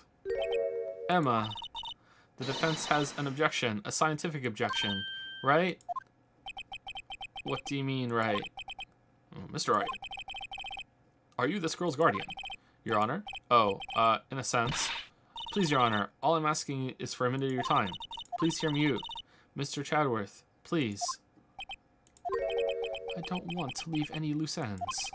You want a minute? I'll give you 3. Aw, damn. Wow. I was kind of in shock. I mean, finding out the SL9 incident referred to the Joe Dark killings. Now that she mentions it, the names of both Sky sisters were in that file. 2 minutes, by the way. That's when I figured it out. I mean, what Officer Marshall was trying to do that day, so I knew his fingerprint had nothing to do with the crime. That left only one thing, the other handprint. You mean the traces of blood found on Detective Gumshoe's locker? But no fingerprints were found on it, right? No, but I figured if I examined it scientifically, I'd be sure to find a clue. So I ran over there and looked at it again. How did you get in without a fucking ID card? So, did you find something? How'd you get in? No. Huh? Sorry, I guess I'm not much of a scientific investigator after all. 60 seconds. Is that all? Please don't be mad. I'm just a high school student. And I'm just an attorney. But Mr. Wright, those traces of blood are the only clue we have. If we can't find something wrong with them, please, Mr. Wright, you're a professional. If anyone can save Lana, it's you. Me? Oh boy. Time's up. Now then, Mr. Wright. With regard to the incident at the police department, does any reasonable doubt remain? This game is just full of these moments where a character is like, no, I object and I've come to save the day, and then they just stall. It happens quite a lot. It's so weird. It appears the defense is troubled by the other blood mark. Looking at the floor plans, a handprint was discovered around here. Is there a problem with this? It wasn't in the camera. Mr. Wright, I'm sorry I can't be of more use, but still. If you can't find anything wrong with that blood mark, Lana will be... Please answer my question, Mr. Wright. We don't have all day. Yes, Your Honor. If I've ever needed to concentrate, it's now. What could be wrong with that handprint on Detective Gumshoe's locker? Could there be something I'm missing? I object. Yeah, I object. Oh, yeah. Mm-hmm. This handprint left at the crime scene clearly shows a contradiction. The only thing that seems clear is your grasping, Mr. Wright. You've been staring pretty intently at those floor plans. Tell me, is there a problem with them? Yes, this is strange. Take a good look at these floor plans. Something is missing. Missing? You mean something hasn't been drawn on there? Yes, something that, when drawn, will completely change the meaning of the blood mark. Well, let us pray the defense isn't simply trying to buy time. Very well, Mr. Wright. With all this evidence here, there's got to be something I can use. The question is, which item can prove something is missing in the floor plans? The blue badger? Because it's... Like, how did we get the thing here? But it's blocking it. The handprint could already be there, right? Why can't I fast forward? Oh no, I can't fast forward. I'm looking at it. Is it this?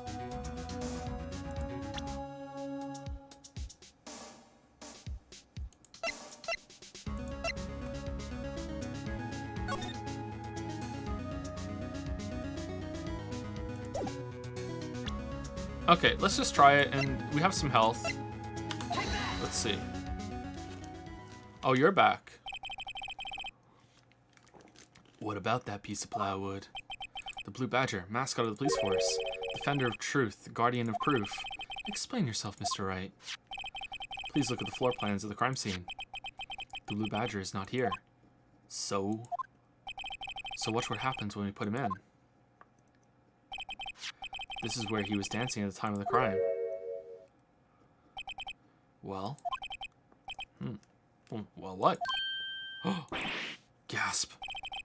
That's right. So long as the Blue Badger is dancing here, it would be impossible to place a handprint at this spot on the locker. I mean, no, but okay.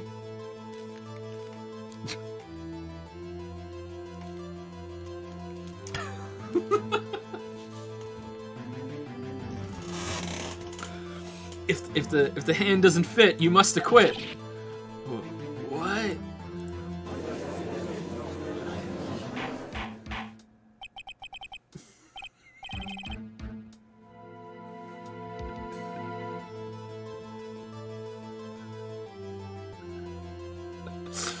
Oh, so that means just exactly what does that mean? It means it can't be done. Well, what are you saying? Blood traces were undeniably found on that locker. Don't look at me. I didn't put it there. Mr. Wright, think it through scientifically. Emma, on that afternoon, Officer Meekins was the one who brought the Blue Badger to the evidence room, right? And he's fucking blind. He might have just missed the handprint when he put it there. After he put it down, it would be impossible to leave a handprint on that locker. So that must mean this blood mark was left there before the Blue Badger was brought in. Just one moment. I will not allow such far-fetched balderdash in my courtroom. Not this time again. No. The last 10 times, sure. We parrot on the stand. Yeah, that's it, yeah. It may sound far-fetched, Your Honor, but it's the only possible explanation. On February 21st, in the police department's evidence room, blood was spilled not once but twice. But how? One time was captured on this tape, taken by the security camera. Officer Meekins cut his hand from which a trivial amount of blood fell. The problem is, the other time... I mean, certainly after this was moved, there was blood from the cut and whatever that someone might have accidentally touched the locker. Like, this isn't conclusive, but okay, let's see where it goes. Someone bled prior to the struggle shown on this tape. It had to have been. It had to. Can we see the tape before the Blue Badger went in? Like, where's the other tape? It's 6 hours. Why do we only have this short time? Detective Goodman, when he was really murdered.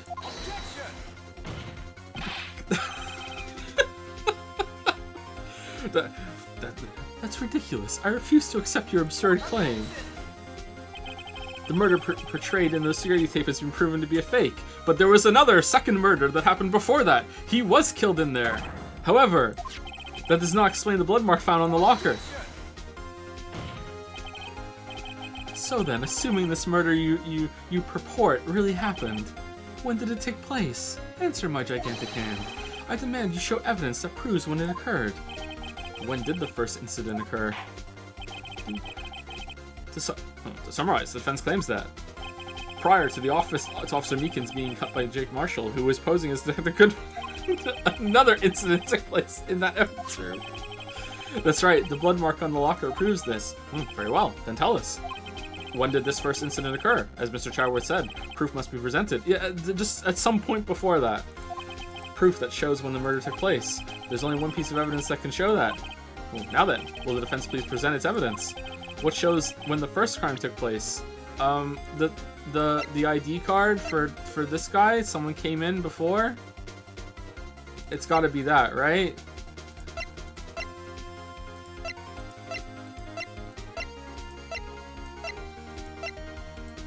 It's gotta be. Wait! I'm a lawyer! Aha! This is a proof! It's quite simple, you see. If it's so simple, then don't get it wrong. Huh? If Paul was an acceptable excuse, we wouldn't need police. The first crime took place before the Blue Badger was brought to the room, right? Say, when was the Blue Badger brought there anyway? Don't we have a chart listing a bunch of times or something? Huh.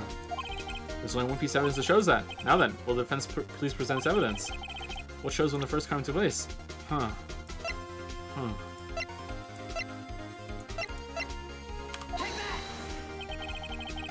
If the crime took place inside the evidence room, then the killer would have had to enter it. In order to do so, an ID card would have been required. An ID card. Oh, the ID card record. What about all the times on February 21 before 420? Oh, 420, bros. 420. Officer Meekins brought the Blue Badger panel into the evidence room at, let's see here, 4:50 p.m. If the crime took place before that time, then it would be 4:40 p.m.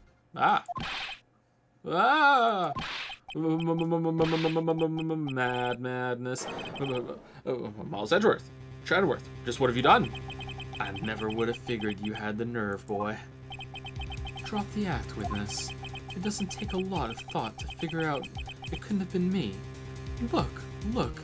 My hand is way bigger than that handprint. There's no way.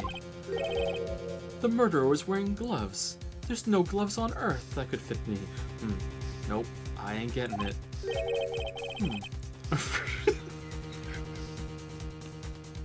Alright, are we tired of the hand joke? Because I've done it so many times.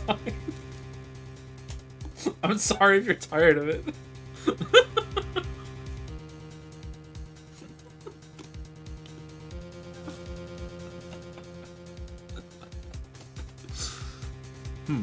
I'm afraid I don't understand either. It's clear from the luminol test that blood was there. However, when the second crime took place, both Officer Meekins and Officer Marshall failed to notice the blood. That means blood from the first crime was wiped away by the real murderer. I would have had just 10 minutes to murder the victim, carry his body away, and clean up the blood. Unfortunately, that's physically impossible. That would mean the crime must have taken place before Mr. Chadworth entered the evidence room. I mean, well, Officer fucking Marshall crept behind the camera, took all of his clothes, opened his locker, stuffed the clothes in there, closed the locker, wiped the blood off the locker in 10 seconds. So, like, I think in 10 minutes, who knows what you could do on anime time, Chadworth? Let's look at the chart again. There's only one other card number remaining, 777, 7777. Let's see, like a bunch of sixes would be close to the devil, right? So that's Gantz for sure. Talk about a lucky number. But wait, that doesn't make sense. How could Detective Goodman have entered the evidence room? Since there's no record of his card being used beforehand, he must have entered along with the real murderer. Yep, that makes sense. That's the only plausible explanation. He went in with 777, 7777. Chadworth, please look into this ASAP. Wait. What's 7 sevens upside down?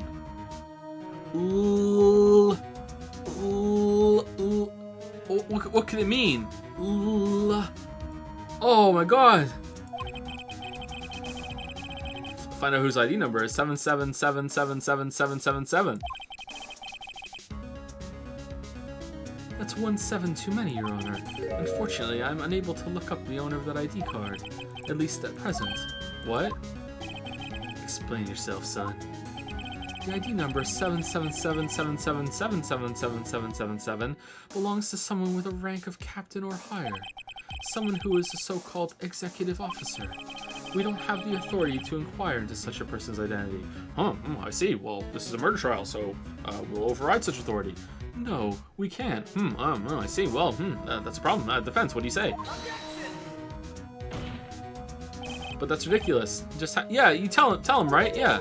I'm not finished talking, Mr. Wright. There is one situation in which we can be granted such authority. If it's a murder trial. If an official charge filed against an executive is accepted. What? An official charge. You're all alike, aren't you? With your cover-ups and your forgeries. You just did both of them. That's how the prosecutor's office operates. I take pride in my work, Officer Marshall. You would appreciate it if you would keep your slander... Sorry, I would appreciate it if you would keep your slander to yourself. Slander, is it? Oh, shit. Let me ask a question. Yes. No, not to you. To her, the defendant sitting over there. Your own little executive. But Lana... Well, Lana's in the room? Don't be stupid. She's been charged with murder. Of course, we've looked up her ID. If the defendants are always in the room, why didn't Chadworth recognize the parrot guy that he got on the boat with last trial? Of course, we've looked at the number, and it's not 7777777. Don't play me for a fool, partner. That's not what I want to ask. All I want to know is one thing about that incident. The SL9 incident. Answer me this, Chief Prosecutor. In that trial 2 years ago, did you really only use legitimate evidence? Oh, she's finally here. Do you need the witness to repeat his question, Chief Prosecutor? I heard him fine, Mr. Chadworth. 2 years ago, I was in charge of the prosecution for that trial. At the time, we felt the powerlessness of the law. At least, I did. But Lana, I became a prosecutor in order to suppress crime with the law. But before I realized it, we were the ones being suppressed by the law. Defendant, just what are you saying? I'll ask you again, Chief Prosecutor. Just rotating stands here? I'll ask you again, Chief Prosecutor. During that trial 2 years ago, did you really present all the evidence in court? Now let me jump off real quick and you jump on. You take your turn, then when you're done, I'll jump back on. Can you look at me, an investigator in that crime, in the eye, and say that you did? Oh, Chief Prosecutor, you didn't. Alright, you're back on now. You can talk. I don't have to, Officer Marshall. Ugh. Why won't you answer him? Drastic crimes require drastic measures. That's just the way it is. Things will never be the same. We did what we had to, in order for him to get the verdict he deserved. Are you like on a rotating floor here? But Lana, even if it involved forging evidence.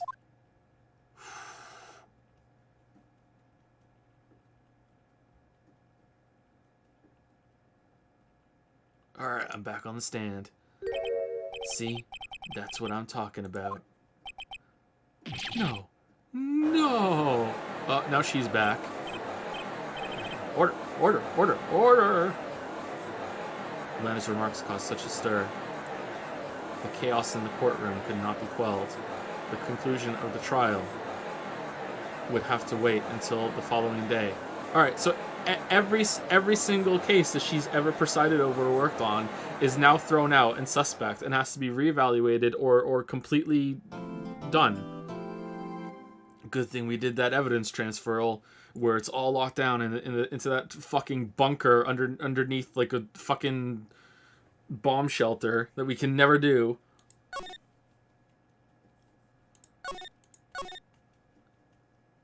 Then I think they would just let them out then, right? Like if all the evidence is gone, but they know that they just admitted they forged evidence, they would just all be let out. February 24, 3:12 p.m.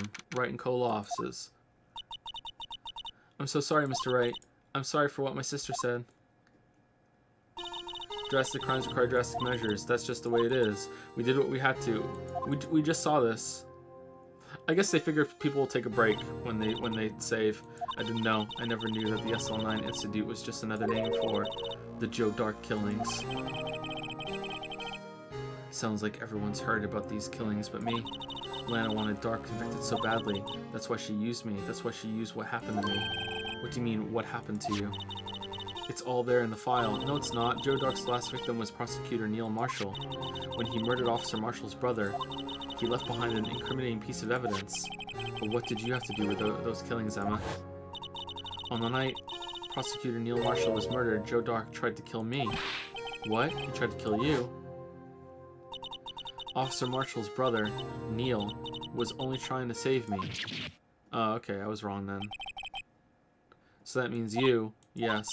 I was a... Alright, so my off-the-wall theory wasn't right. That's a shame. I was a witness in the Joe Dark trial. I didn't see that one coming. God damn it, that would have been good.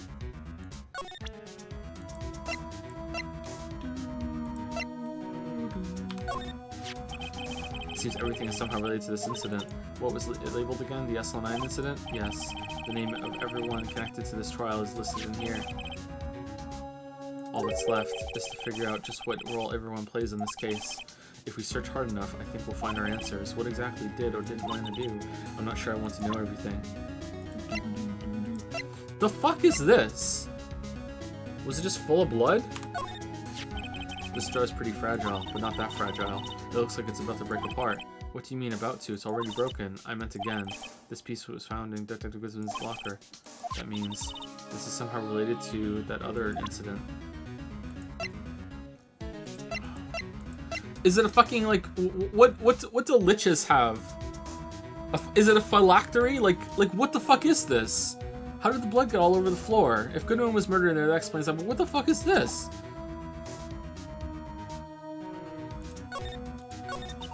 It happened 2 years ago. It was right about this time of the year, too. There was a terrible thunderstorm that day, unusual for this season. I was alone in my sister's office. We were planning to eat dinner together when she finished her work. Then suddenly, this terrifying man came bursting into the office. Joe Dark. It seemed like he was running from someone. He pulled out a knife and screamed at me. I didn't know what was going on. Just then, Prosecutor Marshall showed up. Jake Marshall's brother. Joe Dark tried to take me hostage, but before he could, Mr. Marshall tackled him. Then, what happened? I'll never forget it. Lightning struck, and the lights went out. Suddenly, it was dark. Joe Dark. A bolt of lightning flashed outside the window, lighting up the office for an instant. What I saw then burned a permanent picture in my mind. I can still see it now. Someone was dead, but I didn't actually see the killing. But it had to have been them. What else could have happened? A permanent picture? I don't remember the moment when Dark stabbed Mr. Marshall. Of course you don't. So you weren't able to testify about that. No, I was only asked about when I was attacked. That must be why Lana made up the crime. Made it up. You mean provided bogus evidence? The prosecutor office wanted that guilty verdict so badly. Lana forged the evidence and Mr. Chadworth used it. It wasn't actually Joe Dark. It was fucking Saul Goodman in a Joe Dark mask. Edgeworth? Chadworth? Yes, but I'm sure he didn't know anything about it. He couldn't have known he was being given false evidence. Even so, that's when it all started. The rumors about Mr. Chadworth. I mean, it's all my fault. If I could have just testified properly, none of this would have happened. So it's true, even though he may not have known it. Chadworth really was involved in falsifying evidence. After that case ended, Lana was never the same. She became cold like she is today. She must not have been able to face up to what she did, especially not to Emma. What did you see in the incident that the crime occurred?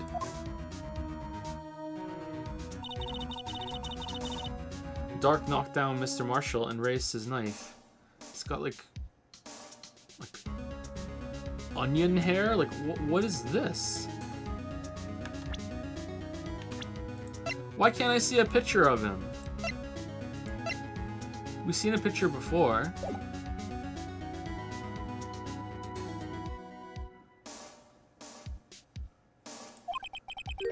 Neil Marshall was stabbed right in front of this poor girl.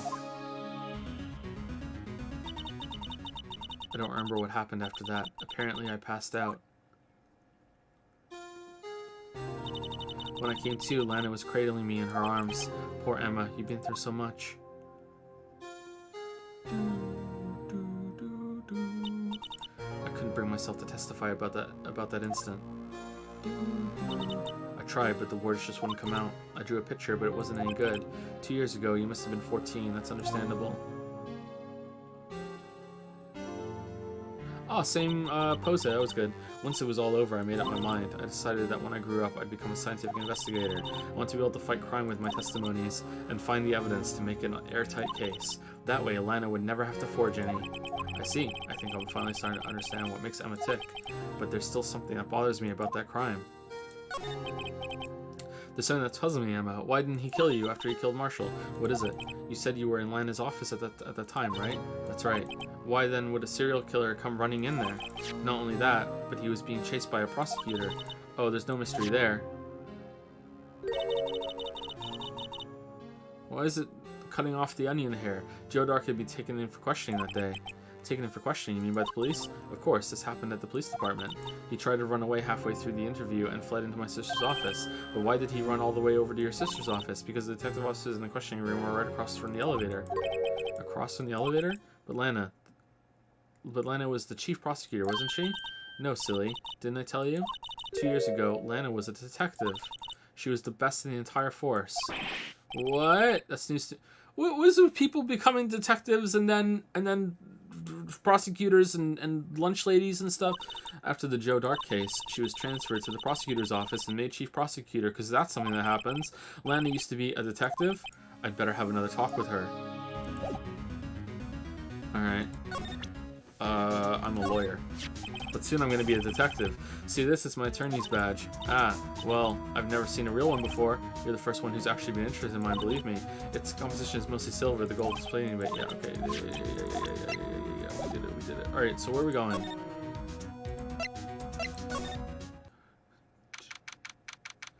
February 24, Detention Center, Visitor's Room.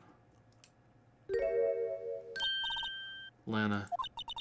Mr. Wright, it seems I keep causing you trouble. Falsifying evidence. I didn't think you were either type. So there was a like a thunderstorm and it cut the power out during that struggle. And they were on like a floor where the elevator was. I hope no one was in the elevator when it happened. They might have suffocated. Criminals don't mind playing foul. Why should we? But Lana, if you're wrong, an innocent person might be found guilty. Believe me, I understand the risks. I just don't give a shit. Lana, Emma told me about you. Oh, about how you were a detective 2 years ago, and how the SL9 incident was the reason for your transfer to the prosecutor's office. That's right. Could you fill me in on the details, especially about that unusual change of jobs? I suppose you have a right to know, Mr. Wright. Okay, what about this evidence here? What do you think of this? Attorneys and prosecutors have no business showing evidence outside court. It's taboo, especially when the interests of both parties are involved. She really means it. But where... Lana, we're your lawyer! We prepare for the case. No wonder you have to forge evidence. You're fucking shit at it. Today's trial. A lot of revelations were uncovered at the trial today, not least of which was the fact that this case is largely connected to another one 2 years ago. Evidence from that case was stolen as well, though I suspected as much. I know how obsessive Officer Marshall can be. That trial, it really wasn't fair, was it? I believed in you, Lana. I believed that no matter what happened, you'd always stick to the truth. It couldn't be helped, Emma. At that trial 2 years ago, I sold my soul. Well, all drama aside, the fact of the matter is, at 5:15, there was no murder at the police department. Tell me it's not true, Lana. What the witness, Miss Starr, said about you stabbing Mr. Goodman with a knife. Lana, I don't understand. Why won't you tell us? Emma, this doesn't involve just me. Please turn around completely. I don't think I've ever seen Lana look so fazed before. I mean, I've only known her for 2 days, but whatever. It's true. I was a member of the police force 2 years ago. She was amazing. They still talk about all the cases she and Chief Gant cracked together. Chief Gant? He was the deputy chief of police back then, but he still worked the crime scenes. Damon Gant. He was everything I aspired to be. They were the best team ever. They solved crimes before the reports could even be filed. Emma really idolizes her big sister. But now, you're chief prosecutor. What happens? I always planned on becoming a prosecutor. The reason I became a detective was to gain experience investigating crime scenes so you could use that experience in court, right? Gant's help in the SL9 case was crucial to its resolution. After that, he became chief of police and arranged my transfer to the prosecutor's office. Maybe I should ask more about the investigation of theirs 2 years ago. Dark investigation. 2 years ago, I was second in command of the detectives investigating Dark. Second in command, that means the investigation lead was Damon Gant, right? Yes, Deputy Chief Gant and I shared the same office and the same investigations. They even had the same office. Nice.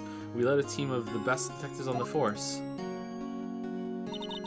Detective Goodman, whose case it was, Jake Marshall, and Angel Starr. It was the first time Marshall worked with his brother. He was quite gung-ho. Without a doubt, Joe Dark was the serial killer. We asked him to come in for questioning. We were desperate for evidence. That was when his final murder took place, when he tried to murder Emma. Prosecutor Marshall was trying to save me from Dark. You see, the first person who happened upon the scene of the crime was me. Now you tell us. Damon Gant and Neil Marshall were the ones questioning Dark that day. So he was being held in a room for questioning, and then he was like, "Oh shit, they're on to me. Better go get in a couple of last kills before I get taken down." So he runs in the room and tries to kill Emma, and then Marshall comes in, he kills Marshall, and then where was everyone else? And then he just leaves? Or was he arrested on the spot after that, or what? I don't understand the context here. Damon Gant and Neil Marshall were the ones questioning Drake.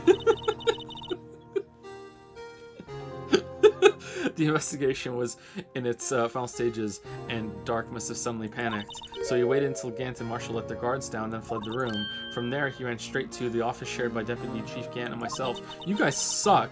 That's where he found me. So you were the first person to run to the scene, Lana. It appears so. I was filing some papers while Gant and Marshall were questioning Dark.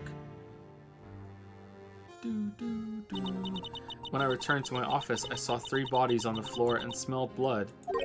3 bodies. Prosecutor Marshall, the victim, Emma, who had passed out, and the suspect, Joe Dark. Was he playing possum?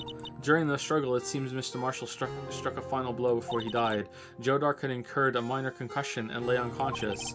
What did you do? To be honest, So he gets stabbed in the back, and then and then he punches him, and then he falls over, and then he falls on top of him like that? To be honest, I panicked.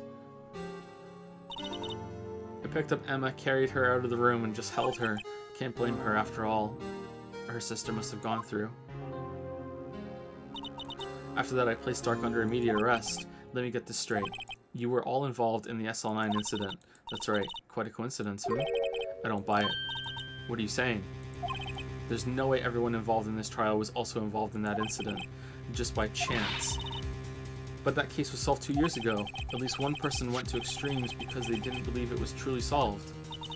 Officer Marshall. Yes, his actions came as a surprise to me as well. Ever since his brother died, he's changed completely. He wasn't always a cowboy. I guess he wasn't convinced with the ruling against Joe Dark. Life doesn't end with the closing of a case. Everyone has to live the rest of their lives with their memories. That case just might not be over yet. Emma was assaulted by Dark at the police department, right? Yes, in the office that Damon Gant and I shared. The office that Mr. Gant now occupies by himself. The chief's office. Maybe we should have a look at the chief's office, the site of the final SL9 murder. Oh, alright.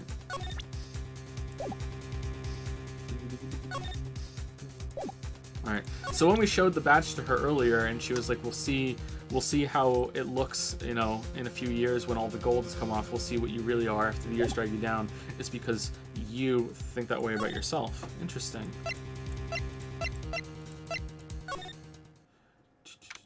February 24, prosecutor's office, underground parking lot. No one's here today, not even Miss Starr. Everyone's probably busy looking into what exactly went down in the evidence room. That must be where the detectives are. But we proved in court today that on the day of the crime, no one was murdered in the evidence room at 5:15 p.m. Yeah, I thought we were finally making some headway in our case, but instead it looks like we just ended up making Lana look even more guilty. Hang in there, Lana. I've got to find all the answers by tomorrow.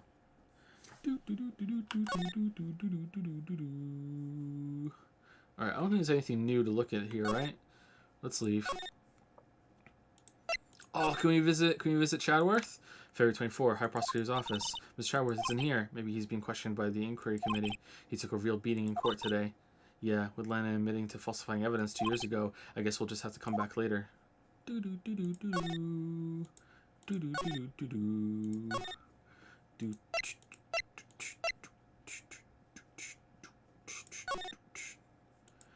February 24, Police Department entrance.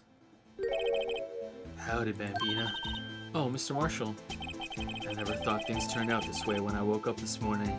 I've just been fired for abandoning my post, not doing my job, sneaking into the evidence room, knocking out an officer, trying to steal evidence, leaving blood, carrying up the evidence, lying in court, doing a bunch of bullshit, not finishing my spaghetti. Queer Sarah, you never know where life will lead you, eh, Bambina? I should have known my luck had run out when old Billy dried up this morning. Billy? Must be his pet cactus. Say, where are you headed? Just over to the prosecutor's office for a little interrogation. It's a voluntary appearance, but we all know I won't be coming back. Sorry, but you can't go in the evidence room today, partner. I'm not there to turn the button on. But Mr. Marshall, why did you do it? Why do prospectors head west?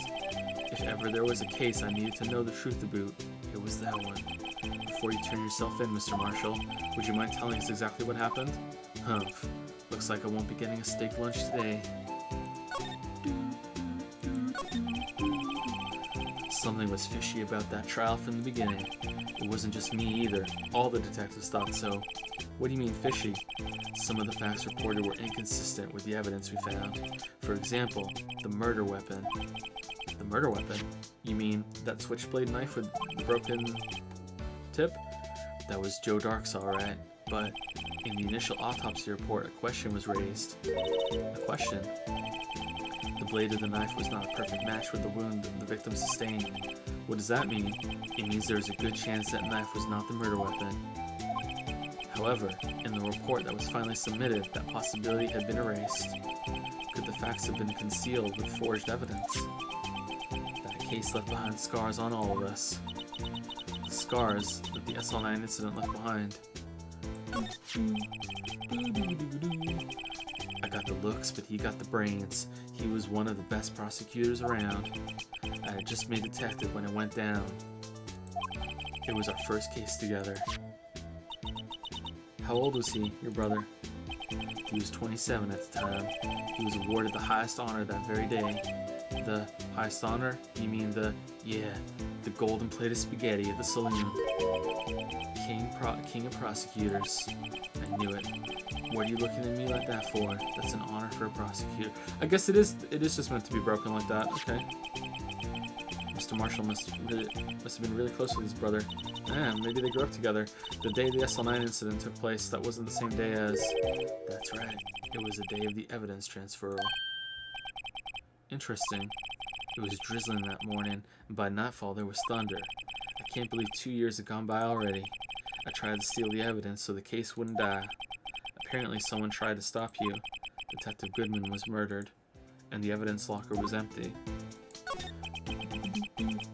There was something going on behind the scenes in that case. We all knew that later.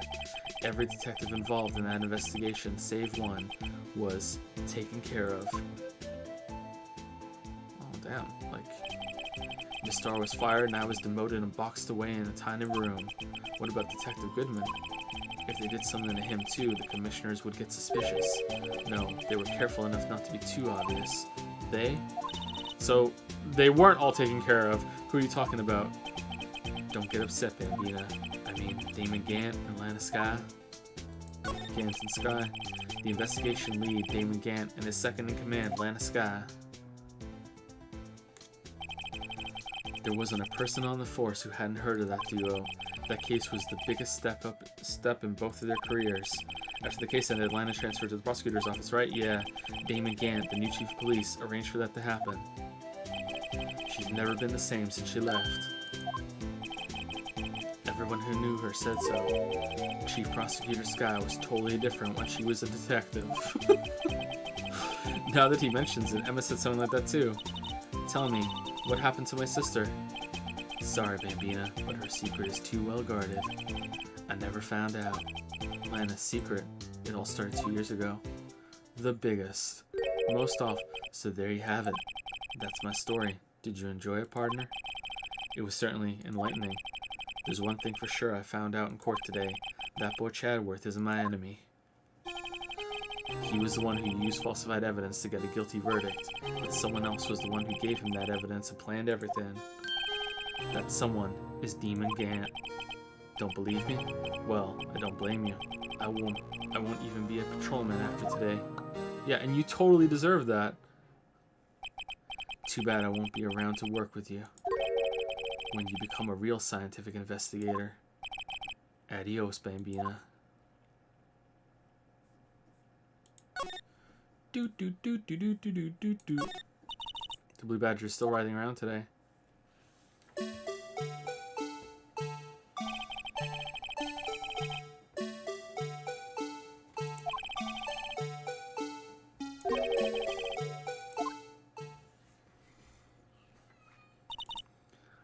Can I take out his batteries? I just can't help but feel he's going to do something naughty.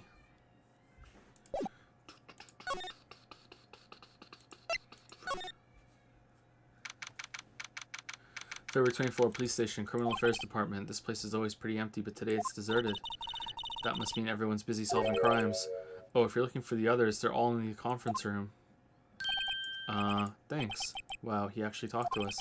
With the chief prosecutor saying what she did and the decision about what to do about Mr. Chadworth, not to mention our statement to the media and tomorrow's trial, there's more chaos going on than Thanksgiving and Christmas put together.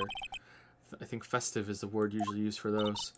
Sir, we'd like to have a look around Chief Gant's office. Just use the connecting hallway to the other building and take the elevator to the top floor. Really? You mean it's okay for us to go in there? I mean, we aren't police officers or anything. Hey, you're right. You can't go in there. It's off limits. Now I see where Detective Gumshoe gets his unique charm.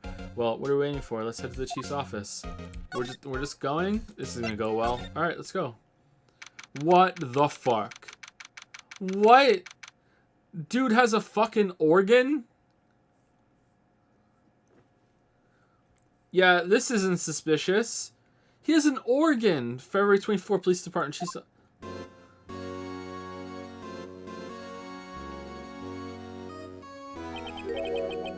Whoa, where am I? In the chief's office, silly. At least that's what it said on the door. Check out that pipe organ. That's real, isn't it? Hey, I used to take organ lessons in kindergarten. They used to call me Little Miss Bach. I thought... Oh, shit. Why did it skip? I never could remember where C was. Uh-oh. Oh, it's you two. What the fuck are you doing in my office? Chief Gant. He put that paper he was reading in his desk. So, Righto, have you been swimming lately? No, I haven't. I've been kind of busy lately. I can appreciate that. I've had my hands full too with Mr. Marshall's misconduct. And Lana's provocative statement. Provocative statement? You mean about the forged evidence? 2 years have passed since that incident. My, how time flies. See that big picture on the wall over there?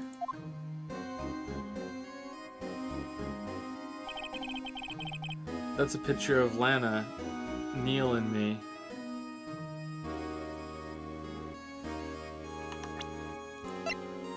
How come he gets a sword?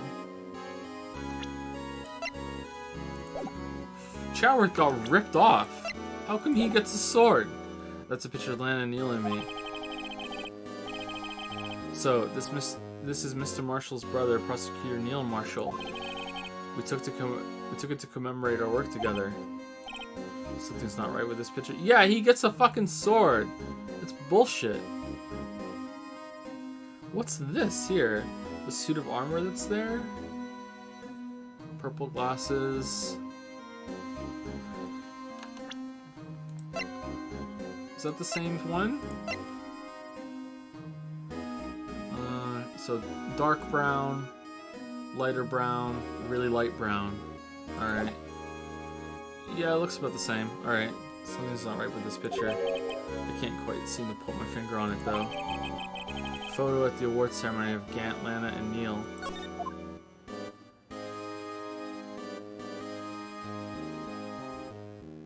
There's that over there. Okay. Anyway, I like to reminisce all day, but there are matters that need my attention. I'm going to lock up here, so let's go out together. Oh. But this office, it was a crime scene 2 years ago, wasn't it?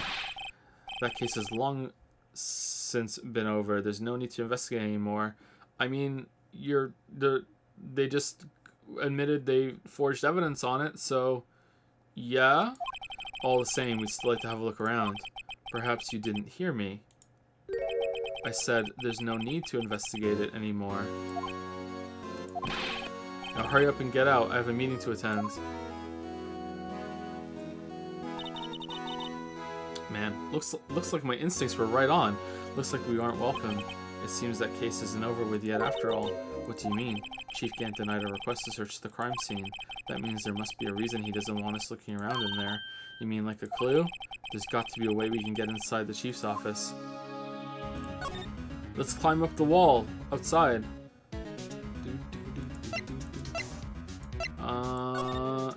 Let's get Lana to call in, and then we'll sneak in.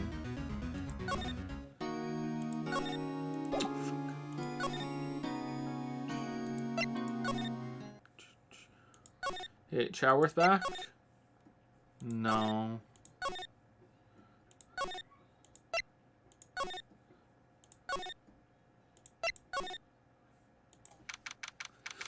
February 24, police station, Colonel Fitzbarn. Hey, pal. Is that the gumshoe? Aren't you supposed to be in a meeting? I'm, just taking a breather. My feet hurt. From sitting so long? Actually, from serving everyone coffee. Sounds like Detective Gumshoe's still out of the loop. Say, have either of you seen Mr. Chadworth? Chadworth? No. Why do you ask? He's under fire from both the police department and the prosecutor's office. It's almost like the battles between you two in court. That sounds serious. Is it because of what my sister said? That's basically what it all boils down to. That falsified evidence 2 years ago, and possibly in every trial and case that she's ever did, ever. Now Mr. Chadworth has the whole world after his blood. Yikes. Doo-doo. But why would Chadworth be blamed? It's not like he knew the evidence was forged. Lana Skye is the guilty party here, isn't she? Regardless, the prosecutor is responsible for the evidence they present in court. Not only that, but as you know, there have been a lot of rumors going around about Mr. Chadworth. His amazing talent as prosecutor has kept him safe from those who don't like him.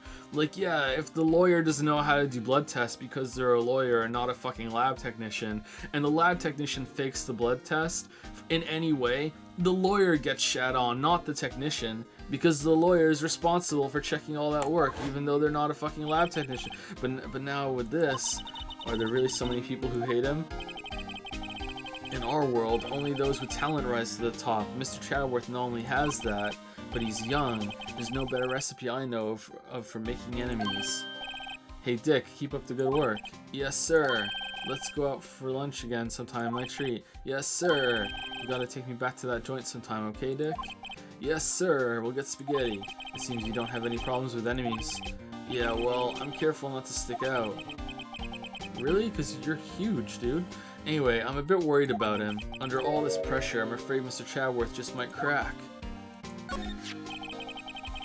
Actually, I took a look at the file earlier while the coffee was brewing. He seems genuinely concerned for Chadworth. Well, did you find out anything? The only evidence Dark left behind was during his final attack. What fucking game has the love triangle between Phoenix, Gumshoe, and Chadworth?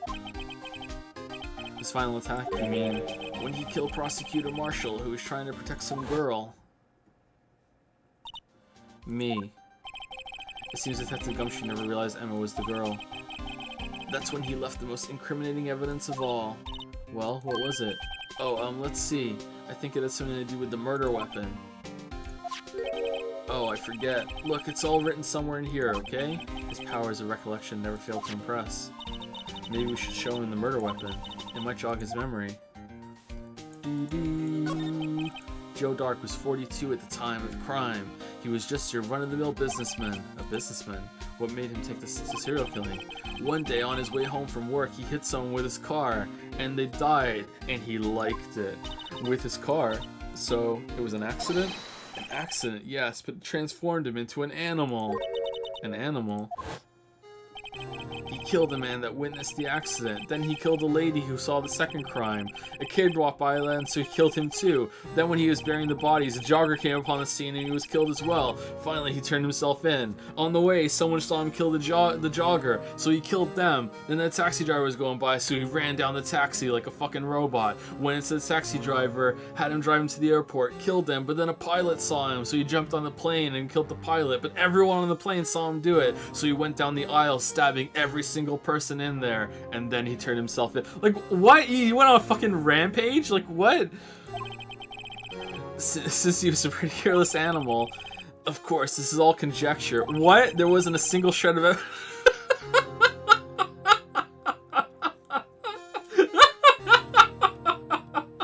This is so fucking stupid. So he turned himself in. Yes, but in the middle of his questioning, he fled and murdered his final victim.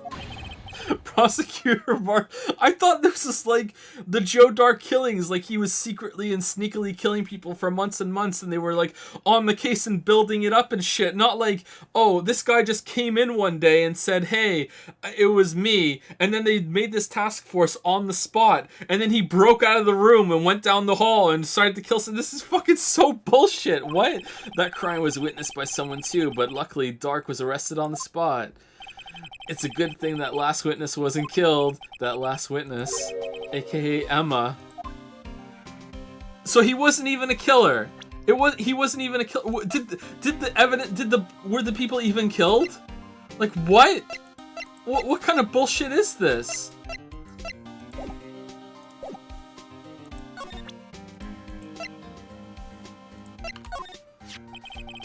About this. Hey, is that? It has a tag attached to it with the label SL9 Incident on it. I believe this would be the broken murder weapon you were speaking of. What are you doing with that? Ever since that case was closed, that knife's been locked away in a locker. On the day Detective Goodman was murdered, this suddenly disappeared from the locker and was found in Mr. Chadworth's car muffler. That's it. Now I remember what that incriminating piece of evidence was. When you showed me that knife, it all came back to me. Well, what is it, Detective? Quick, before you forget again.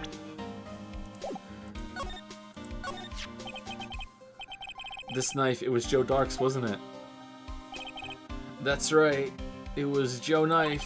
We traced it back to the store he bought it at. Plus, it had his fingerprints on it, too. But no one actually witnessed him using it to murder anyone, right? That's where his luck ran out. When you take a good look at the knife, you'll see it's broken. You don't have to take a good look to notice that. Didn't the knife not match the wounds, though? Well, yeah, anyway. So there were killings. Take a guess where the broken off tip of the knife was found. Wow. What the fuck? I'm so confused about how this happened. So, like, 6 people were killed in one day? What was it? It was the guy ran over in his car, then he killed a witness, then someone saw that, then he was burying the bodies, he killed them too. That is 4? 5? There were 5 murders? The knife was found. That's what did him in. Where was it? So in those murders, the wounds didn't match the knife, according to Marshall. The victim, Neil Marshall, was carrying it inside his own body. It was found deep inside the stab wound. Did it match Dark's You bet, down to the last fiber. That's pretty conclusive. Neil's autopsy report added to the court record. Stabbed in the back, died from punctured heart and lung. A knife tip was in the wound. How big does a knife have to be to get to your heart through your back? I guess it depends on the size of the victim. It had to be a pretty how deep is your heart? Closer to your chest, or like the front of your chest, or the back of your back, if that makes sense? I don't know.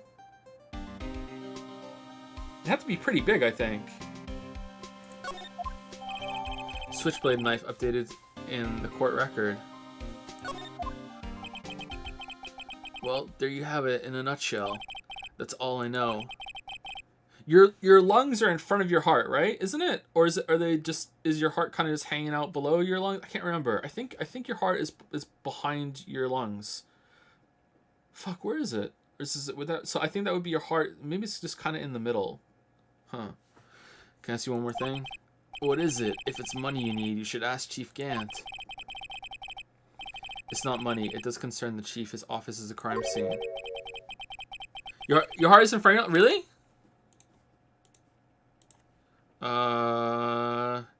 Human anatomy. Gray's Anatomy. Here we go.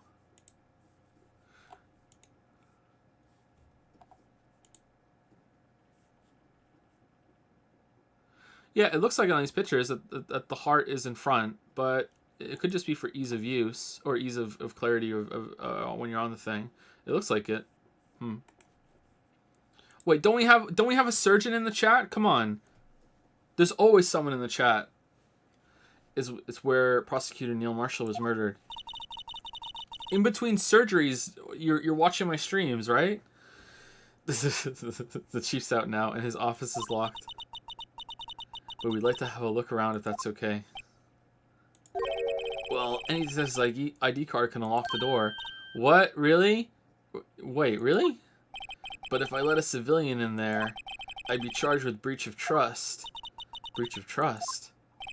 Simply put, I'd be canned. Oh, sorry, pal. I don't plan on getting fired because of you. Chadworth, though. How about this ID card? It was Detective Goodman's. That won't work either. The data was deleted the day he died. Wow, they're very, quick. Oh. So in other words, Gumshoe is our only chance of getting into the office. No! Fucking Lana! I wonder if there's something we could show him that would make him change his mind. Let's go get Lana's card. Hey, we have, we really like the Blue Badger. This guy almost made us lose the case today. What are you talking about? He was guarding the bloodstain on that evidence locker with his life. That's more than you can say about most officers nowadays. It would have saved us a lot of trouble if he hadn't guarded it so well. I have to admit, he's right though. Thanks to the Blue Badger, we were able to prove another possibility today. The possibility that another murder took place prior to 5:15. Alright, what are we showing him then?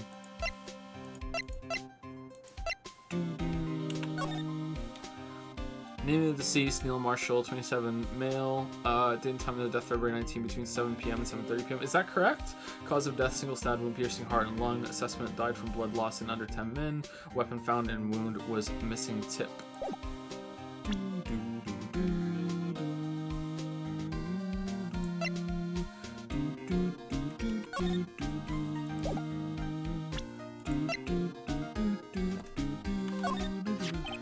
I've been studying up on those files. There's nothing wrong with Mr. Chadworth's presentation. To think people are accusing him of injustice.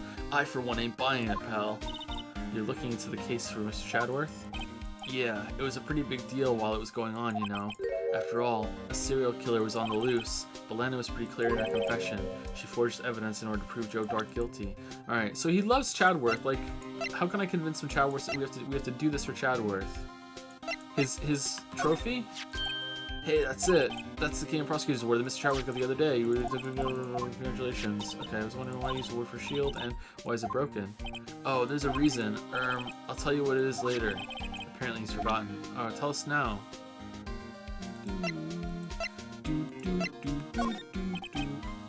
Let me share a little advice with you, detective. You don't have a clue, keep your trap shut. Alright. Time to go through fucking everything. Heart is much closer to the front of the body. You can look up a transverse section of the thoracic. How do you say that? Isn't it thorax? Thoracic cavity for images? Okay, cool. Lungs kind of go around the heart, but most of the lungs are in front of heart. Yes. Okay. Make your argument. Do do do do do do do do do.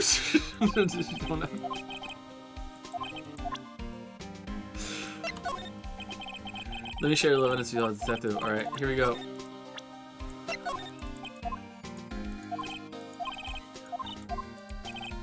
He said, Dick, she'll listen to all your troubles. Note to the cactus. Hard to believe he's just a patrolman now, so we're not straight place with him. What? Why are you looking at me like that? About that jar. I think I've seen it somewhere.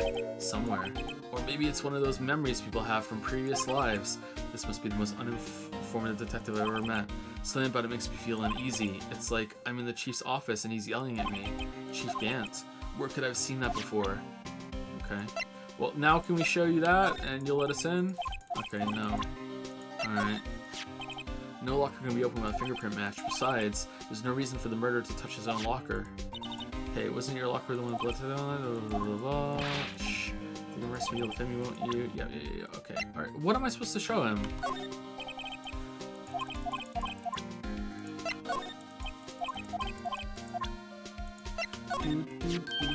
Oh, lost sign report, huh? Very impressive that you know it was right off the bat. Well, I'm a master of replacement, you know. Master, that has such a cool ring to it. The way I see it, if things are meant to be lost, then they're meant to be lost. Ooh, write your own and lose your card. There's a higher power at work here. Wow, higher power. Maybe I shouldn't let Emma hold any evidence.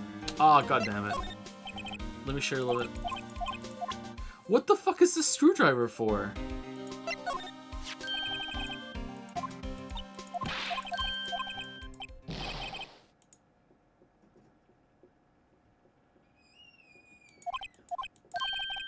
If it's any help, one time I took a nap on a bench with wet paint.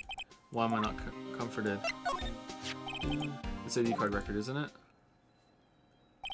Yes, there's only one number left to investigate at 4:20 p.m. The victim, Detective Goodman, must have entered the evidence room along with someone else. Someone with an executive officer number. 77777777. That's one 7 too many, Detective. An executive officer. I just might have a hunch. Now we can go around detecting blood traces too. Wow, is that a new type? I've never seen that bottle before. Add 3 inches to your base height. Base height? Let me see that. Looming tall, new and improved growth formula. You mean this can't detect any blood traces? Well, it's not quite the same thing as luminol. So that's why the lady at the counter had that smirk on her face. Damn. Oh, about this. Hey, is that as a tag? Okay, so we already did this, right? Okay. Skip. I'm sorry this is tedious. I don't know what it really wants me to show. It said show him something. And I went through all the ones I thought would work.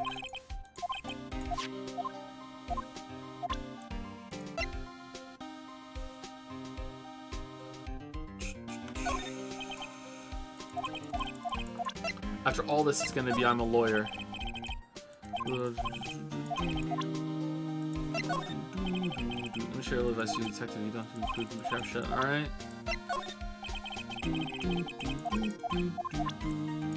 Oh, we did the badge already. Shit.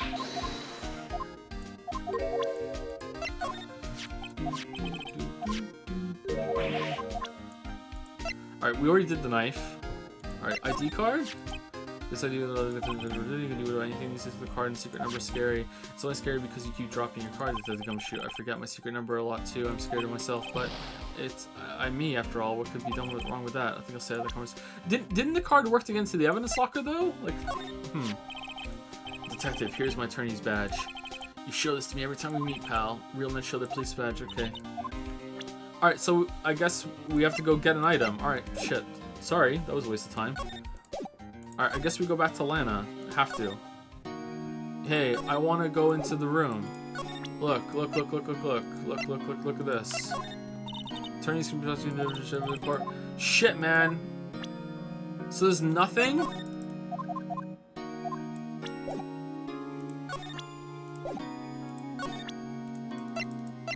Will she look at anything? No? Okay, I think that means she do anything. Okay, I guess Chatterworth's available then.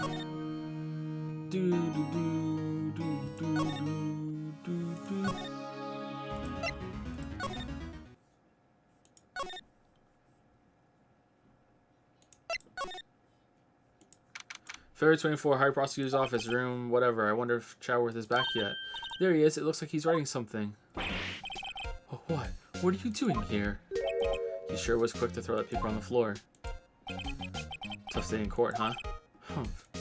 I've had to live the past 2 years with rumors flying around. What's another allegation to me?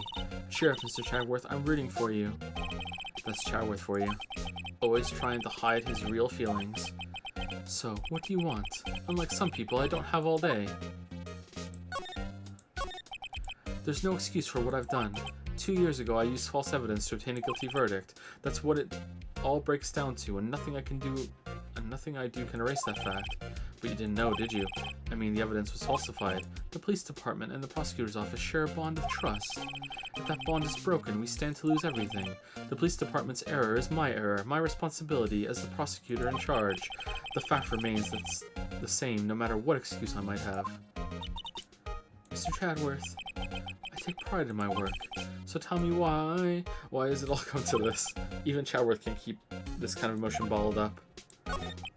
It's okay, Chadworth. We'll give you a really good back massage later. Are you up for the trial tomorrow? Humph. First, last year's trial, and now this one. It seems all you do is worry about me. To be honest, you're getting on my nerves. But Mr. Chadworth, you can't just walk out on the trial. Tomorrow is the last day. It's too late to change prosecutors. I'll bet that's what my superiors are banking on. I never thought that case would come back to haunt me like this. What do you mean? The list of evidence. It seems too short. Most lists run twice as long. It's only half as long as most lists? That is odd. After Neil Marshall was murdered, I became prosecutor for that case. I may not have been part of the investigation, but I knew what I had to do. Use the evidence I was given to prove the suspect guilty. But you know what? Like, found like attacking someone in the office, and the police officers are saying that's what happened. That's pretty much a slam dunk. Like it's bad, but at the same time, like you can't just go along with them lying. Like, holy shit. That was really the only thing on my mind at the time. Say we just saw a picture taken around that time. That picture, something seems strange about it. Community challenge complete. Damn. Some of you have a lot of coins. So is this more fun than doing the 20k? Are you guys enjoying this more? Seems like it. Well done. Well done. I'll take 1 million off at the end of stream, and we'll have a new one running tomorrow. Maybe it needs to be more than 1 million. Maybe it needs to be 5 million. That picture, something seems strange about it. See, the thing is, it's got some fanfare to it. It's up there. Some people might contribute coins without really knowing what they're doing, just to be part of the group. I just kind of feel like, I don't know. I kind of feel like maybe the weebs are getting non-weebs on, and they don't know what they're voting for. I'm curious. It's 2k max per user. I can't go any higher. If it can go higher, I'll look for it, but I didn't see any way to turn it higher when I was doing it today. 2k max is the default, I think, but I'll see if it can go higher. Could you tell us again about what happened that day? The day Detective Goodman was murdered, you were participating in a ceremony over the station, right? I've never cared for ceremonies, but I had to attend that one. Because you were awarded this? Those receiving awards can't exactly skip out on the ceremony. I finished up at the office in the morning, then drove over to the police department. You finished up at the office? Yes, just odds and ends, clerical stuff. I didn't plan on returning to the office that day. That is, until I was asked to take something back. Take something back? This. Oh yeah, Chief Gant asked you to hold on to that, didn't he? Yes, it was a piece of evidence in a case that was closed half a year ago. He asked me to bring it back to the prosecutor's office. That's the story we heard yesterday. Why? So you came back here to the prosecutor's office because the chief asked you to? That's right.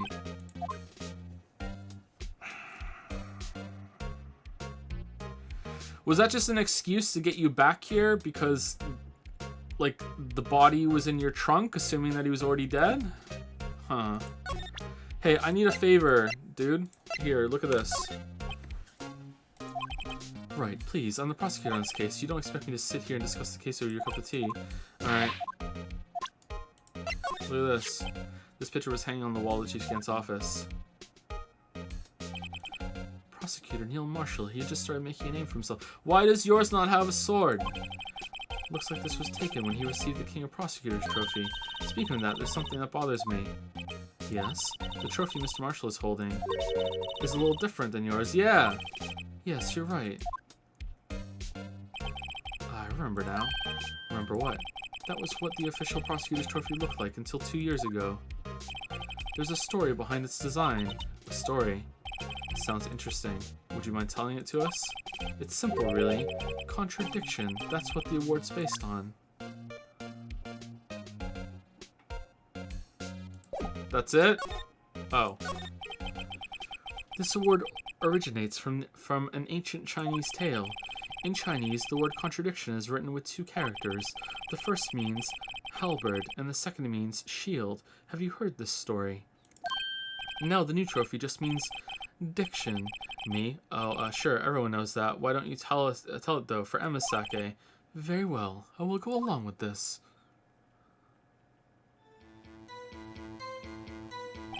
How is this relevant? Long ago in the kingdom of Chu, there was an arms merchant. One day he presented the king with 2 items. The first was a halberd he claimed could slice through any shield or armor. The second was a shield he claimed could withstand any weapon. Wait a minute. Objection! Those claims contradict each other. Very perceptive. But then again, you've heard this story before, right? Anyway, as you mentioned, the very descriptions of these items discredit them both. When the king pointed this out, the merchant was left speechless, and thus the Chinese word for contradiction was born. Oh, I see. So the chipped shield and the broken knife symbolize. Precisely so. They symbolize the merchant's items. The ancient tale ends with the merchant at a loss for words, but it's in our nature to pursue the matters to the conclusion. The merchant was probably executed for lying after that, even if it results in something as ugly as this. Wow. Thanks, Mr. Chadworth. I learned something new today. That's funny. If that's so, then why were you only given a shield? You'll have to ask Chief Gant. 2 years ago, he had the halberd part of the award abolished. Chief Gant. 2 years ago, the halberd was in... How is this relevant? Alright. Hey, can you help us out, Chatworth? Here, look at the rest of the fucking shit. No. Alright. Look at the tape. Look at this. Look at this. Look at this. Oh shit, take evidence in case all this goes back to the prosecutor's office. I have a locker in there as well. Did you notice anything amiss when you were in the evidence room? That room's always dark. Joe dark, and I was in a hurry. I didn't see anything out of the ordinary. Okay.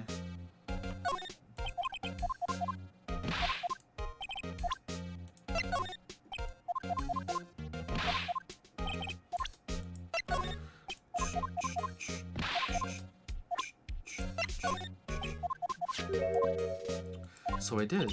Chief Gant gave this to you the day, didn't he? He asked you to bring it to the police department. The chief is a very competent man, but sometimes he does things that don't make any sense. At least it's better than being incompetent and doing things that don't make sense. A certain detective comes to mind. Alright, I think we did that already. Alright.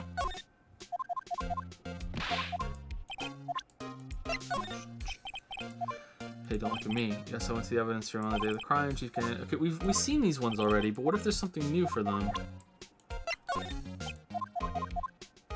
How'd you get blood on your floor, Chatworth?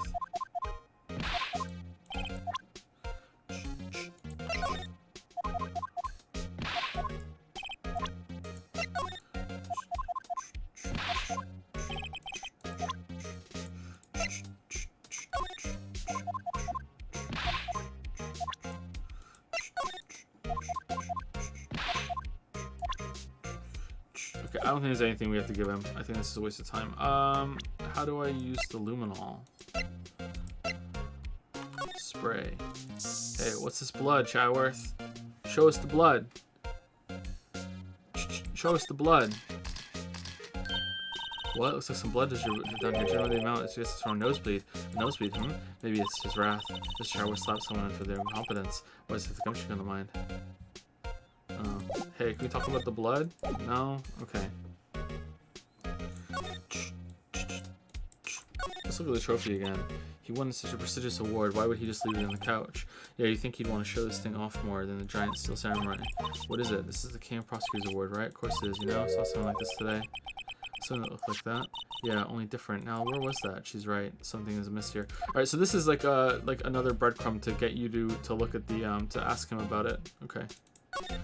Can we pick this up in front of you, Chatworth? I wonder what he was wearing before. Come on, Mr. Wright, let's take a look. Are you crazy? Chatworth is standing right there. Just distract him, I'll check it out. Hey, Chatworth.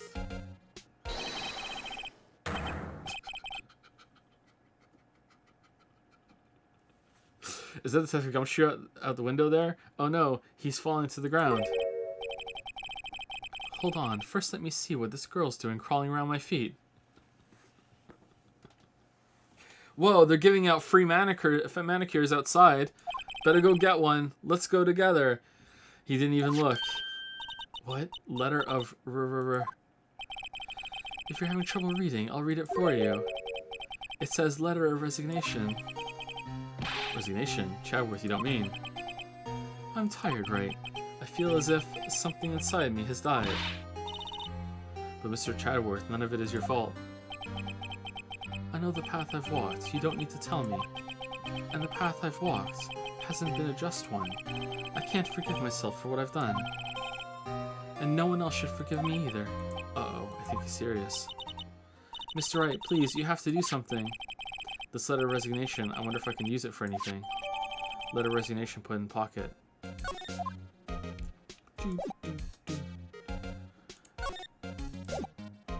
Phoenix, were you not lying about the free manicures? It's very expensive to have these gigantic hands manicured. Sorry, Chadworth. February 24. Excuse me. Would either of you care for a quarter pound of roast beef? Miss Star, I guess she's out of lunches. You certainly are the curious sort, aren't you? Kind of like the first person who sucked a cow's nipple to discover milk. Yeah, I don't think that's how that happened, but okay. Still, I never thought you'd go digging up the case from 2 years ago. Everyone in this trial was involved in the SL9 incident. Not only that, but the murder occurred on the very day that the evidence was the case was due for transferal. This can't be attributed to mere coincidence. Aren't you forgetting something? You know that little scene I happened to witness? The instant Lana stabbed Detective Goodman with a knife, no matter how much of the past you dig up, it won't change what I saw. Roast beef is meant to be savored when eaten. Miss Star's hatred toward Lana. It all dates back to 2 years ago. Joe Dank, that's a name I'll not soon forget. We trailed him for half a year. Oh, What do you mean you trailed him for half a year? He knocked over someone in his car and then got out and then killed someone and then killed another person and then buried the bodies and then killed them and then killed them too, and then he went in and then had himself in. How did that happen over half a year? Was like, oh yeah, I saw that guy run over that car. That's something I'm going to tell the police, but first I need to finish my college degree. Then I'm going to tell them. I hope nothing bad happens to me before it happens. Still, I don't think I was ever more alive than I was then. Those days were steamier than a bowl of hot gravy. Poor old Jake Marshall, though, must have been going through hell. You mean because of his brother's death? They were close, those two. After Neil died, something took over Jake. He became obsessed. Seeing Jake like that made her all the more desperate. Her? Lana Skye. My sister. The best of the best were put on that SL9 case. Of course, they were led by the legendary duo. Wasn't Jake Marshall's first case or first time working with the prosecutor, best of the best? Lana and Chief Gant. No, it couldn't have been his first. After case closed. That legendary pair was the reason we were able to keep up our investigation. That's why we were so shocked over how it turned out. You mean, with the forging of evidence? Don't get me wrong, Joe Dark got what he deserved. Still, it was obvious the evidence produced in court was being manipulated. Items our team never found would suddenly appear, while other items were kept secret. But you don't have proof anything illegal was done. And proof enough of what happened. After that case, all of us save Goodman were relieved of our duties. Most without even so much as an explanation. Then Lana Skye transferred to the prosecutor's office and became chief prosecutor. Lana always wanted to be a prosecutor. Nothing's quite as simple as it appears. Huh? Lana Skye was merely being used as a pawn. That's my take on the matter. She was being used? Damon Gant and Lana Skye. Gant led the investigation, while with Lana second in command, they were the best. They solved all kinds of cases together, didn't they? Damon Gant's magnetism in particular was almost unreal. His magnetism? By that I mean his ability to attract evidence. Like literally, like anything made of metal, just he'd get it. He produced the most incredible evidence in the cases he handled. Incredible evidence? You mean Oh yes, there were rumors about him even back then. No one dared confront him though. I take it she's talking about forged evidence. Back then, everyone looked up to Lana. All the detectives wanted to be like her. Really? Oh yes, myself included. I was a fool, really. She hated anything crooked and always watched out for the other detectives. That's why she was so concerned for Jake. Mr. Marshall. When Jake's brother was murdered, she felt as if she had lost her own brother. If it wasn't for her, I don't think Jake would have recovered from his shock. That's what makes it all the more infuriating. Miss Starr. That's why I'll never be able to forgive her. Why did she have to turn so cold after that? Lana transferred to the prosecutor's office 2 years ago, didn't she? Yes, thanks to Chief Gann's powerful influence. Chief. That's right. Having solved the SL9 case, his position as chief was secured. There was only one thing left for him to control, and then no one could stand in his way. Gee. The prosecutor's office. What? You mean that's why Lana was transferred?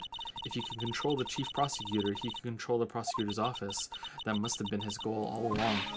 But how could he control Lana? I don't know, but one thing's for sure. Ever since that case ended, she's never been the same. It's only logical to conclude there must have been a reason for her change. At last, I'm finally getting close to the bottom of this ugly mess. Thank you, Miss Starr. You listen to me, rookie. It takes more than just ingredients to create fine cuisine. I hope you turn out to be a better chef than I've been. I'm a lawyer. I don't have anything else to tell you. Miss Starr. Then you use a poppy seed rice set. Talking about cheap. Eat this and maybe you'll be able to tell black from white in court tomorrow. Alright, do you have anything to say about this? Okay, alright.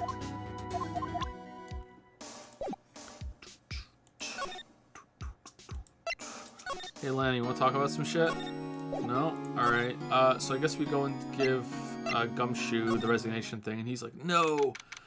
Chadworth, no! February 24 Police Station, Criminal Affairs Department. Oh, you're back. You're still here? I gotta make 150 copies of these files. Brewing coffee, copying files. I'm turning into a regular DJ. You're a DJ as well? If I'm not mistaken, I think he means desk jockey. Oh, that DJ. I gotta admire your persistency, but my answer's still no. I'm not letting you in the chief's office, period. It'd be my neck on the line. The office is the last crime scene in the SL9 incident. I have to take a look in there. There's gotta be something we can do to make the detective change his mind. Alright, so we're over time, and I'm guessing this is the last thing we have to do before we go into the trial, and that trial is probably gonna take at least 2 hours, right? And then there's the ending too. So if we stop now, we'll have a little bit to do before the trial starts, and then we can do the trial. So maybe tomorrow's stream will actually end on time, or be a little early, right? So I think that's what we'll do. Right? Look, can we end this in an hour or no? Do do do do do do do do do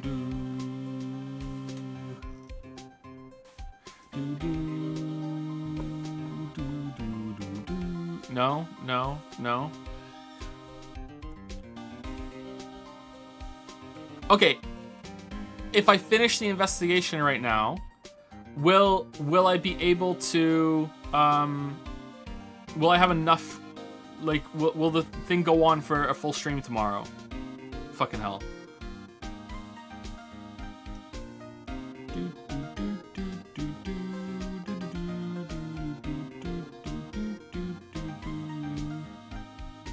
Probably, maybe. We stream the PS5 event? I don't know, I'm not sure.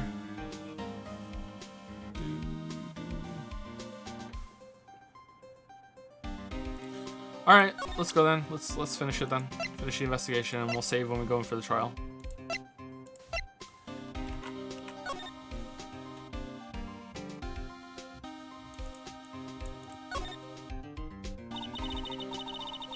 Due to recent events, I hereby announce my resignation as public prosecutor. He really wrote his resignation letter. Wow. Even when resigning, Mr. Chadworth is cool and concise. Still, it wasn't his fault. Someone has to be held responsible. That's how it is in the grown-up world. Yeah, but that responsibility means nothing if he just quits. Well, not everyone sees it that way. To truly take responsibility, you should have to work the rest of your life for no pay. That's one tough grown-up world, damn.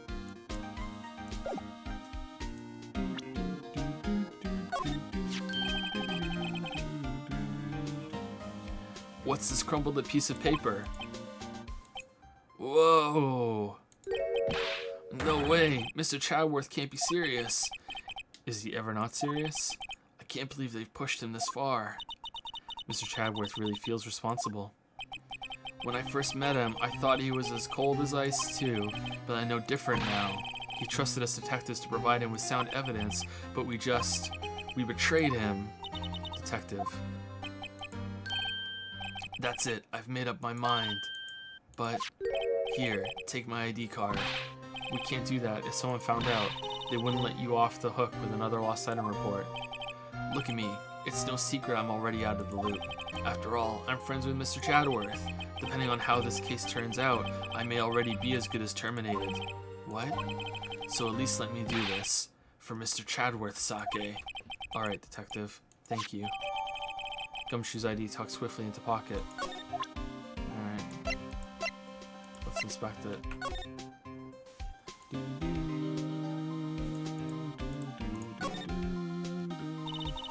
This Gumshoe isn't very photogenic, is he? Whatever you do, just don't say that to his face. Look, his eyes are half shut. And his mouth is half open. I mean, like, no, not at all. Hey, each of his shirt buttons is off a notch. And he's got the narrow end of his tie in the front. I think this goes beyond being a photogenic issue. Why is it blurry? It's like you can still kind of make it out. 4, 7 something? That's weird. Why would they do that?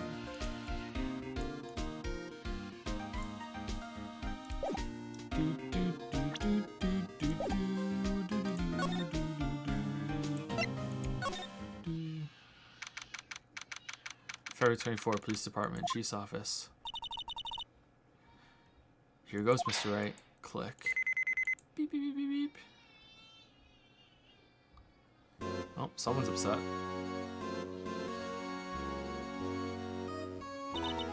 We're in. If anyone finds us now, Detective Gumshoe's a goner. If that happens, I'm counting on you to bail me out. Gah!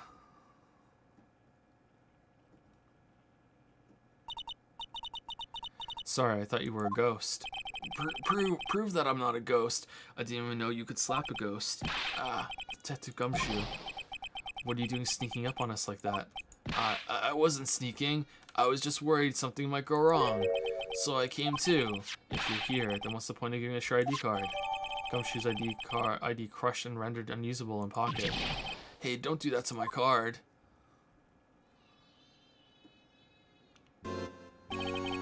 I hardly ever get a chance to come in here, so I figured I'd have a look around myself. Besides, we're all in this together now. You really do want to get fired, don't you? Not if we're lucky. Now come on, let's see what we can find out. I've got a bad feeling about this. Alright, let's just leave. Alright, see you later. Yeah, dude. Hey, how's it going, Lana?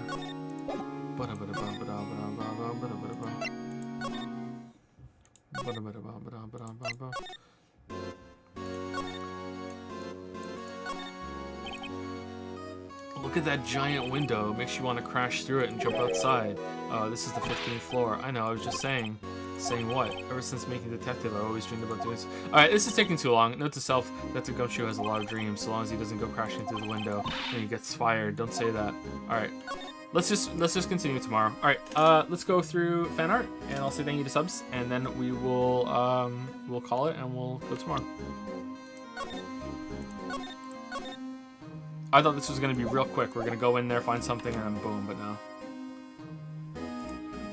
Not that I'm not enjoying anything, it's just time.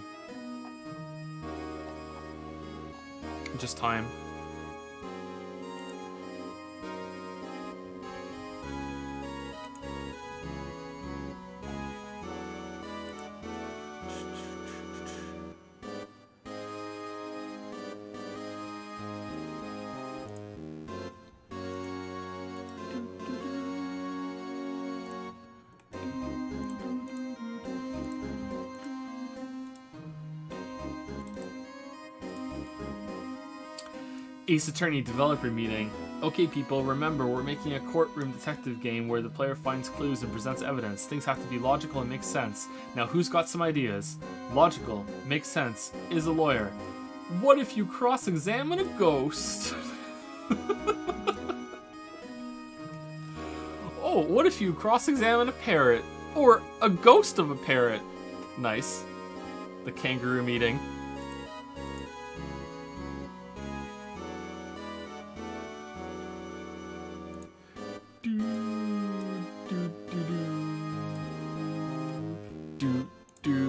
Thank you for this. Hey Joe, my work schedule takes place exactly as your stream starts, so I'm VOD only, but I love your work and you inspire me. Oh, thank you, Mio. Are they both from you? I think.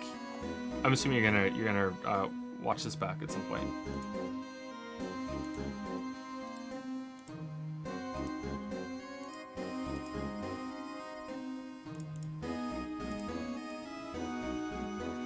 Ace Attorney is clearly inferior to Danganronpa. With what feeble argument will you rebut this declaration, Chatworth? Himiko survived. I've never been more wrong. This is true. This is true. I've never been more wrong.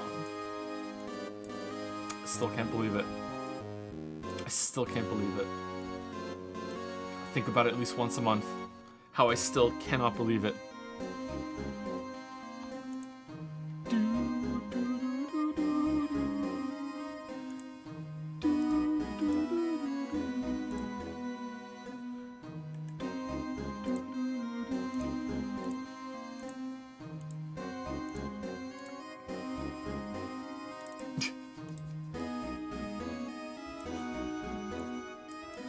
Why does this dad joke book have 30 blank pages at the end? So I was reading a dad joke book on stream the other day, and as it says, there was 30 blank pages at the end. Perhaps science can reveal the answer. Lubinol. Psst, psst, psst. You got scammed. Yeah, it feels that way. It feels that way. You guys want another one? Here's a free dad joke.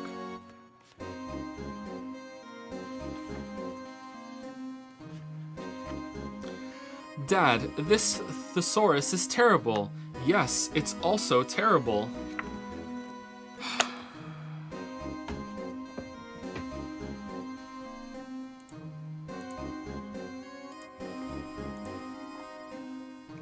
I think that was from Amio too. Thank you, Amio.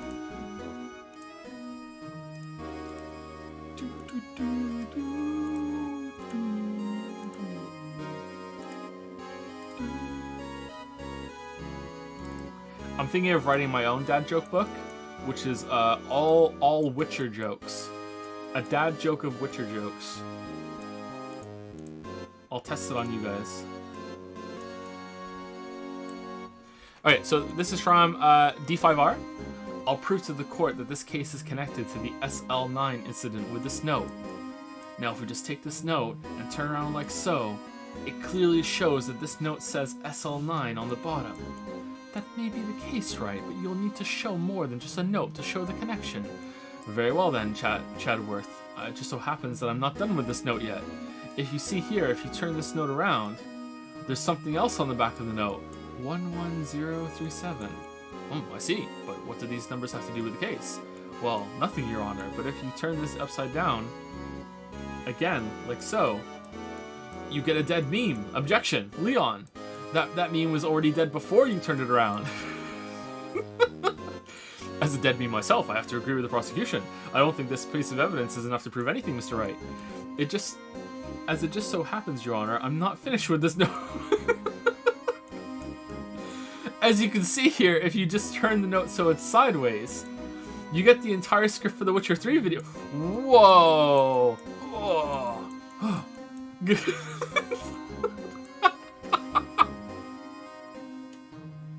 Holy shit, the hands! What the fuck? Holy shit! Should we zoom in on the writing? I'll be impressed if it's readable. I don't think it will be. No, it's not. Okay. Whew. That would be a lot to read.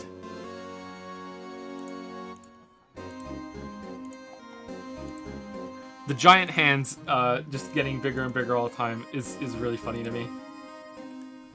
This one is entitled Large Hands of the Law. And it is by Zestorin HB. I hope I'm saying that name right. Who I believe had fan art at the beginning of the stream, right? Yep. Zestorin HB, yep.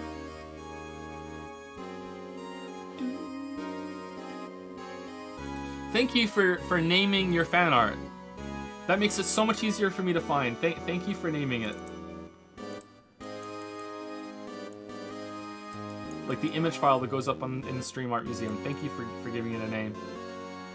Yeah, oh god.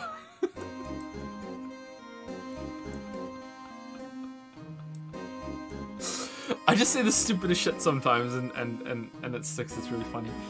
Yao Guai. Their hands sure are big, huh? Don't be silly, Maya. You're just being possessed by a ghost camera. You just need to refocus. Yao Guai. I need to go back.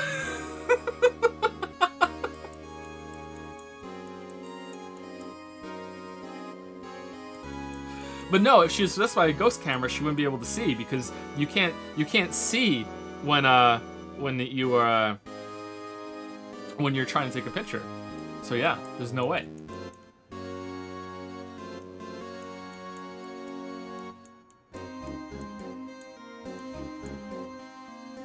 They look really cute. I like that. Thank you.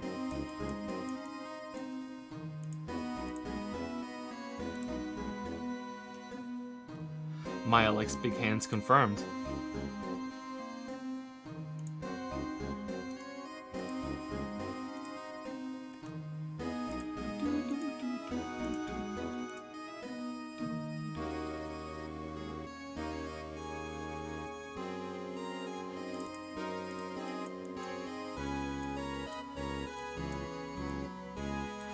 Okay, can I take a shot in the dark? Is this JoJo? Is this a JoJo pose? For some reason I looked at this and I thought JoJo.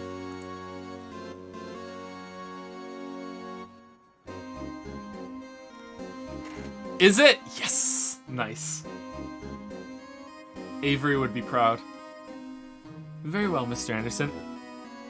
This is from Toxel, by the way. Very well, Mr. Anderson. But can you point out the killer on the photograph behind me? Is that the Where's Waldo? This is one jacked kangaroo, holy shit. Literally 1.103 seconds. He's baiting. Joe, bait. Bait. Joe, ... Joe. Is that what's happening? I see it, but I don't know how fast it comes. Yes, this is a call out. You just called oot, chat. Called oot.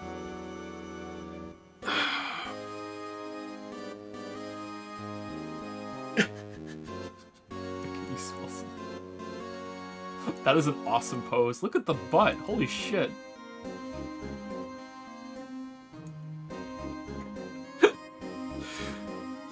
Thank you for the call out, Toxel. Thank you. I'm so proud I noticed a JoJo reference. Okay, so I don't get this one. So sorry. I'd rather just be honest and upfront and say I don't get it, rather than like fake it. So I don't get this one. So maybe someone can explain it to me. This one is by Barrier Trio Struck a Pose.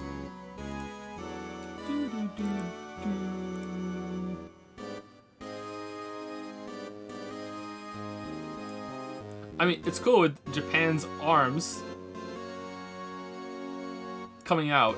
Is it like the hands are gotten so big now they're like getting out of the fucking country, like they're going into orbit, that sort of thing?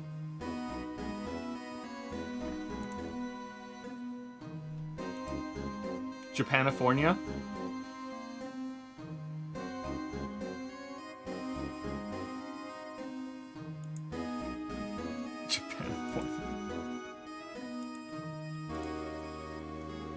Yaoi hands over to him. Okay, yeah, all right. It's funny now. I understand it, right? Sorry that I didn't get it right away.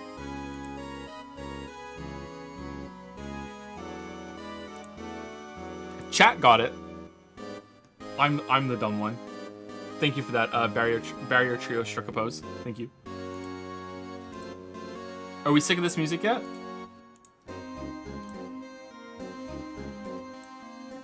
So that's all the fan art I have. If you have, if I miss one, then please let me know and I'll put it on screen. But in the meantime,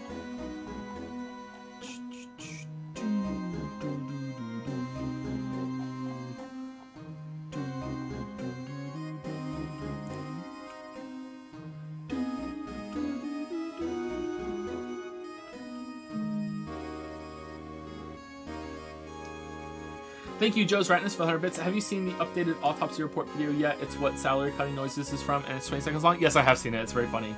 I'm surprised that that got like such a large amount of attention as a meme. It's pretty funny. I like how it just ends all of a sudden. It's pretty good. Thank you, Sailor Vulcan, for the new sub. Didn't see that one in Sailor Moon. Thank you very much, Sailor Vulcan. Welcome. Thank you, Rare Wares, for the 11-month resub. You know Joe. I do know Joe. Joe President. Thank you, Rare Wares, for the 11-month resub. How's it going? I'm just finishing up. Is Leo okay? He's okay, he's in trouble.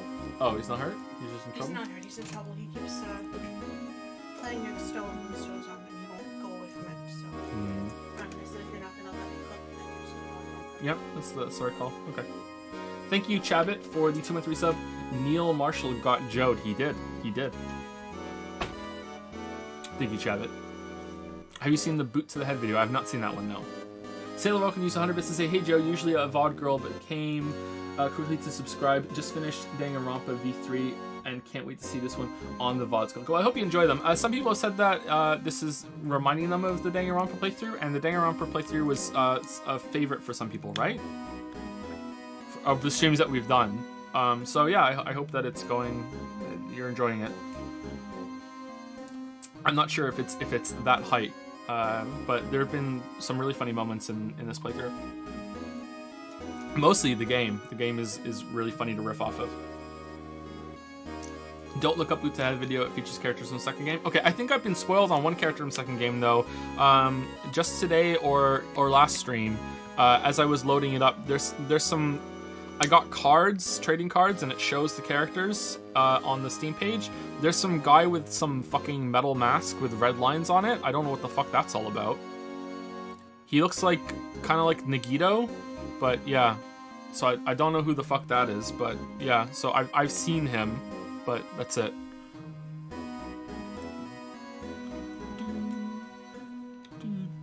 We all know what voice he's gonna have.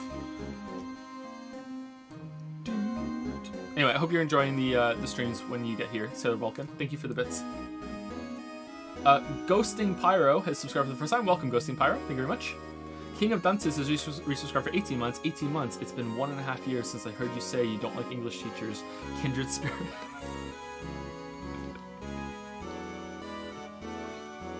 Well, we had I think 24 surgeons here earlier, so we probably have like 36 English teachers. Sorry, English teachers. No offense to any English teachers out there, I just hate you. It's fine. Thank you. I don't hate a whole group. It depends. To be serious, I don't want to come across as that dickish. There are some great English teachers. There's some really bad ones too. Thank you, Zusil, for the new sub. ZSUIL, Zusil. I think that's it. I'm saying it right, hopefully. Thank you very much for the new sub. Welcome. Thank you, Dean Truckin, for the 4-month resub. What's up, Joe? Not much. Just finishing up the stream. Pretty fun. The case is developing.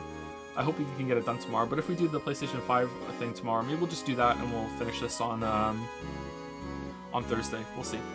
If we do the PS5 thing, I'm not going to transfer over to doing this afterwards. That'll just be the whole stream tomorrow. We'll just be the PS5 event. So it depends on when it is. If it's later, maybe we'll do 2. I don't know. We'll see. Thank you, Scholarly Butt Liquor, for the new sub. Welcome. That's a degree worth having for sure. Thank you very much. Thank you, Burning Toaster 17, for the new sub as well. Welcome, Burning Toaster 17. Coolsy91 has used 100 bits to say, hey Joe, I know I'm not the first one to tell you this, but I love the streams vids and they've been helpful for stress anxiety relief in particular. I know you work very hard, so thank you. You're very welcome. I'm glad you get something out of them. I try my best. It's not always good enough. I'm behind on a lot of shit right now, but yeah, I always try. Thank you much, Coolsy 91. Varoriak. There you go. Got it. Third try. Has Reese subscribed for 7 months. You think I would have learned by now with the message woo woo. Thank you very much. I'm not gonna try and say your name again. Just gonna say thank you. Oz Andrew has used 100 bits to say 40-minute PS5 stream tomorrow. Then finish at 8. Oh, is it only 40 minutes? Oh shit. All right. I don't know what we're doing then. I really don't like it when VODs and recordings have two games in it. So if we do that, we could do the PS5 stream and then stop it and then just restart the stream. I'm sorry, I know it's most people won't care, but it's just a thing I have. Like I don't want it to be like that. I would just want one stream, one game, that's it, done, you know? So we'll see. If it's only 40 minutes, maybe we'll do it. Or we'll do it afterwards. Take a break. Anyway, Shola is meta, maybe?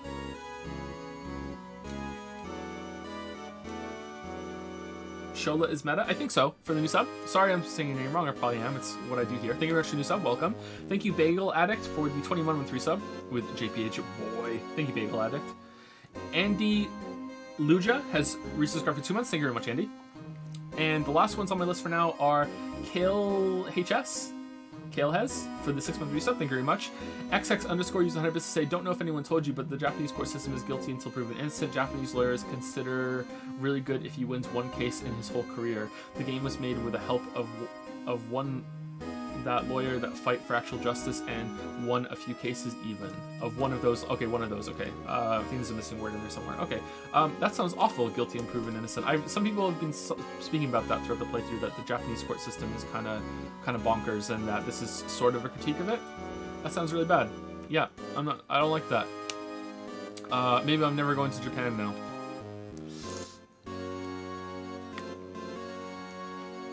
Just in case.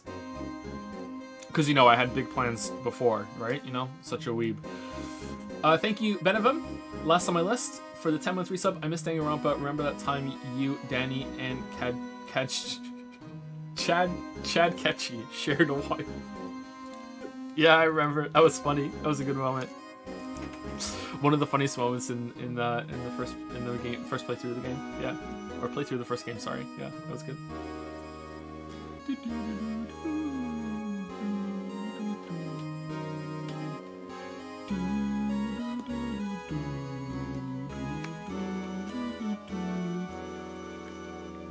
And that's it, I think. I think that's it. All right, so like I said, I'm behind on my messages again. Well, still behind on my messages. I didn't do all that much. Not the best weekend. Let's put it that way. Nothing really bad happened. Just not a good time. But yeah, that's it. So I'll try and catch up and do my best. And we'll continue tomorrow. Maybe we'll do this and then we'll stop the stream for like an hour, then come back and do the PlayStation 5 event and see how, if anything new is announced. Yeah. Who would win, a grizzly bear or a gorilla? I don't know. I don't know who would win, a grizzly bear or a gorilla. My first thought was grizzly bear, but maybe the gorilla would win. I don't know. Does the gorilla get prep time? Are you going to play Hollow Knight Silk Song when it releases? Absolutely yes, but I'm probably not going to stream it.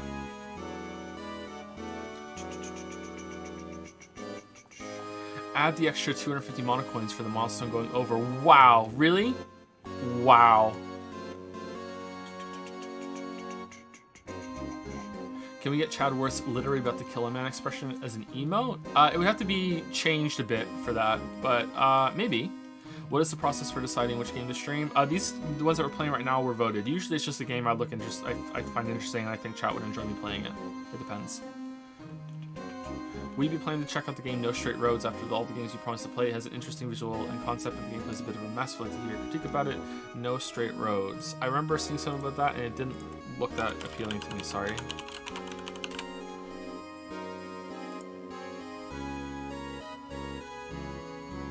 Oh, I don't know what this is. Okay, I was thinking of something else. Yeah, maybe. I don't know. I have no idea how long it's going to take us to get through the games that we have right now and what we're going to go into next, but yeah, it's possible. Any plans to check out Spelunky 2 at some point? I'll probably play it on my own time because I played Spelunky 1 quite a bit. I didn't really love it all that much. Sorry. That's probably a bad take for most of you, but I didn't really like Spelunky 1 all that much, so I'm not like thrilled about Spelunky 2, but I'll give it a try and see if I mesh with it a bit better. Don't forget to take off the million mana coins if you haven't done so already. Alright, I'll do it right now, and then that'll be the end of the stream. Alright, here we go.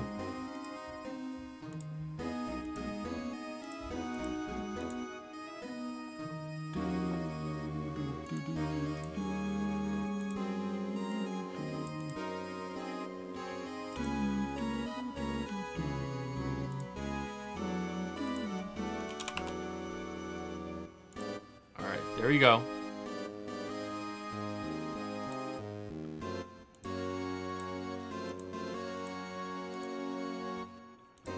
Have another one tomorrow. Maybe I'll put like 5 up at a time so you guys have 5 to work on concurrently. Did you take off the 4 million? Yeah, I took it off earlier.